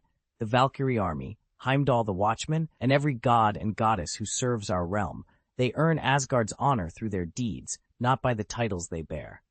Glory is not confined to a single role." Damien's breathing slowed, but his resolve only hardened. He raised his head, eyes blazing with determination. "My foremost duty," he declared, voice steady, "is to bring glory and prosperity to Asgard, whatever form that service may take. If protecting our people requires shouldering the burden of kingship, I will accept it." But if there are other paths, paths that allow me and Sol to safeguard our home without a throne between us, then I will follow them just the same." Odin inclined his head in approval. The offer stood, but the choice remained Damien's alone. In that silent exchange, Damien understood. True leadership was not granted by bloodline or title, but earned by unwavering commitment to one's people, and he was ready to prove himself worthy. "Odin, that's excellent." Loki's voice carried a note of relief, and at his words, Odin threw back his head and laughed, the sound rolling like thunder through the hall. When the echo died down, Odin fixed his gaze on Damien. "So, Damien, are you ready to take the throne?" Damien drew in a steady breath. "I won't pretend I'm completely ready. I don't yet match your strength or experience, but I've done everything in my power to prepare." He met Odin's eyes with calm determination. "From now on, before any major decision, I will consult with Loki. I refuse to act in anger, ignorance, or rash impulse ever again." Odin nodded, clearly pleased. He'd expected his successor to grow into a ruler who balanced confidence with humility, and now, in Damien, he saw exactly that. "Very good," he rumbled. "The coronation will take place in 3 days." A ripple of anticipation ran through the assembled odds and warriors. Damien allowed himself a small, proud smile. Though circumstances had once cost him the throne, an impulsive choice sparking an ancient conflict, he had matured since then and made peace with Loki. Now, at last, he was ready. Chapter 496. I will live up to my heavy responsibility. 3 days later, Asgard held a magnificent succession ceremony. Standing before the assembled legions of Asgardian warriors and citizens, Odin raised his voice so that every ear could hear. "From this day forward, Thor Odinson, god of thunder, will ascend to the throne of Asgard. He will succeed me as protector of the realm and assume all duties that the title entails." No sooner had Odin spoken than the sky and earth roared in response. Dark clouds swirled overhead, and the horizon trembled with distant rumbles. In a single, seismic boom, a colossal bolt of golden lightning tore through the heavens and slammed into the palace grounds below. An eruption of blinding light swept across the assembly, leaving the crowd awestruck. When the radiance subsided, Thor Odinson emerged, standing tall amid crackling arcs of storm energy. Above him, a bridge of pure lightning spanned the sky, an electrified pathway from the throne of the gods to the mortal plane. With calm resolve, Thor stepped onto that bridge, each stride a testament to his mastery over thunder and lightning. As he descended toward the dais, countless eyes followed his every move, hearts swelling with pride and wonder. Odin watched his son's display of power with unfeigned admiration. The precision with which Thor bent the storm to his will confirmed what he had always believed. His son's gifts equaled, and perhaps even surpassed, those of his mother, the goddess Sol. And so, under a sky still crackling with residual energy, Asgard welcomed its new king. Though the weight of the crown was heavy, Thor's unwavering gaze spoke of a god ready to shoulder every responsibility that lay ahead. "Father, I pledge to live up to your expectations and carry forward the glory of Asgard." With that oath, Thor strode to Odin's side, knelt on one knee, and accepted the symbols of rulership from the Allfather's hand. His voice rolled out like thunder across the 9 realms, reverberating with such authority that every heart stilled in awe. Among the assembled Valkyries, one noble warrior lifted her head at the sound, a thunderous, commanding call that shook her very soul. She gazed up at Thor Odinson, newly crowned god of thunder, and marveled at the raw power radiating from him. It was far greater than what she had witnessed at their meeting in the Land of Nothing over a year ago. Thor turned his piercing blue eyes toward the far gate, where Heimdall stood watch. "Guardian Heimdall," he proclaimed, "swear your allegiance to me, Thor Odinson, god of thunder. My word is law throughout Asgard."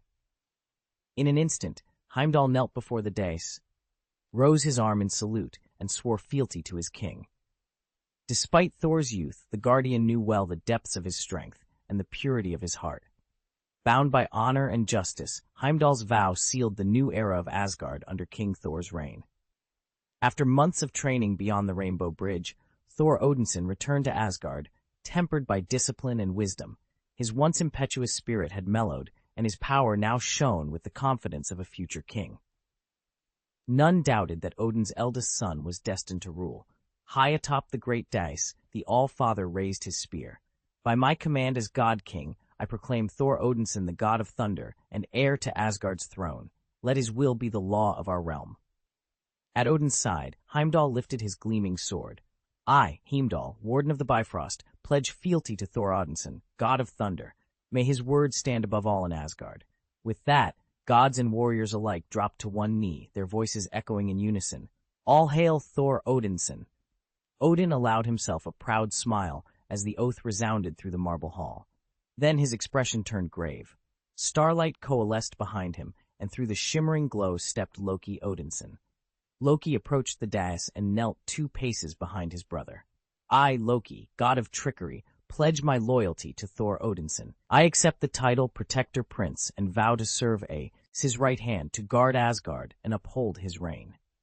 His vow rang clear, leaving no doubt in any heart that Asgard's new king would rule unchallenged, surrounded by loyal allies and bound by sacred oaths. At least on the surface, Loki raised no objections to his new responsibilities. Odin inclined his head toward Thor and Loki as he spoke. From this day forward, Asgard will rest in your hands. Turning his gaze back and forth between his sons, Odin added quietly, I trust you two will stand together, for each other and for our people. Never forget that a king lives because of his subjects. Without them, there is no throne. A pleased smile creased the old king's features. He drew the sword of authority from its scabbard and with a steady hand passed it to Loki. Afterward, he and Frigga would withdraw from the public eye. Odin planned to stage his own passing and summon Hela from the underworld. In the trials that followed, Thor and Loki would forge a stronger bond as they defended Asgard, winning fresh loyalty from its citizens. Only then could Odin truly rest, freed from the burdens he had carried for countless ages. With the formal transfer complete, a week of jubilant celebration swept through the realm. Only when Odin, now presumed deceased, vanished from the altars and the eyes of his people, did the king's real transformation begin. No longer bent by time and duty, his ancient features smoothed and softened, and where age had once shone, the glow of youth returned. The long years of rulership were finally behind him, and ahead lay whatever adventures he chose to seek. Odin's once stooped frame, bent by the weight of centuries, snapped upright with surprising strength. He drew in a deep breath and declared, At last we are free. Before Frigga could reply, Odin slipped his arms around her waist and held her close. You must be overjoyed, he whispered, but let us keep that joy to ourselves when we return. Frigga nestled into his embrace with a soft laugh. Is it so terrible if our sons feel a little unsettled by our happiness? Odin rested his chin on her head and spoke in a calm, steady voice. I have reigned as their father, and as king, for 10,000 years. True, Asgard is no longer in its golden age, but it remains a land of peace and plenty. We did not leave our realm in ruin. He released Frigga gently and stood tall, eyes fixed on the bright horizon.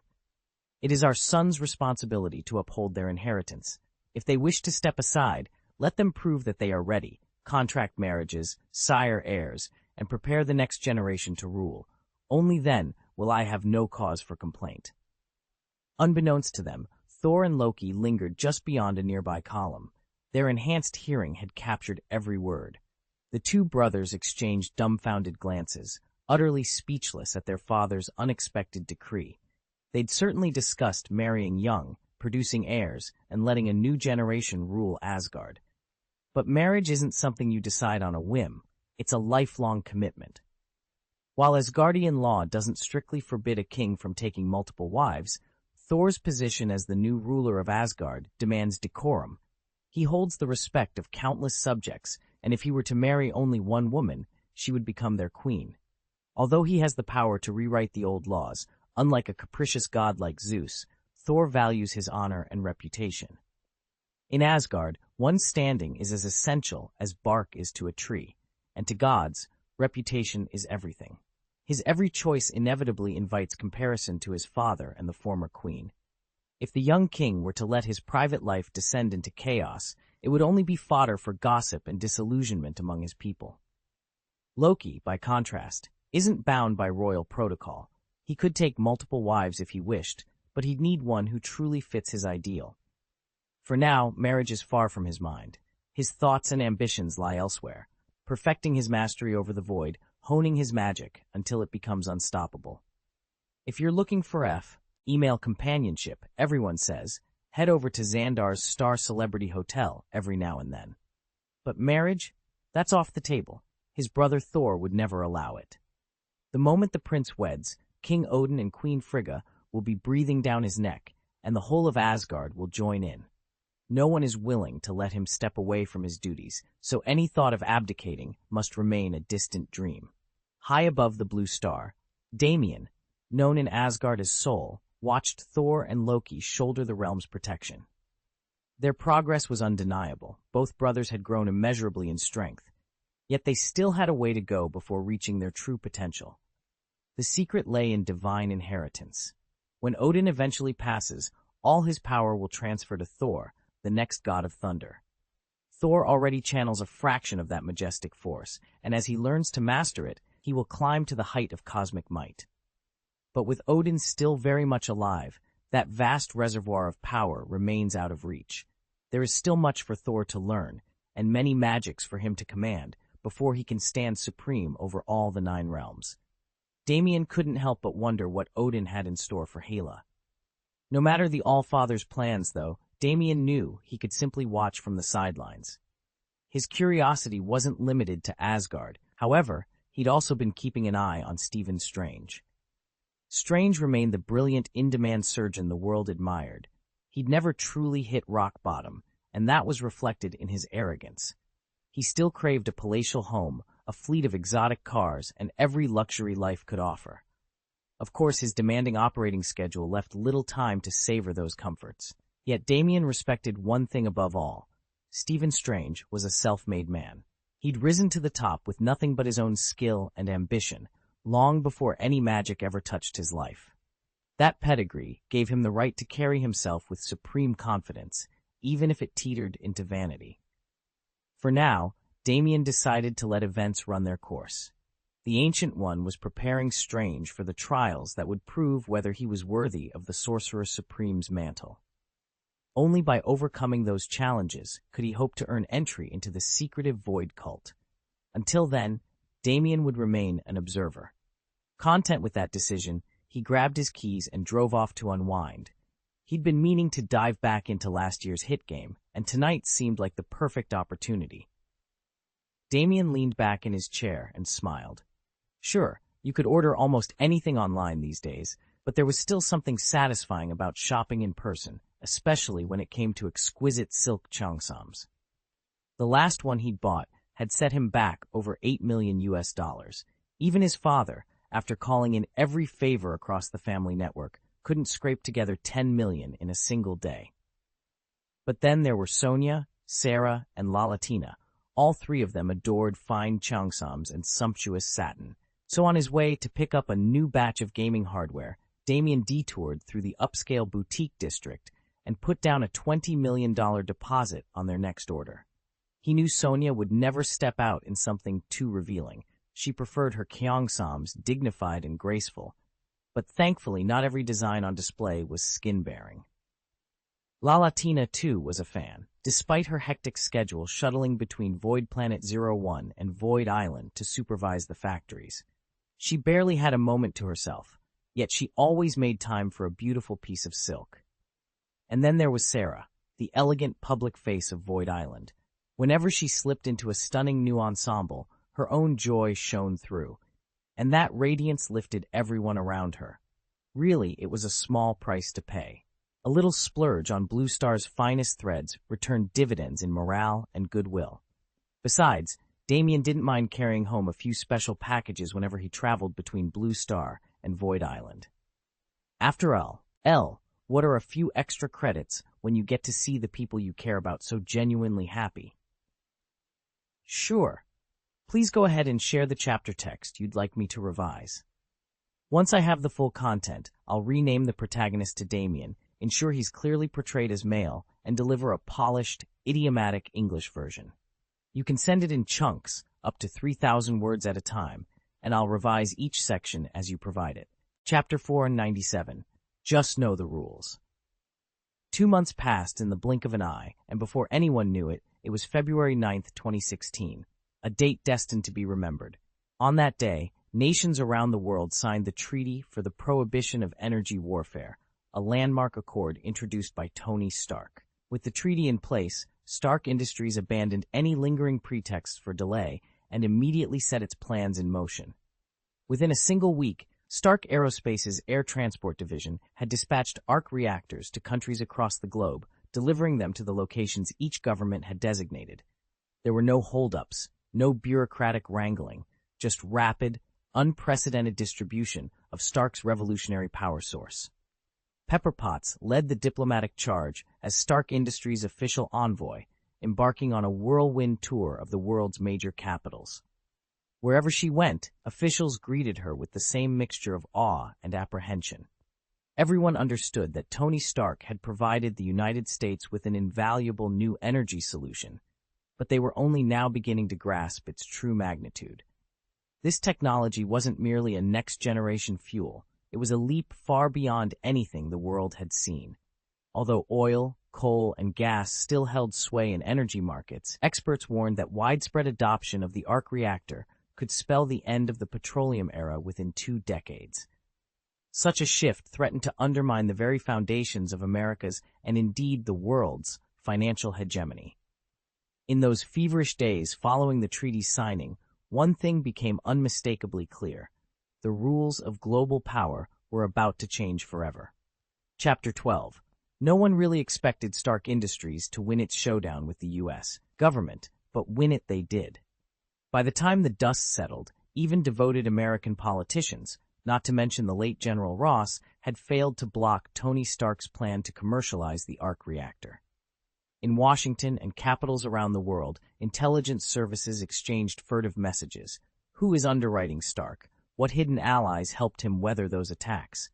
The uncertainty made every foreign leader uncomfortable. Yet the arc reactor's promise proved impossible to ignore. Military planners and defense contractors salivated at its potential. With practically unlimited clean power, weapons development would leap forward, aviation and spacecraft could fly longer and farther, and naval fleets would gain an endurance no diesel or nuclear plant could match. Most tantalizing of all, it opened the door to true off-world colonization. Stations in orbit, starships venturing into deep space. Any nation that failed to secure a share risked being condemned to second-tier status. So when Damien, freshly promoted to Spear Bureau field officer, received his orders to escort the reactor prototype home, he felt the weight of history on his shoulders. Director Zhongshan himself greeted him in the hangar, eyes narrowed as he inspected the device's sleek housing. Damien sensed that Zheng already suspected Stark Industries had something bigger in mind than merely selling energy cells. Whatever the real plan was, it was up to Damien to uncover it, before the rest of the world tried to steal the breakthrough for themselves. Void Translator, Arc Reactor. Does Tony Stark really have gravity control technology now? The Weather Witch stared in astonishment at the small arc reactor in Damien's hand. Such a compact power core already hinted at terrifying capabilities. If the Void Translator can decode every language on Blue Star, there's no reason it couldn't work across the universe. I wouldn't be surprised if he's perfected gravity tech, too, another agent whispered. But if he really has it, it means Iron Man Tony Stark intends to launch Blue Star straight into the interstellar age. Damien, director of the Divine Spear Bureau, examined the arc reactor's miniature casing. Manufacturing it had been a monumental challenge. Integrating it into diverse systems was no small feat either. Yet this little device could serve as humanity's cross-era energy source for deep space travel. All that remained was to prepare backup modules. When the main reactor's output declined, they'd switch to the reserve, swap in a fresh core, and press ever onward among the stars. Damien realized that as long as a starship was powered by one or more arc reactors, true interstellar flight would finally be within humanity's grasp. An arc reactor could supply enough energy to meet and even exceed the demands of deep space travel. Even as human technology raced forward in the centuries to come, no rival power source would likely replace the arc reactor for thousands of years. In practical terms, this breakthrough would translate into immense wealth and influence for Stark Industries. If Tony Stark could steer the company to capitalize on reactor-equipped starships, he would earn his place among history's greatest innovators. Earth's current blue star technology, Damien reflected, had already come a long way, but was now stuck at a critical bottleneck. Beyond constructing the International Space Station, humans simply lacked the energy reserves to venture farther than low orbit. Zero gravity, while challenging, was manageable through training. Energy scarcity was the real barrier. The arc reactor, Damien concluded, was the key to unlocking genuine space exploration. Damien tapped a pen against the table, calling everyone's attention. Our next goal is to harness this new energy source to build thruster engines capable of interstellar travel. With drives like that, it won't just be a dream for humanity to land on and explore the planet's orbiting blue star. Even without Stark's gravity device, we can make it happen. Lieutenant Marcus frowned. But if Tony Stark can't secure the gravity manipulator? Damien shook his head. Don't underestimate what we've already achieved. We developed the Void Translator and the Arc Reactor, and we shared both breakthroughs with the world. That alone has changed everything. Ensign Patel glanced at his tablet. By my count, Stark turns 46 this year. A low murmur rippled through the room. The Weather Witch, usually so composed, murmured, "He lived fast in his youth. At this age, no amount of exercise can stop the body from slowing down." True, Damien agreed. Unless we perfect a genetic modification serum, Stark doesn't have many years left. Silence fell. The Weather Witch's gaze softened, not with pity for Stark's inevitable decline, but with pride in his legacy. Once America's greatest genius, Tony Stark had transcended national boundaries. His inventions had become treasures for all humankind. Though the precise manufacturing process for the arc reactor remains a closely guarded secret, its impact has already reshaped civilization and promises to carry us even farther into the stars. Damien leaned back in the conference room's sleek leather chair, eyes fixed on the hollow projection of yesterday's American press conference. On the screen, one senator was arguing that, even if Tony Stark were to die, Stark Industries would remain a valuable asset so long as it stayed at the forefront of clean energy. "That's hard to say," came Zheng Shan's quietly amused voice from his seat beside Damien. Director Zheng, head of the Divine Spear Bureau, watched the footage with a faint, knowing smile. "The man behind Tony Stark is exceedingly mysterious," he observed. "I'm convinced Stark was plucked from another universe. His innovations simply couldn't have emerged from the Blue Star system alone." Damien frowned. "At 46, Zheng went on, Stark already has more wealth than he could ever spend. He could have retired years ago. Yet here he is, still engineering world-changing breakthroughs and apparently plotting even bigger ones. I wouldn't be surprised if he wants to cement his legacy before dying of old age," Damien murmured. "But it feels premature. Why fixate on posterity when he's got plenty of time?" Zheng tapped a slender finger against the glass tabletop. "Think out the timeline. He first donned the Iron Man armor back in 2008. If his current master plan was conceived then, it's been 8 years in the making. And if he's been quietly laying the groundwork for the last 3 years, consider how deeply his influence has already spread." A hush fell between them as Damien digested the implication. Tony Stark's next move was no hastily improvised scheme. It was the culmination of nearly a decade of careful preparation, and everyone in the global security community would be forced to reckon with it. Damien stood on the wind-swept rooftop, lightning crackling around him as he absorbed the last of his own thunderous power. Below, the bodies of the nation's top leaders lay scattered in a brutal testament to his wrath. With their removal, his path to the arc reactor lay clear, but he wouldn't wait for the treaty to be ratified. If the agreement fell through, he knew, weapons powered by arc reactor technology would doom Earth, Blue Star, to an abyss from which there could be no return.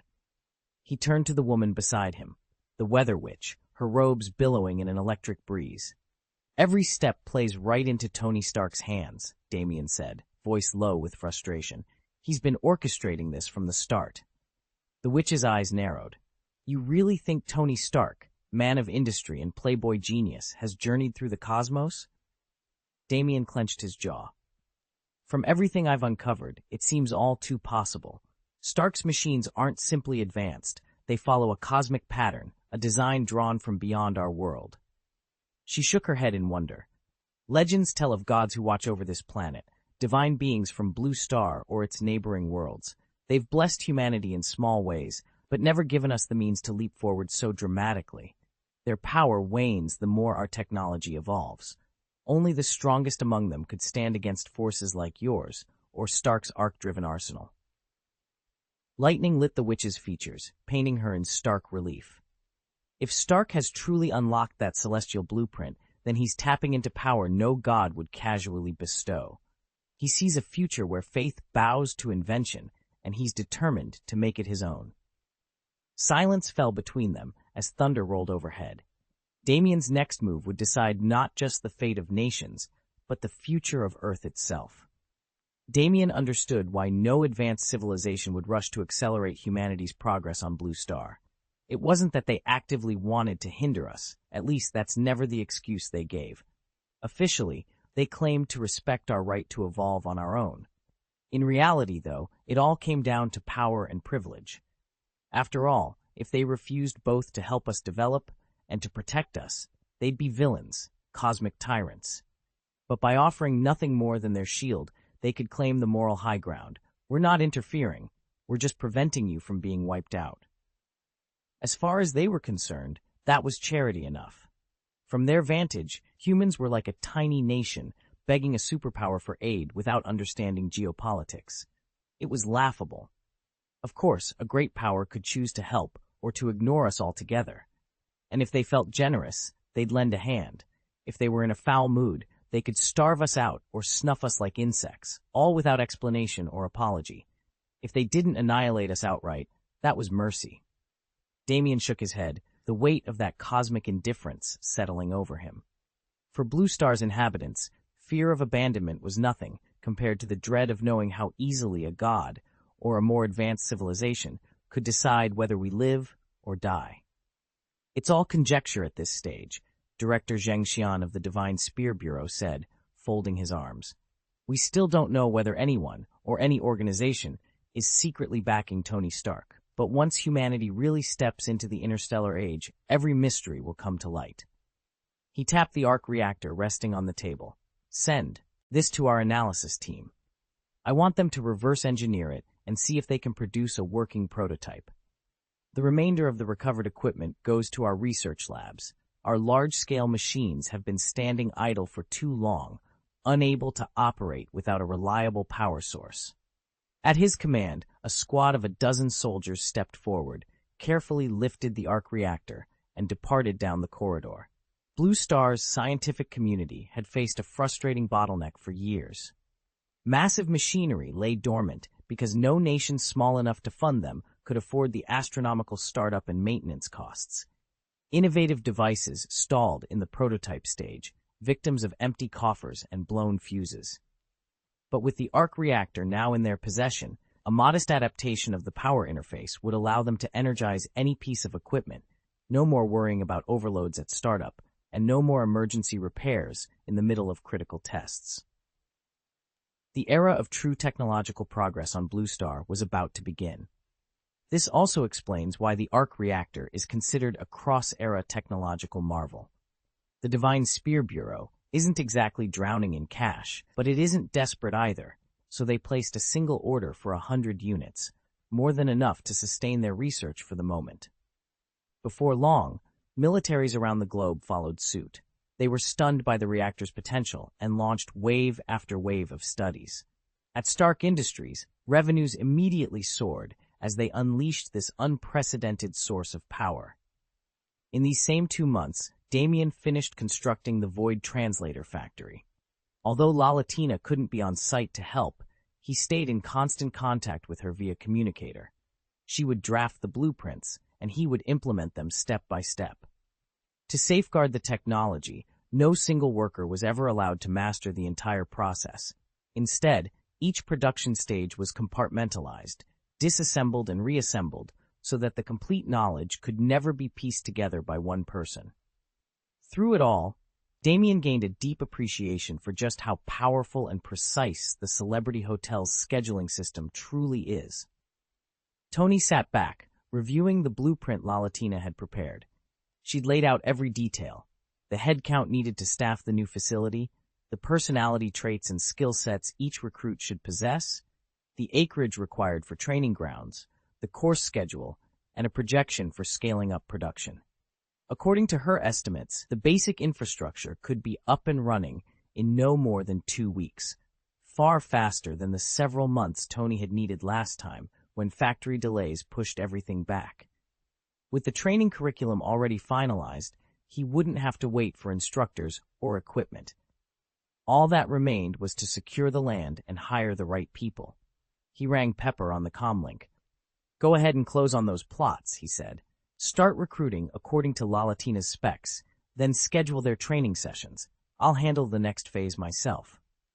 Pepper's clear tone crackled through the speaker. "Consider it done, Tony." That next phase would teach the team how to manufacture and assemble the new cosmic communicators. But before diving in, Tony had a more personal mission. Damien was stationed on Blue Star, and Tony wanted to confirm he was safe, and that someone was keeping an eye on any hostile interests. If an adversary surfaced out there, he needed to know Damien would be watching. He hopped into his car and punched the starport coordinates into the nav computer. As the engine hummed to life, Tony allowed himself a small, determined smile. The factory might run like clockwork now, but it was people, especially trusted allies like Damien, who would make the real difference out among the stars. And Tony intended to see his friend before the next rollout began. Damien paused at the gates of his manor, enjoying the silence of a rare day off. He'd spent the last few weeks integrating an advanced AI defense network throughout the estate, so he knew nothing, and no one could trouble him here. All the perimeter sensors, turret arrays, and access protocols were handled by his custom system. Any unauthorized entry would be intercepted, identified, and, if necessary, neutralized before it even crossed the front lawn. Just then, a familiar engine rolled up the driveway. Damien glanced at the security monitors. Tony Stark's sleek coupe was gliding past the outer gates without so much as a speed bump. Moments later, the driveway lights swung on as the car pulled up in front of the front doors. Tony reached across to tap the doorbell. A chime echoed through the foyer. "The door's unlocked. Come on in," Damien called, his voice crackling over the intercom. He didn't bother with a formal security check. His AI already knew exactly who was arriving. Tony stepped through the door a heartbeat later, flashing that trademark grin. "Impressive," he said with a wink as he unbuckled his seatbelt. "No biometric scans, no retinal snags. You must be feeling awfully confident." Damien opened the door fully and let Tony in. "The system's tighter than Fort Knox," he replied, "but if it knows you're a friend, it pays attention. You'll never have more safety anywhere else in the world." Tony helped himself to one of the high-backed leather chairs in Damien's sprawling living room. "I bet," he said, glancing around at the polished marble floors and floor-to-ceiling glass windows overlooking the grounds. "You always know how to spoil yourself."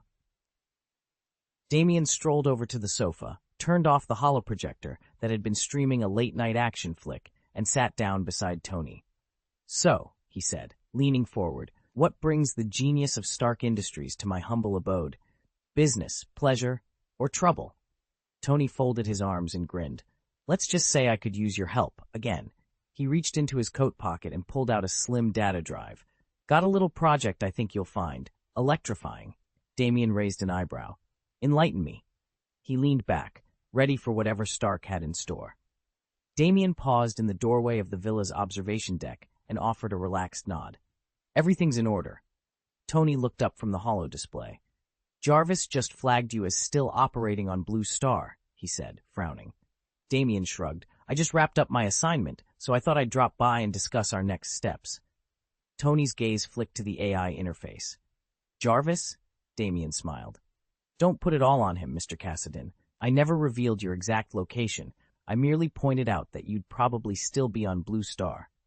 Jarvis's holographic form shimmered into view.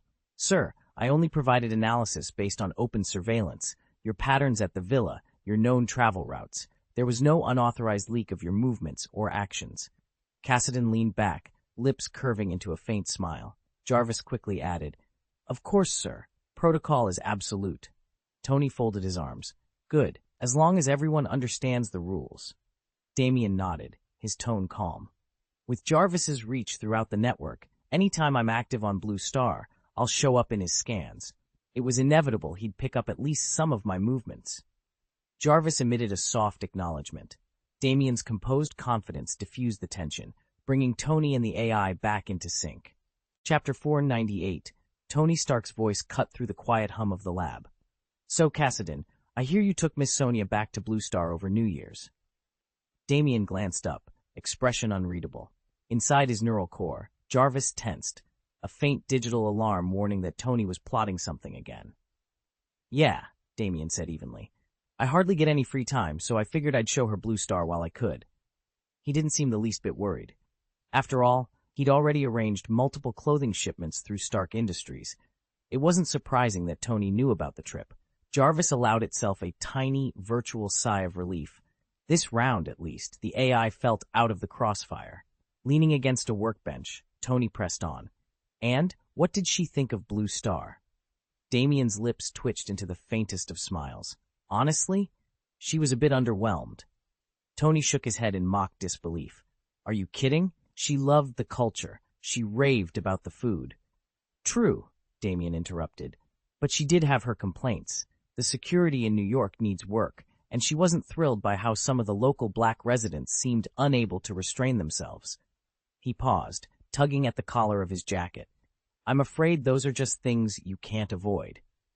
Tony's jaw tightened as the insult hung in the air. Most black people are illiterate and can't adapt, the man said casually. Only a handful are truly well-educated, another agreed. Tony couldn't stay silent. Jarvis had already warned him. Cassidine had murdered more than a dozen black civilians. To Tony, this prejudice stung even more harshly now. And then there was Miss Sonia, so impossibly elegant and composed that she could grace the avenues of New York if she chose. Any respectable man knew better than to court someone of her caliber. All you could do was watch from afar. Yes, there were countless black men and women who'd risen to prominence, each more accomplished than the last. Even if they dared to dream of her, they wouldn't presume to act on it. But back in their native land, ravaged by turmoil and poverty, opportunity was rare, and men seized even the slightest opening. Though every country in the Blue Star Alliance now claimed to uphold the rule of law, stories like these still surfaced. Damien leaned back and gave a wry smile. This was supposed to be a quick run. We didn't want to let anything spoil our mood, so we dealt with it swiftly and moved on. Jarvis inclined his head. After all, you're the final word in America now. Tony's voice was sharp as he leaned over the holoscreen. If something needs fixing, we have to fix it. You've been far too lenient with lawbreakers. No wonder we're overrun by fools. Damien bristled. Not every black person in the United States arrives via official channels. Many slip in through smugglers. But America's overly generous immigration policies have only encouraged more incompetence. And that so-called Holy Mother? She has to go. Now. If she's allowed to live, she'll only spread chaos. Tony nodded. Understood. I'll keep a close watch on her. Damien tapped a few commands into his console. We'll iron out the details of the purge later. Tony folded his arms. Or we wait a few years, pick out the true elites, make sure they're loyal, and then, for maximum safety, transfer everyone else to colonies on other planets. A flicker of contempt crossed Tony's face. Funny, there isn't a single dark-skinned person on Void Island. Sure, there are capable blacks out there, but they're practically non-existent in our community. Damien's jaw tightened. Precisely. I'm sorry, but I can't help with that. Damien settled into the conference room's sleek chair as Tony slid in opposite him. Glad we got a moment to talk, Tony began. There's been a leak. Asgard's divine weapon forging techniques have fallen into the hands of the Void cult. Damien's brow furrowed. That's a serious compromise. Tony nodded grimly. And implementing those methods isn't simple.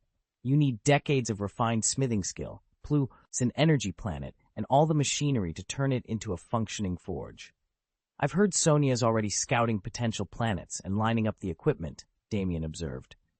But none of it matters if we don't have a master forger, Tony replied. I don't possess that talent, so I've had to put the entire project on hold. Damien offered a sidelong grin. So, once you have the time to hone your craft, when can you start forging Uru armor? Tony's eyes lit up at the question. Uru armor? That'd be incredible to produce, he admitted. Then he sighed. But buying an entire planet just to build a planetary crucible, it's a massive endeavor. I can't realistically devote enough time right now to reach the necessary skill level. He leaned back, excitement and frustration warring in his expression. Despite the setbacks, Damien could tell Tony was already dreaming of that moment when he'd finally strike the hammer on molten Uru. Sonia and I have gone over our strategy, and after bolstering the strength of several key members, we've pinpointed a planet rich in Uru. I'll begin establishing our operations there at once, and then recruit the finest artisans to forge the artifact. Right now, the cult of the Void God has both the smelting technology and the means to purchase energy worlds, has Damien continued, but raw Uru remains in short supply. I want you to assemble a squad of surveyors and dispatch them across the cosmos in search of new Uru deposits. Damien made no effort to conceal these plans from Tony. In truth, the galaxy must contain more than just 2 Uru-producing planets. As the cult expands its reach, finding additional sources is only a matter of time, and purchasing all we need from Asgard is out of the question. Uru is the lifeblood of the 9 Realms dwarves, the very foundation of Asgard's ancient heritage, and their output is strictly limited. The Olympians are in the same boat. Olympus may not be aligned with the cult, but Damien still isn't confident enough to face the Eternals or the Tribunal of Life directly. Damien sat back, rubbing his temples. Even if he wanted to grab Uru metal outright, he simply didn't have the means, yet. Instead, his best hope lay in finding other worlds where Uru naturally occurs. It's not out of the question to build a detector for Uru, Tony said after a moment's thought. But given Uru's legendary hardness and unique properties, manufacturing such an instrument would demand extraordinarily strict facilities. Every alloy, every circuit board, everything would have to meet Asgardian standards. Jarvis's calm voice chimed in over the comms. The most practical route would be to procure a scanner directly from Asgard. Sonia has already broached the subject with Odin. At present, they have no deployed Uru detection devices. If they did, Odin wouldn't guard Uru metal so jealously. Damien nodded slowly. Exactly. Uru is so rare that even the Allfather uses it sparingly. If Asgard had more, they'd have countless enchanted artifacts by now, but the magic itself would be diluted. Odin's enchantments hold only because he controls every fragment of that metal. Tony exchanged a look with Jarvis. Then our priority is clear. We either persuade Asgard to share their expertise in detection tech, or we develop our own, but we'll need help matching their exacting production standards. Damien's eyes flashed with determination. Then let's get to work. If Uru is out there, we'll find it, and we'll be ready when we do. Damien frowned as he studied the holo display in the lab. We don't have a surveyor in Asgard, he said. Tony leaned over the schematic. We do have the raw materials to build one ourselves. Damien nodded. Then I'll speak with Odin about requisitioning them. If you really want to shortcut this, Tony said, skip Odin and talk to Thor. Damien looked up. Thor? Why? Because Thor's the new king of Asgard, Tony explained. He's the one with the authority to greenlight projects like this. Damien's eyes narrowed as he considered Asgard. His reputation for black technology, enchanted weapons and devices forged from mythic alloys, yet notorious for single-purpose designs. They lacked the modular versatility of Stark Industries gadgets. Thor is king now? Tony raised an eyebrow. Why didn't anyone tell you? It happened just after the new year. Thor and Loki went back to Asgard to accept their appointments. They've been buried under royal duties ever since. No time to meet with outsiders. Damien allowed himself a small smile. He'd caught a glimpse of the royal brothers earlier, both hunched over scrolls and petitions, their brows creased with worry. The weight of rulership suited neither of them lightly. Tony tapped the schematic. If we want a fully functional surveyor, something that can map cosmic signatures in real time, we'll need Thor's approval, or at the very least, Odin's blessing. But Odin's council meetings are packed for weeks, and Thor's probably busy inaugurating new governors as we speak. Damien straightened with resolve. Then we'll see the new king ourselves. Arranging an audience with Thor might be faster than waiting on paperwork. Tony grinned. Excellent. Let's go charm a god. Loki may be quick-witted, but that doesn't mean he's any good at paperwork. He's got to learn it from scratch. Every petition or report still has to pass through him. He pores over each one, then drafts a 3-point analysis weighing the pros and cons of approving it or not. Only after Saul reads Loki's recommendations and makes his own careful judgment does any decision reach the throne. Thor, for his part, has spent his whole life as Asgard's chief warrior, charging headfirst into the fray. Bureaucracy is entirely new to him. Filling out forms and memorizing protocols has his battle-tested mind feeling like mush. It's only by gradually mastering the procedures and finding ways to speed up their workflow that the two brothers can finally breathe a little easier. Damien watched them in quiet sympathy. He understood all too well the burden of responsibility. "There's no magic shortcut," Thor admitted with a heavy sigh. "You can't expect us to be accountable for an entire realm overnight." Tony nodded thoughtfully. "Governing a kingdom is no small feat. If you simply wanted to coast and keep things exactly as they are, you could probably muddle through. But you two want real progress, strengthening Asgard's economy, putting new ideas into motion. That's a whole different level of challenge. Still, taking on these duties will sharpen your vision. In the end, it can only make you wiser rulers." Damien smiled. He knew the road ahead would be long and often frustrating, but he was confident that Loki and Thor were up to the task. With every petition they reviewed and every decision they made, they were forging not just laws, but a stronger future for Asgard. Damien sat back in his chair and drummed his fingers on the tabletop. "I'll let you know as soon as they're free," he said, eyes on the holo display before him. Tony nodded, tapping his stylus against his datapad. "By the way, Damien," he began, leaning forward, "have you considered setting up a Blue Star food export line?" Damien frowned. "Export food? What makes you bring that up?" "I overheard Sonia," Tony explained. "She was saying that when a civilization first enters the interstellar era, exporting its local cuisine is the simplest and most profitable venture. It's practically a necessary first step for any new society looking to carve out its place in the market." Damien chewed on the idea.